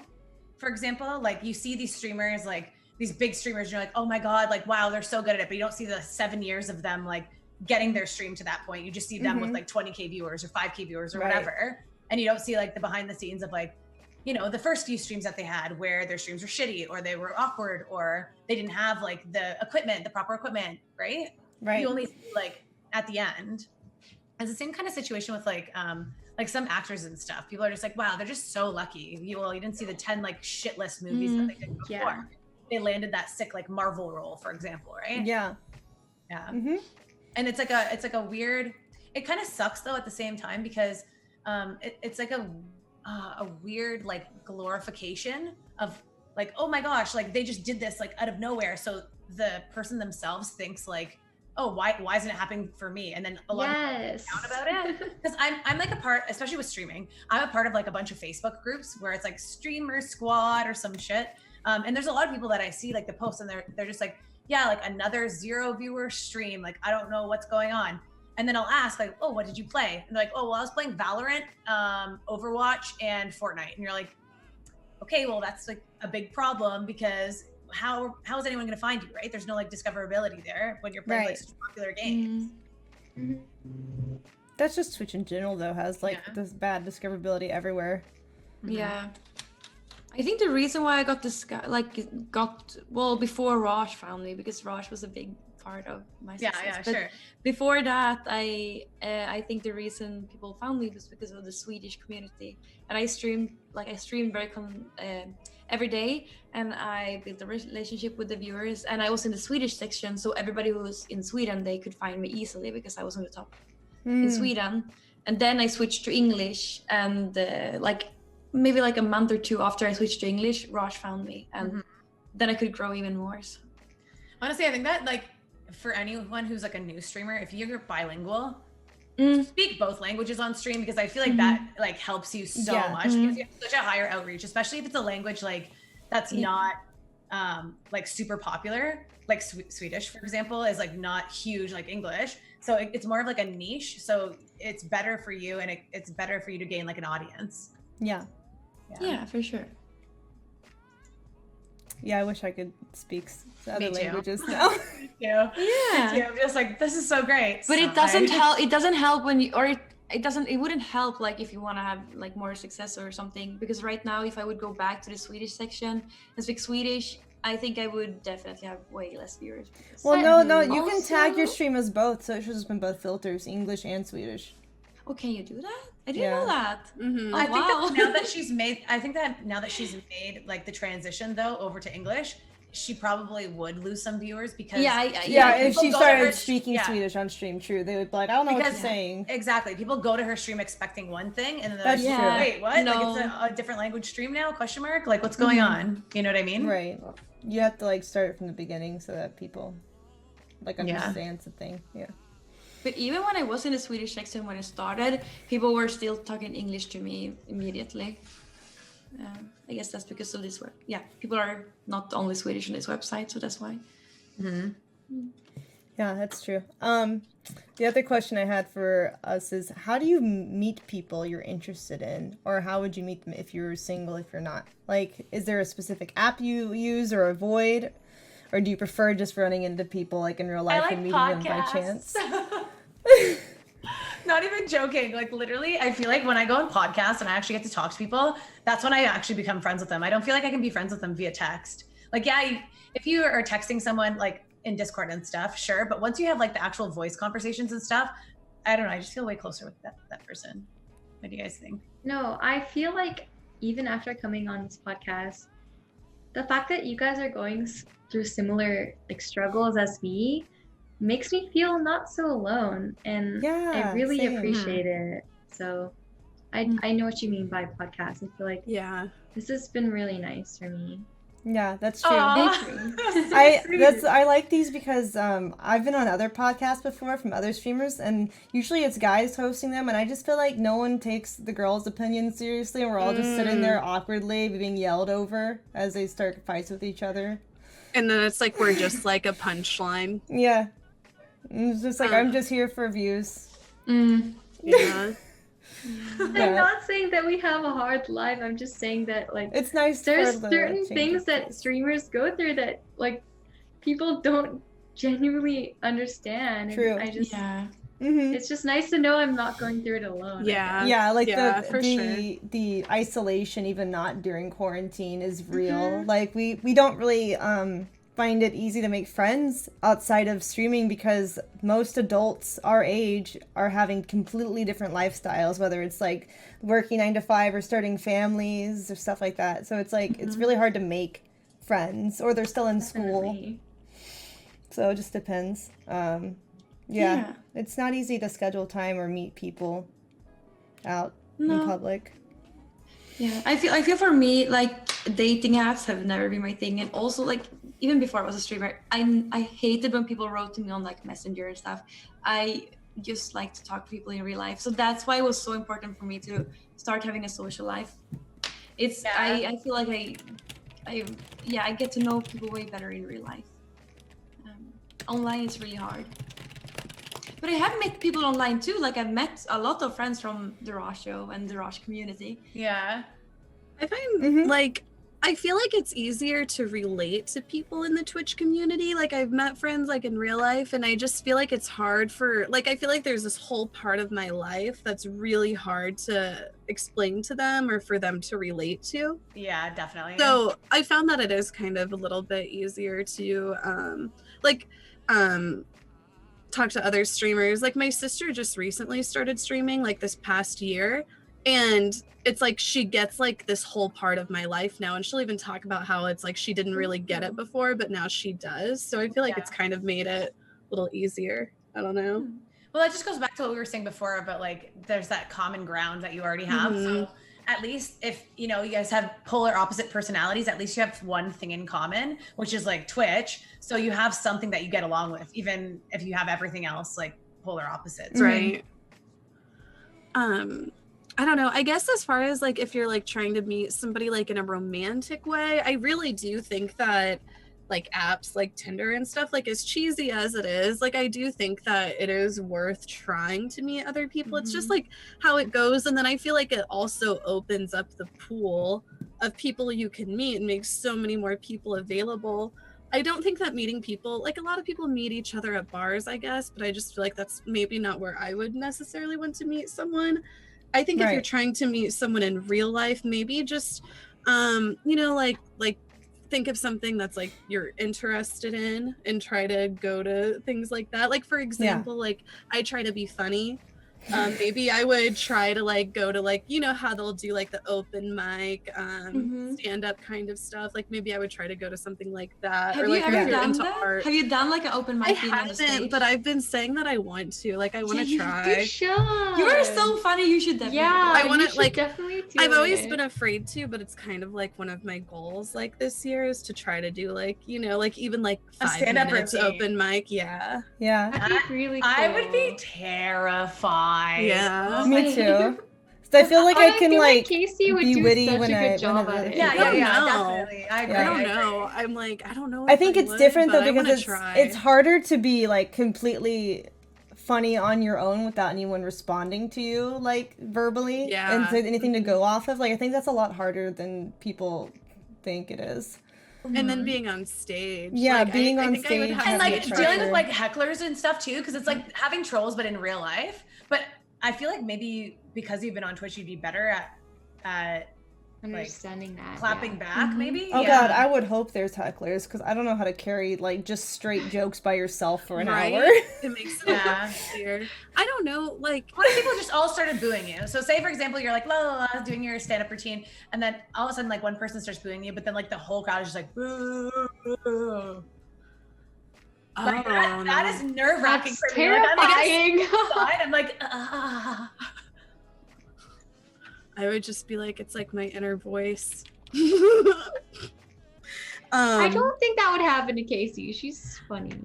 Do you feel no, like, I know, but that's like what I think about when I think about it. I'm like, I'm do you so think sad. that meeting, I don't know, I guess meeting significant other in a bar isn't the worst, but I don't know, like I just feel like the bar atmosphere is, I don't know.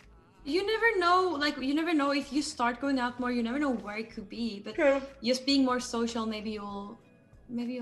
I guess in my head, like I just feel like, I don't know. I don't think it's like necessarily the truth, but I feel like whenever people are like going out every weekend and getting all done up, it's like they're not doing it because they're really looking for someone. They're like looking for like hookups or maybe not something so serious. So like don't go into that atmosphere thinking you're going to get a relationship out of it. Yes. Okay.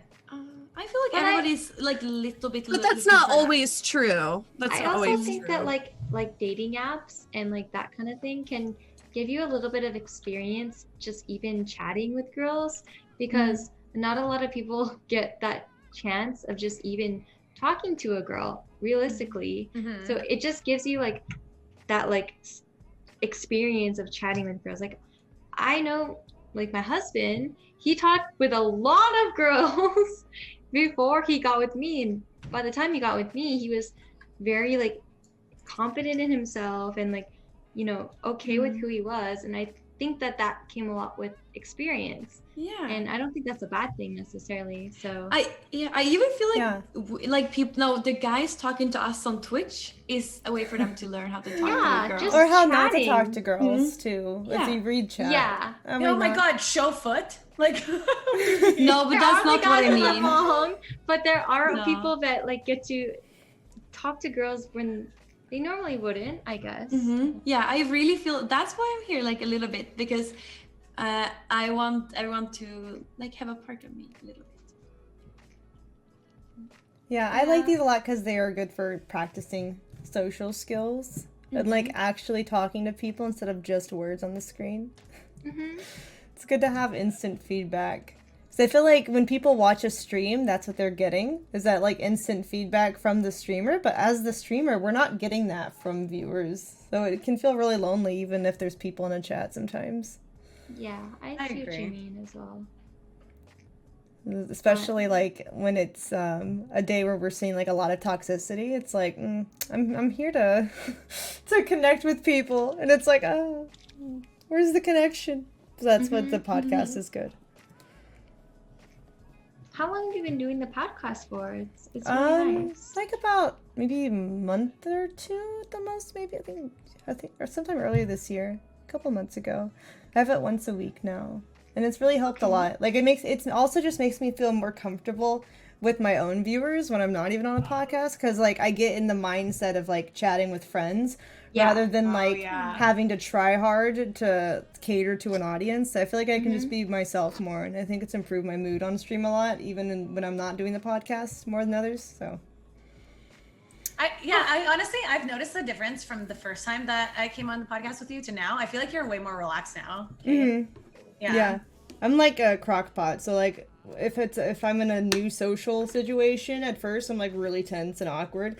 That's why it's hard for me to like go experience new things, because if it's like a different setting, then I just get really awkward. But if it's like the same setting with new people, I can like warm up to that a lot easier.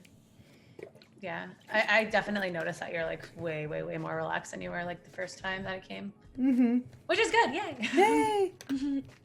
Well, I feel like this is one of the podcasts I've really enjoyed the most, because I just it feel doesn't like give you extreme anxiety. Yeah, exactly. Yeah, and also we can relate on a lot of things, which is really nice. It's you know what's also cool about it? I feel like it's like we all get to actually be ourselves, and it's not like we're forced to be content the entire time, where it's like we have to be like some dancing monkey, like I always have to be doing something. Because I feel like on the boy podcast, a lot of the time they like talk over the girl, so it's like for the girl to make it worth her time to be there and get anything said, she has to like overreact or like do something stupid in the background. And I always say it's like girls can't get away with that shit. Like if girls were screaming and acting like that on stream, everybody would be like, "Oh, they're so annoying, get them off." Yeah, that's so true. Like they can't get away with it. Yeah, like anytime on the Raj show, whenever like the girls are all arguing with each other, Candyland knows people will be like, "Oh my god, they're so annoying, shut these girls up." But like whenever the guys are doing it, oh, it's so hilarious and funny. But it's the same thing. Like because the only people I've kind of like had streams together with, like Slicker or Joker, their audience loves it and it's so fun for them. But my chat is like completely dead whenever I talk to like someone, so a guy on my stream is like, oh yeah, definitely. Like if we talk to the opposite gender, chat gets jealous and petty. Oh yeah. It doesn't even matter if they're related. They could be related to us. They could be like our brother or uncle and child. But like, is that your boyfriend? It's like, yeah. No. True. I just get like so angry about it.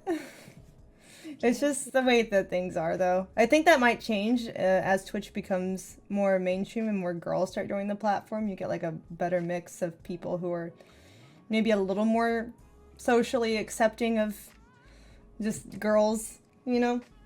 Like, who aren't as just trying to be like winning girls over for the attention all on themselves in a chat. Yeah. I feel like as you get more people, that might be a little less focused. Yeah, if you compare Twitch to YouTube is so fine. Like if someone brings a guy or whatever they do, it's just like it's always.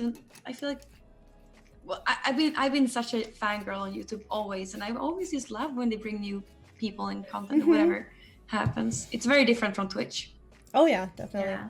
And a lot of people are like, you know why guys are here in the chat. I'm like, it doesn't matter why you're here. It's one thing to think girls are hot and be here to watch. It's another thing to actively like be toxic to them. Yeah. It's like, so weird. I don't care why you're watching. I'm just asking you to not put the extra effort into typing out your toxic thoughts into a chat. It's really like, so weird. Like if we would do like a cleaning stream or whatever, like it would on Twitch it would be like, oh, she knows what she's doing. But on YouTube, like if they do a cleaning video, it's like, like the right people find it and it's like they really appreciate, like, thank you for doing this, I love watching people clean. It's very different. I think it's because YouTube's an older platform and it's bigger. You get a more balanced proportion of like healthy people.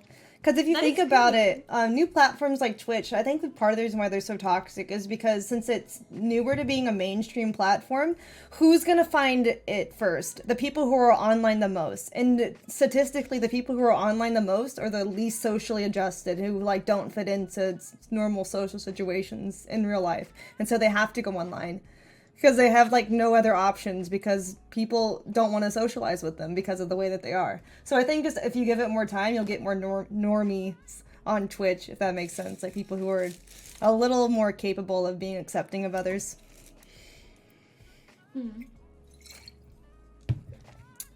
Over time. Not quite there yet.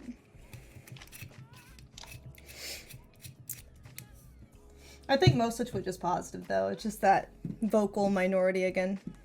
Very loud. Yeah. Of toxic people who think that honestly, people care. Okay, so sorry. Go ahead. I think it's just like the toxic people are just delusional people who think people care about their opinions, and that's why they're always saying them. You know, they're just like actually probably like not all there mentally. But continue. I just feel like if Bob Ross streams get haters in them, like everyone is gonna get a hater in their stream. You know what absolutely. I mean? It's literally Bob Ross. Like that man can do no wrong, and he still has people in his chat like talking shit, right? So like, he's always just and he's not even alive. He never goes live. He doesn't even think subs. Like what the heck? I'm just joking. I really thought I didn't know that Bob Ross wasn't alive until this Twitch R.I.P. call. Oh really? I'm sorry, Kennedy. I didn't.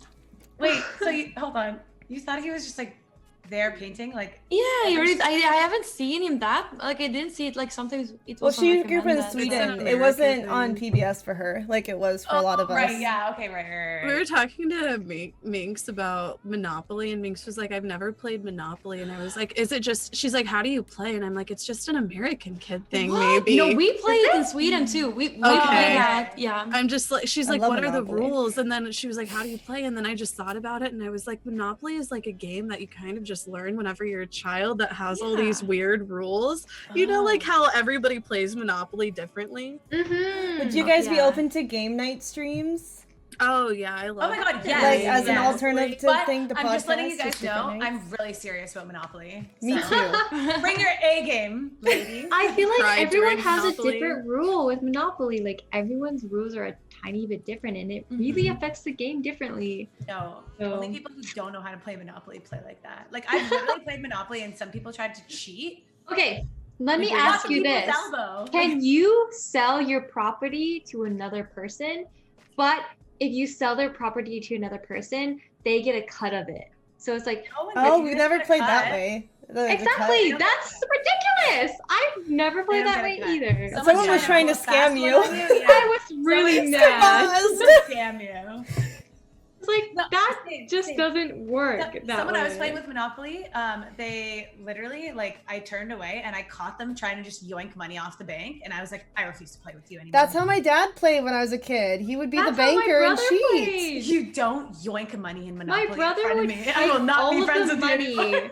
and I was like, this isn't even fair, dude. I don't want to play with you.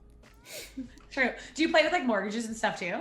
Right? I did, yeah. Yeah. Okay. Yeah. Same. No, but the one that really threw me off, it was like two people could own a property of like, you know, if you have 3 reds, then it's like you can put houses on it or whatever. They're like, oh, one person owns one of the reds and the other person owns 2. That's but they bullshit. That's bullshit. Wait. Go on. I don't. So they could all technically own it as a consecutive, but like one person gets like that land. No. That's a no, right? You cut it out. You cut that shit out, dude. That was cheating as hell. Cut along the dotted line, baby. I was Get so out of here with that. You guys are getting scamas. Is that your brother? Yeah, exactly. That's a huge scamas. I played with my husband and his friends. I'm like, this is stupid. Like, I've never played like this before. This just doesn't seem right. and I didn't want to play ever again. One of the things that I like to do on Monopoly that's like a less common rule, but it makes it more fun, is like every property that you buy, you take 10% and put it in the middle so that whenever you land on Park Place, it's like you get to collect all the tax money and it's yours. Oh. That's Oh, okay. That's not a I common played rule. with I played with that too, and that's Yeah. I like that rule. I feel like that's more Work. understandable. It's Yeah. more work. Everyone It's gets more a fair. pool. Yeah. Mhm. But wait, all Oh the man, you have no idea. I'm you're about to talking fight about- with my husband now. I'm like, nobody plays She's by been these drinking and rules. she's like, listen, you don't play Monopoly. No, what you properly." should He's do like, is "What?" just wait. If he's not watching those podcasts, you should just wait and you should ask him to play Monopoly again. And then when he does, you should just like flip the table at him and be like, that's not how you play. He's definitely not watching the podcast. But I will, I'm gonna fucking pull a pass one on him because that was stupid. I was so pissed. That's funny. That is funny. I enjoy that. Yeah, I find that Monopoly, that's a test of friendship, and then Mario Kart also. Oh, Mario yes. Kart. I love Mario Kart. I like Mario Kart too, but like that, it's serious. It's serious business. It's not a joke. Like Mario Party, good times. Mario Kart, competitive as fuck. I haven't But played Because Mario Party, ever. anyone can win. Like True. at the end of the game, you could just get like a bunch of fucking stars for no reason, and you're Yeah. like, yay. Not really in like the original ones. The original ones, Yeah, you the might new- get the you might new get like ones. one or two from like winning all the Yeah. games. But yeah, the new ones, it's like a person who jumped the most in the game, and you're like, what? That's not even worth anything. What are you talking about? No, I Yeah. feel like Mario Kart. I feel it's more important to win Mario Kart than Mario Party. Yeah, I agree. Mario Party. I Mario never Kart, played. yeah, Mario Kart, because Mario Kart's more skill. Exactly what you said. Like, it's Yeah, more skill. yeah. It's not as much luck. Where like, yeah, you get those weird ones. Oh, you know what other old game that I really used to like? Pokemon Stadium. I love that was one. so That's good. my I think one favorite minigame. on Nintendo. The I mini love games. that game. The The mini mini Are games. the games, best. the mini games were so good in Pokemon Stadium. The original Pokemon Stadium. I swear to you, I'm so good at the Sandshrew one, where you like you. Oh, my favorite was the Yeah. Rattata run. I like liked I guess the I did. Clefairy. Oh, The fairy. fairy was fun too. Yeah. Oh my gosh, that one got hard when it was like all It was hard. Yes. lines, and you had to like remember the entire thing. Oh my god, those are good games. Holy crap! I wish they had continued making that with all the like the new regions and stuff. The Pokemon Stadium games, they were so good. Like 1 and 2 are both good. I don't know if I played 2. 2 had I different probably mini played it, games. but I think played- I had it. Have you ever played But what D&D about- before? We played which one? Like D&D. Dungeons and Dragons. No, Yeah. I've Oh my always God, I wanted played to, but I haven't been I able played to. D&D with Scarlett. You met Actually, Scarlett. Oh, you it's did? really fun. Yeah. Oh my god, it's so fun. I want to play. I feel like if you really fun Yeah, set yeah, up with yeah, a bunch let's of do it. streamers and like stream We did it. that. We did that. We Oh. literally did that. But like it was not supposed to be a one-off, but then I made my character crazy. What and- were you playing as? Like what type of character? I played as Tiefling. Tiefling? What does that It do? was They're like kind of demony. Oh, okay. So anyways, I just wanted to sacrifice them all. And I started PvP, and they're like, "You're not supposed to PvP in D&D," and I'm like, "I don't." You care." just started fighting everyone. yeah. And then like because we were in the middle of like this big giant battle, and I started PvPing them too because like there was baby orcs, and then I just started like killing all the baby orcs too. I'm like, "Why are you doing this?" I'm like, "Surprise, hail Satan!" And they're like, "What the fuck? No!" Yeah, it was really fun. It was like super duper fun. Not gonna lie. my D&D character is a dwarf rogue named Egrid Stoneguard. I just thought I'd say that.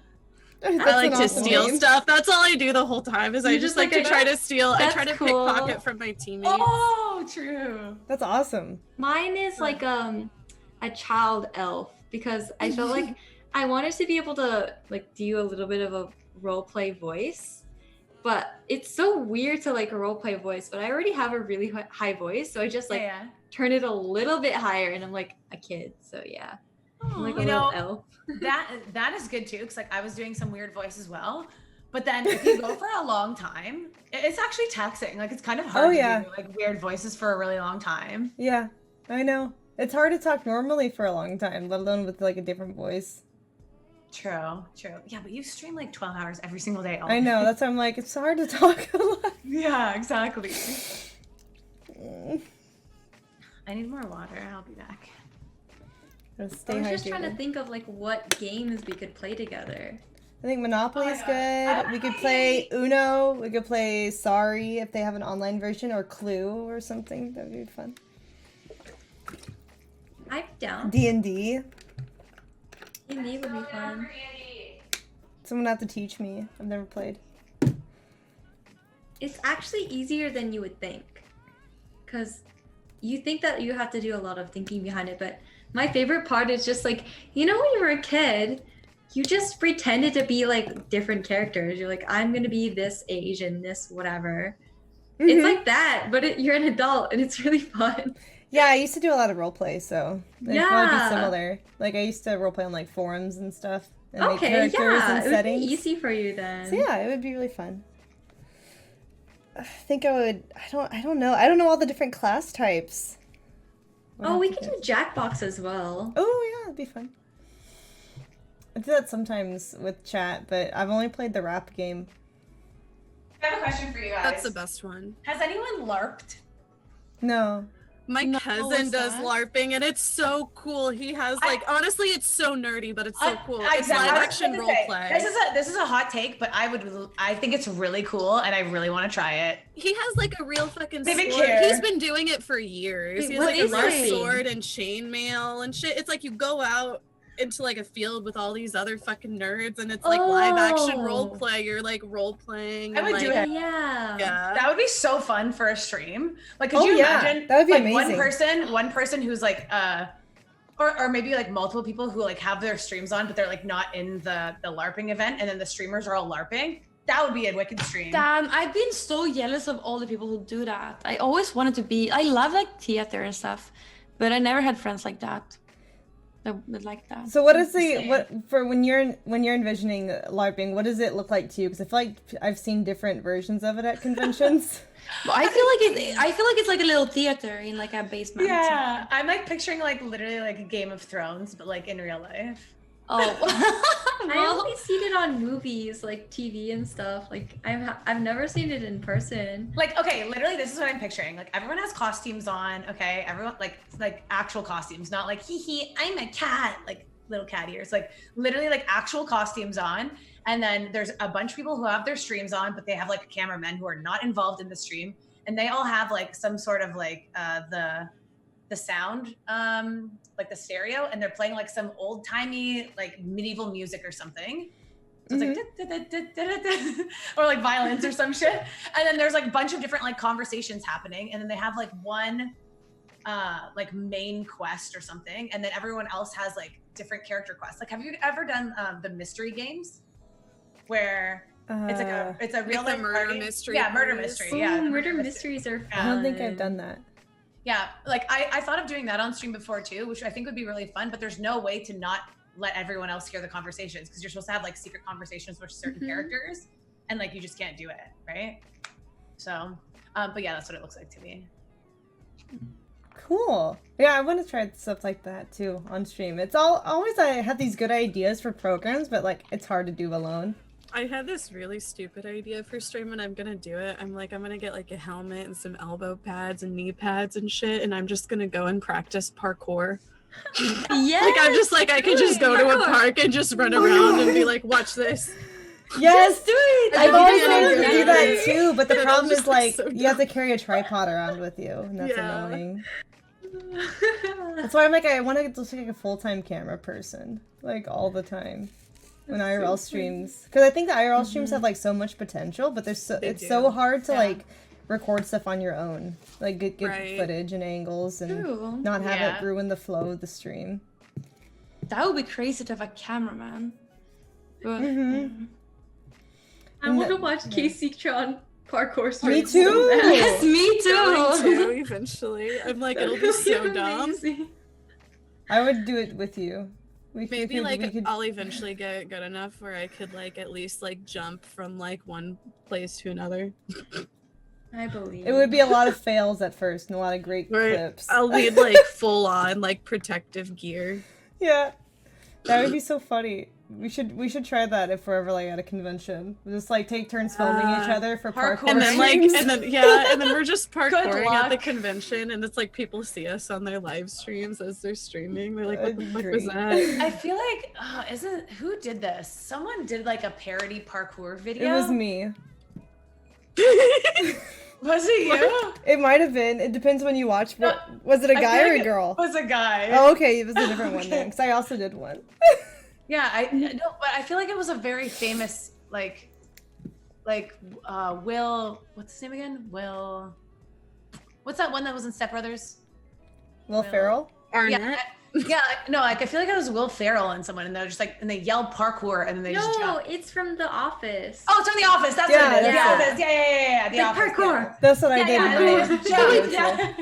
Wait, That's it. No, wait, it's the girl who lives with the three guys. What is that called? No, it's 100% from The Office. One of the videos What? where they yell parkour and then they just like jump off a desk. Yeah. The meme, yeah. Okay, maybe. Oh, New Girl. Yeah, that's what I talked about. That was a did they do parkour that guy. as well? Yeah, they did that there. I'll show my parkour video on the stream. Let me see if I can get it small enough.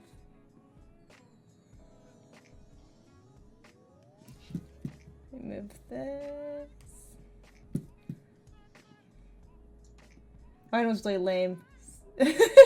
That's like my favorite is bad parkour. Parkour. They're yelling. Wow. Bad. Hey, cartwheel though. Oh, nice. Like it's like terrible parkour. That's so cool. That's funny. That's cool. And just jumping over stuff badly. This is what we would be at first, Casey, if we try to do parkour. It was until we learn how to actually do it. Yeah, you have to yell parkour. Yeah. I was yelling parkour. Struggling climbing. Yeah. The best is reactions though from people around you. You gonna be done soon? I don't think so. Wait, when does this podcast end? Sir, do you know how to play whenever you have to leave, it's fine. It's not like I don't have strict hours. They're ready. Okay. Love you. There's parkour, Amouranth style. Just like really bad. And now I was yelling parkour in it the whole time too. Parkour jumps Parkour onto a bench. Parkour jumps over a bench. Oh, Damn. excuse me. I'm sorry. My bad. That's right. I climbed over it. That's right. I wasn't aware of your top tier parkour skills. I am. I'm really, really good. But if you have to leave, it's fine. No worries. Oh, it's kind of okay. just He's go just until- wanting to know when I should eat food. That's all. Yeah. My podcasts are chill. We just go until somebody has to leave. Mm-hmm. Okay. Yeah, it's whatever. We should definitely make a parkour video, like, with all of us. I feel like that would be very If we go on a successful. Vegas, TwitchCon if would we be go to a perfect Vegas for trip it. for Yeah. it. Oh, Oh Vegas my God, parkour. down. in Vegas. That would be so like on the Vegas Strip. There's all like people everywhere. Yes. I want to go to Vegas so bad. Can this Hilarious. thing be over now? Yes. Honestly. Once the quarantine is over, honestly, I'm down whenever, because it's literally like a 3-hour drive for me to go Oh, to wow. Vegas. Close. What the heck? Yeah. They're starting to open up in Texas, but I don't know about the rest of America yet. We're supposed to do, well, I'm Canada, but we're supposed to open 2 days from now. Oh, that's good. But we're supposed to be doing opening in like 3 waves or something. You're right. Yeah, phase 1, phase 2, Yeah. phase 3. I think Yeah, right now is phase So 1. in Canada, they have a plan. I know, shocking, In America right? too. Wait, they do in America too. I've heard on your Rogan show. Like like phase 1 is like just, I don't know, some kind of stores opening, and then restaurants or whatever. I don't remember. But I just feel like there's been a lot of miscommunication in America under this administration. That's one way to put it. Yeah. Yeah, I have no idea when phase 2 or 3 are coming. All I know is that like some Right? stuff's opening now. Yeah. Question mark. I don't know. Yeah. I'm telling you guys that when I go to the grocery store, I'm so happy. It's like a fun new experience going to the grocery store. That's how bad quarantine has me. Dude, Like, that's it's literally now fun. you know how I feel just all year around. Like Yeah. as a live streamer. That was what I felt too when I just started streaming. I lived like in the middle of the woods, and whenever I went to the store, it was like, oh wow, I'm being productive. Like I'm going out. Like I'm like, there's so much air out here. Yeah.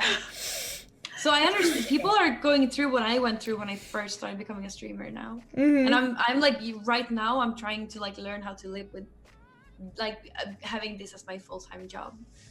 So. Yeah, no, it definitely does. It gets to because a lot of the times when you stream, you want to stream during like the best hours of the day, and those are also the hours that businesses are open. So it's like. That's pretty true, yeah. And then when you go out at night, it's like, then it's rush hour. And then it's like, after that, things close. So it's really annoying to try and be a full-time streamer and then also go out and do stuff.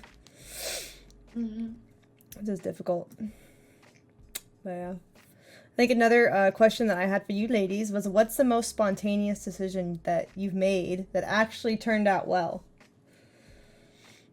I feel like streaming on Twitch is like an easy one for all of us because it was kind of spontaneous. So we'll try to think of something besides that. Yeah.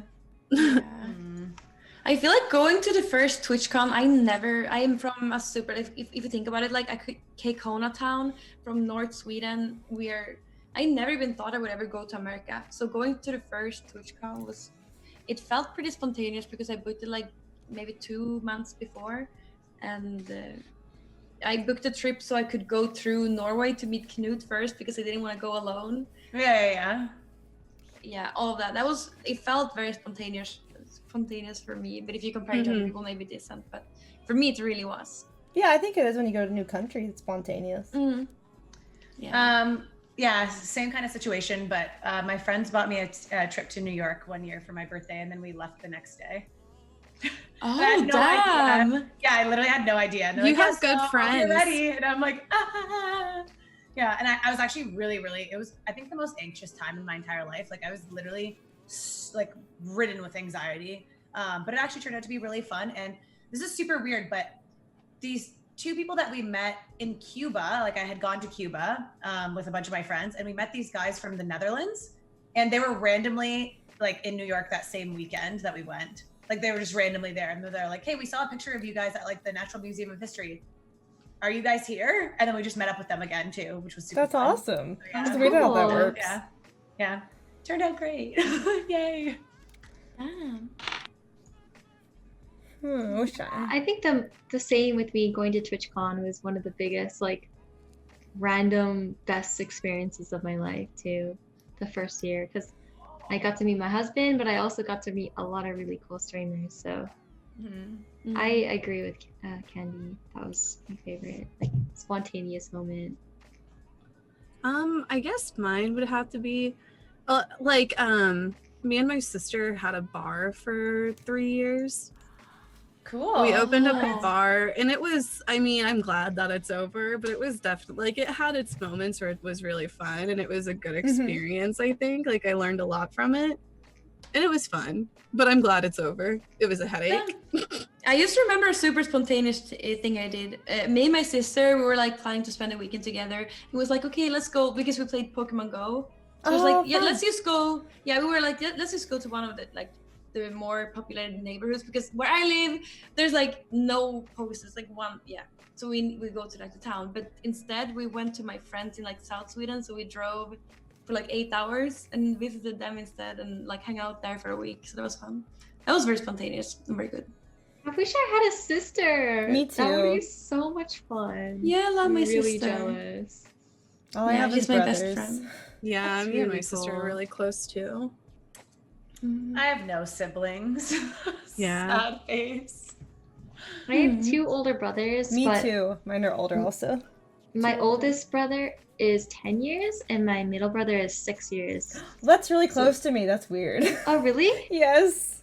Wait, how old are your brothers? One of them is 5 years older than me, and the other one is about 11 years older than me. Oh, weird. Because my mom had like a first marriage. Okay. And then she divorced, and then she had me and my middle brother with the same guy. They're still together. That's cool. Yeah. My mom was supposed to not have children anymore. Like, her tubes were all fucked up. And then I was suddenly born, and she was like, "Aw." Wow. Oh, that's the opposite of mine. My mom wanted a girl, and so she had me, and then she got her tubes tied. Oh, really? Yeah. Oh. She was like, I had 2 boys, I might as well have a girl. I really want a girl. And she had me, and she's like, okay, time, I'm done. Damn. Yeah. That's cool. Yeah, I've always wished I had like a sister. Like, I don't even have like a cousin that's the same age as me. And I've always really had like a hard time getting along with girls because I feel like I'm very tomboyish. Me too. So I've always yeah. found it's a lot easier for me to get along with girls on Twitch, I feel like, because you hear that so often from other girls on Twitch because, you know, like whenever I feel like it's, I don't know, like I feel like it's different now. It's changed a lot. But whenever I was growing up and in school, it was like girls didn't play video games or get into internet stuff. And, you know, so meeting other like girls online on Twitch that have those same interests has been like really reassuring to me, because I feel like before I used to always be like, yeah, I never get along with girls. I'm too weird. They always say that I'm weird. You know? But I feel like you need, or I feel like I need to be able to do both. But because my sister, she's not into video games in any way. But when I was younger, I had a best friend. We were both tomboys, and we played Star Wars and had like guy friends that were doing all these things with. But with my sister, whenever I spend time with her, it's never any nerdy things at all. We just, it's like we go out party, like we hang out with friends. Shopping, I don't know, other things. I'm jealous. I wish I had that sister, you know, because it's just weird for me. Like, I've just never been able to like relate or become close with a girl like that, which sucks. Because I think growing up, when all you have is brothers and you're like a tomboy, like we were, I think we wanted to be like the most tomboyish we can be and like reject girly stuff, because otherwise you have no friends because you want to tag along with your brothers and their friends. Yeah. And so it's like you end up not developing relatable aspects to other girls. Oh, I guess it was kind of the same. I didn't wear pink until I was in 6th grade. Yes, I rejected it until I got into junior high too. Like pink, or like really light, like pastel girly. I was like, pink is for girls. Ew. Yes, like, I hate pink. Same. Really? And like growing up for like Disney, I wasn't really a fan of the Disney princesses because all the girls liked them. I liked the animal Disney movies and stuff. Same, except for Pocahontas. I love, and Mulan. Well, she was like with animals. They're the tomboyish ones. True. Yeah. And so, like, when I I got to don't be an like adult. those other ones. Like, what's your favorite Disney movie, Emma? Lion King. Everyone else? Mulan. Or Lion King. I feel like now it's Beauty and the Beast, but growing up it was definitely like, oh, I hate Beauty and the Beast. She's like too girly. Like, same. Like, but secretly in my heart, I was like, I love Beauty and the Beast. I just really wanted to be tomboy. I don't know. It's just a bad mentality. I really like Aladdin because of Robin Williams, I think mostly. Like, but I like Aladdin. Yeah, I like Pocahontas. I don't know. I love the music in Pocahontas. It's so good. Oh wait, I also like Emperor's New Groove. Oh yes, that one was fun too. That is but that's like later a little bit, don't you think? Like when did that one come out? 2000s? Yeah. Well, I really think the one I watched the most was Cinderella. I watched that so much. Yeah, it came out in 2000. Oh, Emperor's New Groove is like the best. That is such a good movie. I'm gonna watch that tonight. I mean, I actually rewatched it recently. It's really good. It's fun. So good. It's I dressed up as him for Halloween one time. That's amazing. Yeah, because I have the same kind of face. Like, it's just really pointy. Like, look how pointy my chin is. It's exactly true. like Oh, I see it. I could see it. I literally look like Cusco. No. Hold on. Not even. Baby. Come on. I'm super Cusco-y. And like, I made my eyebrows really big and dark. That is so funny. That's so cute. I want to see a picture of that. I'll send it to you. It's pretty embarrassing. Yeah. It's funny. I want to see it too. Just put it in the group chat.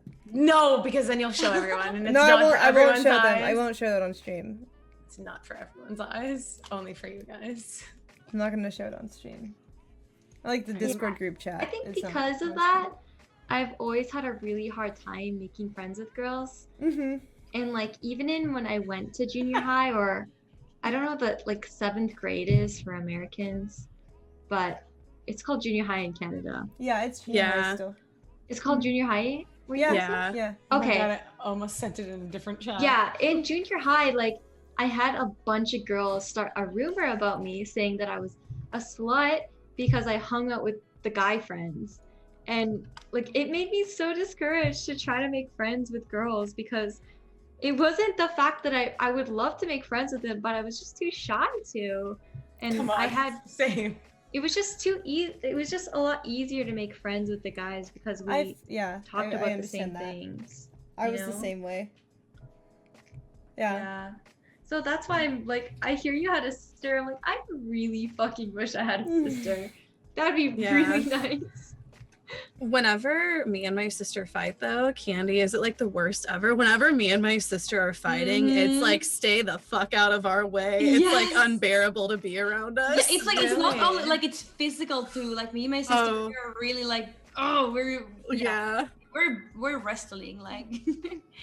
It's Wow, bad. see, I never experienced that because like I'm an only child, so I've never like fought people. Yeah.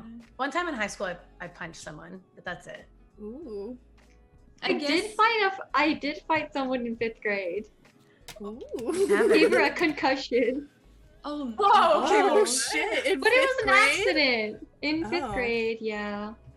But it was an accident because she was like the one friend that we were both like tomboys, so we got along, but secretly we were like arch enemies, you know? Oh, frenemies. We were frenemies, yeah. Okay. And then Hate she those. said I had a boyfriend, and she said that she liked him. Ooh. So I tackled her in soccer class, Create and- drama. and then I started, I was like, whoa! And then I gave her a concussion by accident. Wait, you went on top of her and Wow. punching her in grade 5. This is what happens when Wait, you I have have to brothers. explain one more thing. We were This is the supposed to be secret life best of friends. Peach. We were supposed to be best friends, and I gave her like one of those, you know, best friend necklaces and shit, right? Okay. And then one day, she ripped it off and threw it on the ground and said, I don't want to be your best friend anymore. And that was so sad. Like, literally so sad. And then she liked my boyfriend, and I was like, I had it with this bitch. And so I fought her. I have never been in a fight. That's so like. At the time, I'm sure it's like serious, but like looking back on it, just imagining Yeah. like middle school you fighting somebody is hilarious. Yeah, it was pretty ridiculous. And we were actually supposed to play in like a music recital together. I was gonna play like piano, like Friends theme song, and she was gonna play guitar. Sure. And we couldn't do it anymore because she got a concussion. That was really sad. Oh no. Yeah. But that's the only fight I've ever gotten into. Damn. No, me and my sister, we fought all the time. Like we were like wrestling and I don't know, on top of each other. Like, I don't know. I had my sister, she's 2 years younger than me, but she's always been stronger than me. So after just like I had to like start thinking smart, and I had to be the smarter person. So whenever she was like on top of me, whatever, and like fighting, I had to like, I pretended I stopped breathing. And she was like, she's not breathing, and she had to get out or get off. It was brutal. We fought like that like every day for our entire youth until we moved apart, probably. Or no, maybe until we were like 15 or something. then we became more. We could handle each other.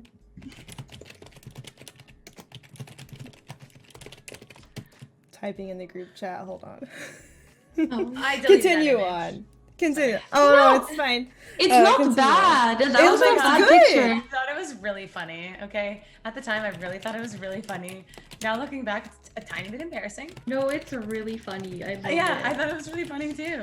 I did it It's for still work. funny. I like it.